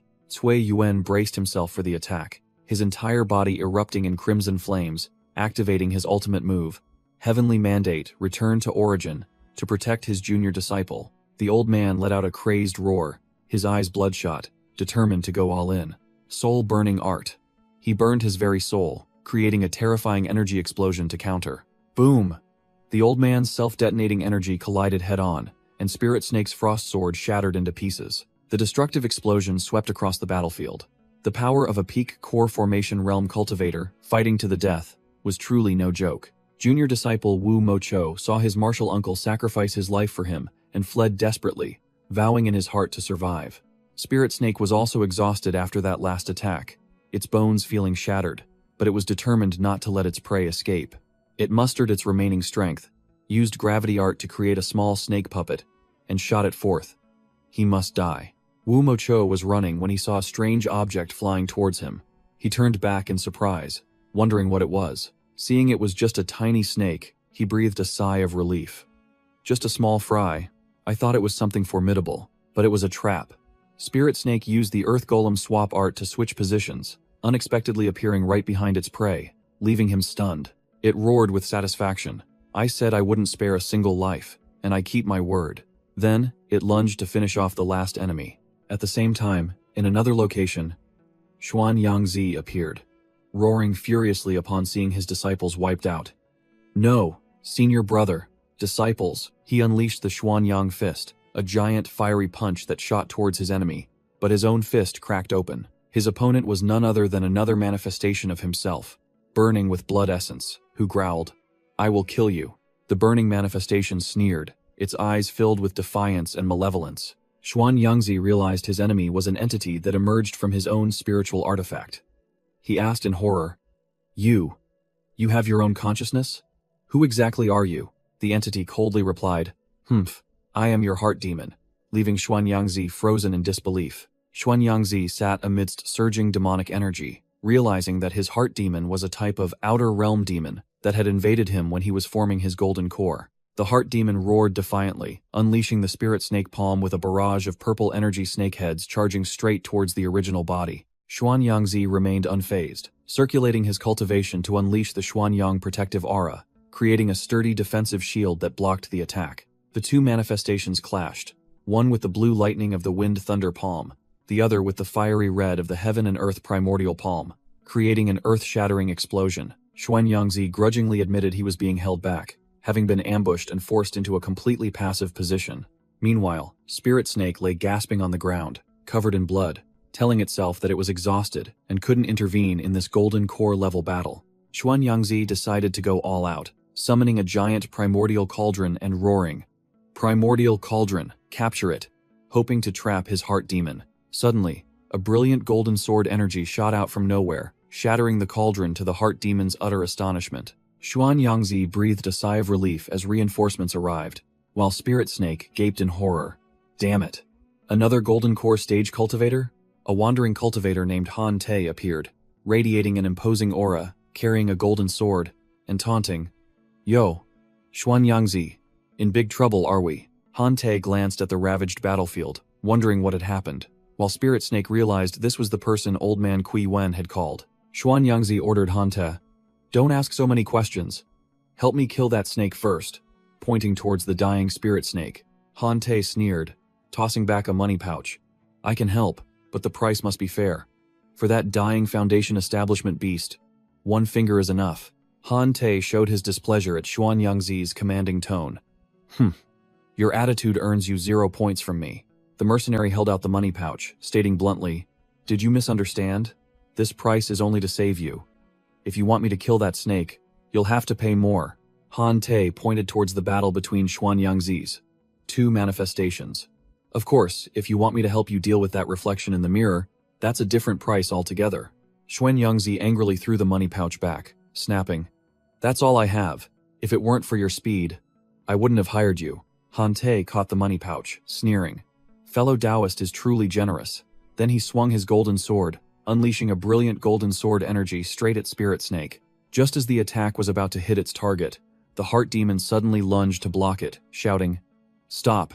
Han Te froze, not understanding why the heart demon would save the snake, while Xuan Yangzi also rushed to intervene, creating a chaotic situation. Just as Spirit Snake was despairing before the mercenary's sword energy, a brilliant orb of light suddenly appeared in the sky.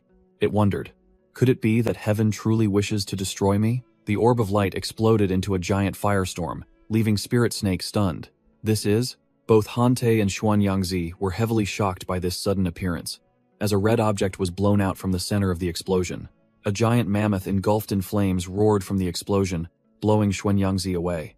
Spirit Snake recognized the reinforcements. A golden core stage demonic beast. "My benefactor. Man Jin is here." An entire herd of mammoths arrived ferociously, their leader roaring, "Benefactor, the mammoth tribe is here. I want to see who dares to lay a hand on my benefactor." Spirit Snake, exhausted, lay on the back of a mammoth, weakly murmuring, "Man Jin, you successfully formed your golden core? That's great. I can finally get some sleep." Then it passed out. The mammoth leader, engulfed in flames, declared with an imposing aura, Indeed. Thanks to your medicinal pill, I have overcome the 4 to 9 heavenly tribulation. With my tribe here, even a golden core stage cultivator wouldn't dare touch a single hair on you. Han Te broke into a sweat, turning to Xuan Yangzi. This, fellow Taoist, this is no longer a matter of money. The mercenary Han Te immediately changed his tune, leaving behind a flattering remark. A wise man knows when to adapt to circumstances. Fellow Taoist, farewell, we shall meet again. Then he fled, leaving Xuan Yangzi to roar in fury. Han Te, you bastard. Seeing the unfavorable situation, Xuan Yangzi also decided to make a hasty retreat, his body flaring with blood energy. Continuing to fight will only lead to loss. Blood escape. The heart demon was no fool to stay either. It roared, "Humph! Xuan Yangzi, you think you can escape?" Then it also used the blood escape art to vanish. The mammoth leader roared in pursuit. "Stop! You injured my benefactor and now you want to run?" But it was helpless due to its inferior speed. "Damn it! My speed is too slow, I can't catch up." The ravaged battlefield was littered with the corpses of the disciples. Wu Mocho, Liu Fei, Hua Yuntian, Su Bei, and Wang Ping were all wiped out. The battle at Myriad Snakes Valley concluded with heavy losses. The snake-catching sect lost 100 Qi condensation disciples, Xuan Yangzi lost 5 disciples, and the snake-catching sect's grand elder Kui Yuan also perished. Tens of thousands of snakes and the herd of mammoths simultaneously bowed before Spirit Snake. The mammoth leader said, "Benefactor, look, they are all submitting to you. They recognize you as the new Snake King." Spirit Snake passed out, exhausted but content, thinking of the old Snake King. Old Snake King, the legacy you spoke of. Perhaps I have achieved it now. Dawn broke over the quiet forest. The mammoth leader nudged and called, "Benefactor? Benefactor? Benefactor? Wake up quickly." Elsewhere, Han Te stood on his golden sword, muttering irritably, and he still managed to escape.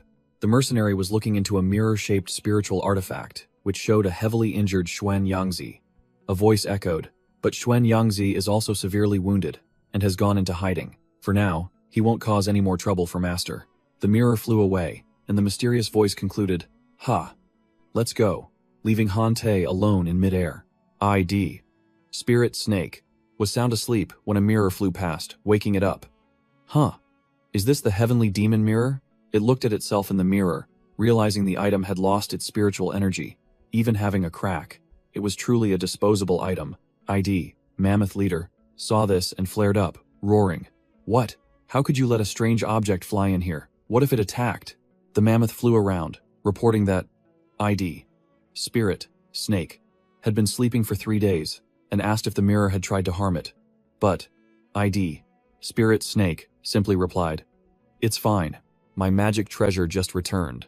Seeing its benefactor awaken, the mammoth was moved to tears.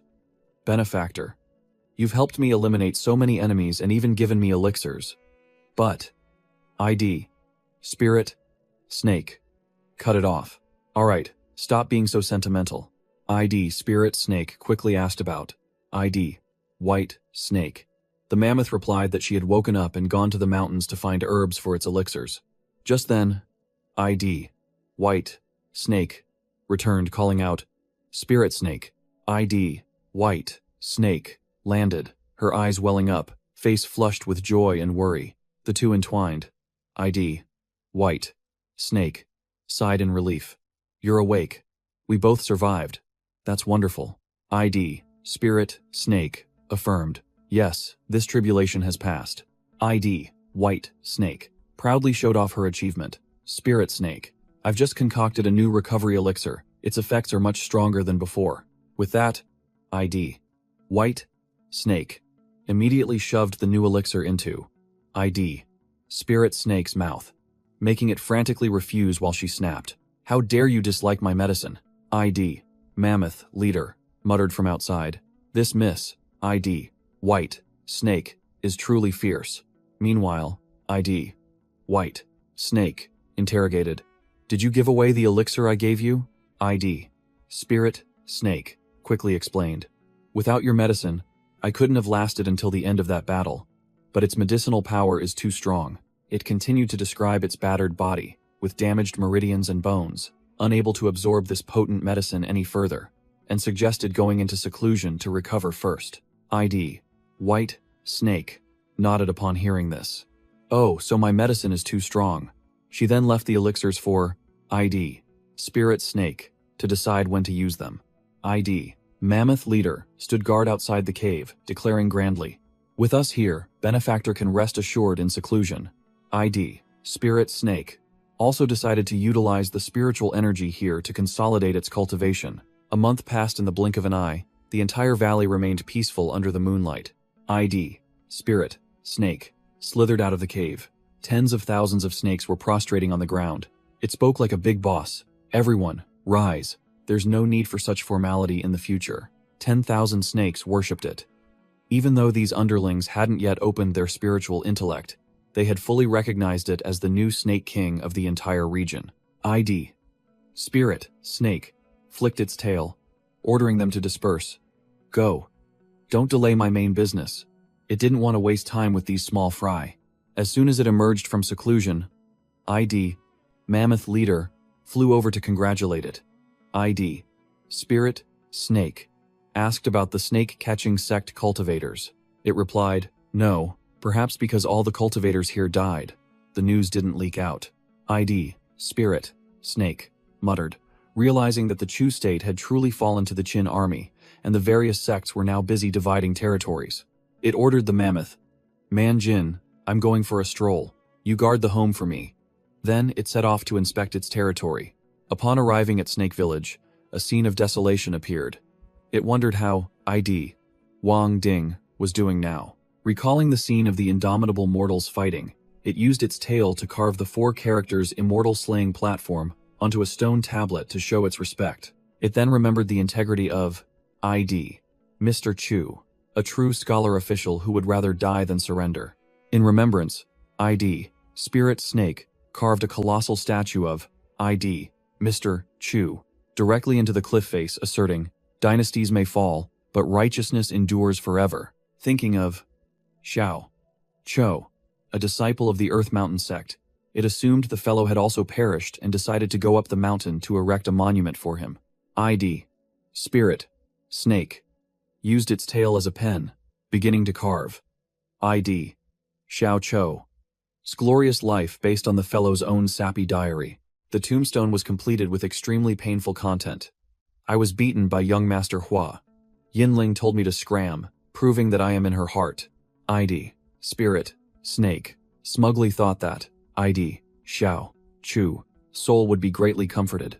At the same time, ID, Xiao Cho was bound, covered in blood, as a soldier reported to ID, Qin Commander, that this was the one who had killed 5 of their Foundation establishment cultivators. Grand Elder, ID, Shi Longzi, of the Earth Mountain sect hurriedly rushed out to explain, taking the blame and saying that his disciple only wanted to protect his clan. ID, Qin Commander, gestured coldly. No need to fear. I called you out not to interrogate you, but to discuss something. Suddenly, Puppet King, ID, Qin Xuanji, appeared, sitting high above, and ordering, hand that brat over to me. The old Grand Elder, ID, Shi Longzi, turned pale with fear, quickly agreeing. But, ID, Qin Commander, calmly replied, very well, I won't take it from you for free. With a whoosh, ID, Qin Commander, threw another disciple of the Earth Mountain sect, trapped in an energy sphere, to ID, Shi Longzi, as if it were an exchange. ID, Qin Commander, ordered ID, Shi Longzi, to take ID, Xiao Chu back and erase the Xiao family from the map, then muttered with great interest about the fellow's reverse cultivation technique. As soon as ID, Spirit Snake, arrived at the entrance of 10,000 Snakes Valley, it sensed trouble. Its face went blank. What in the world is happening? It sensed 2 extremely powerful core formation level auras in the valley. One belonged to ID, Mammoth Leader, while the other was completely unfamiliar. A colossal ID, Amethyst Thunder Lion, was growling at the fiery mammoth, declaring, Man Jin, no need to deceive me. I'll wait for him here.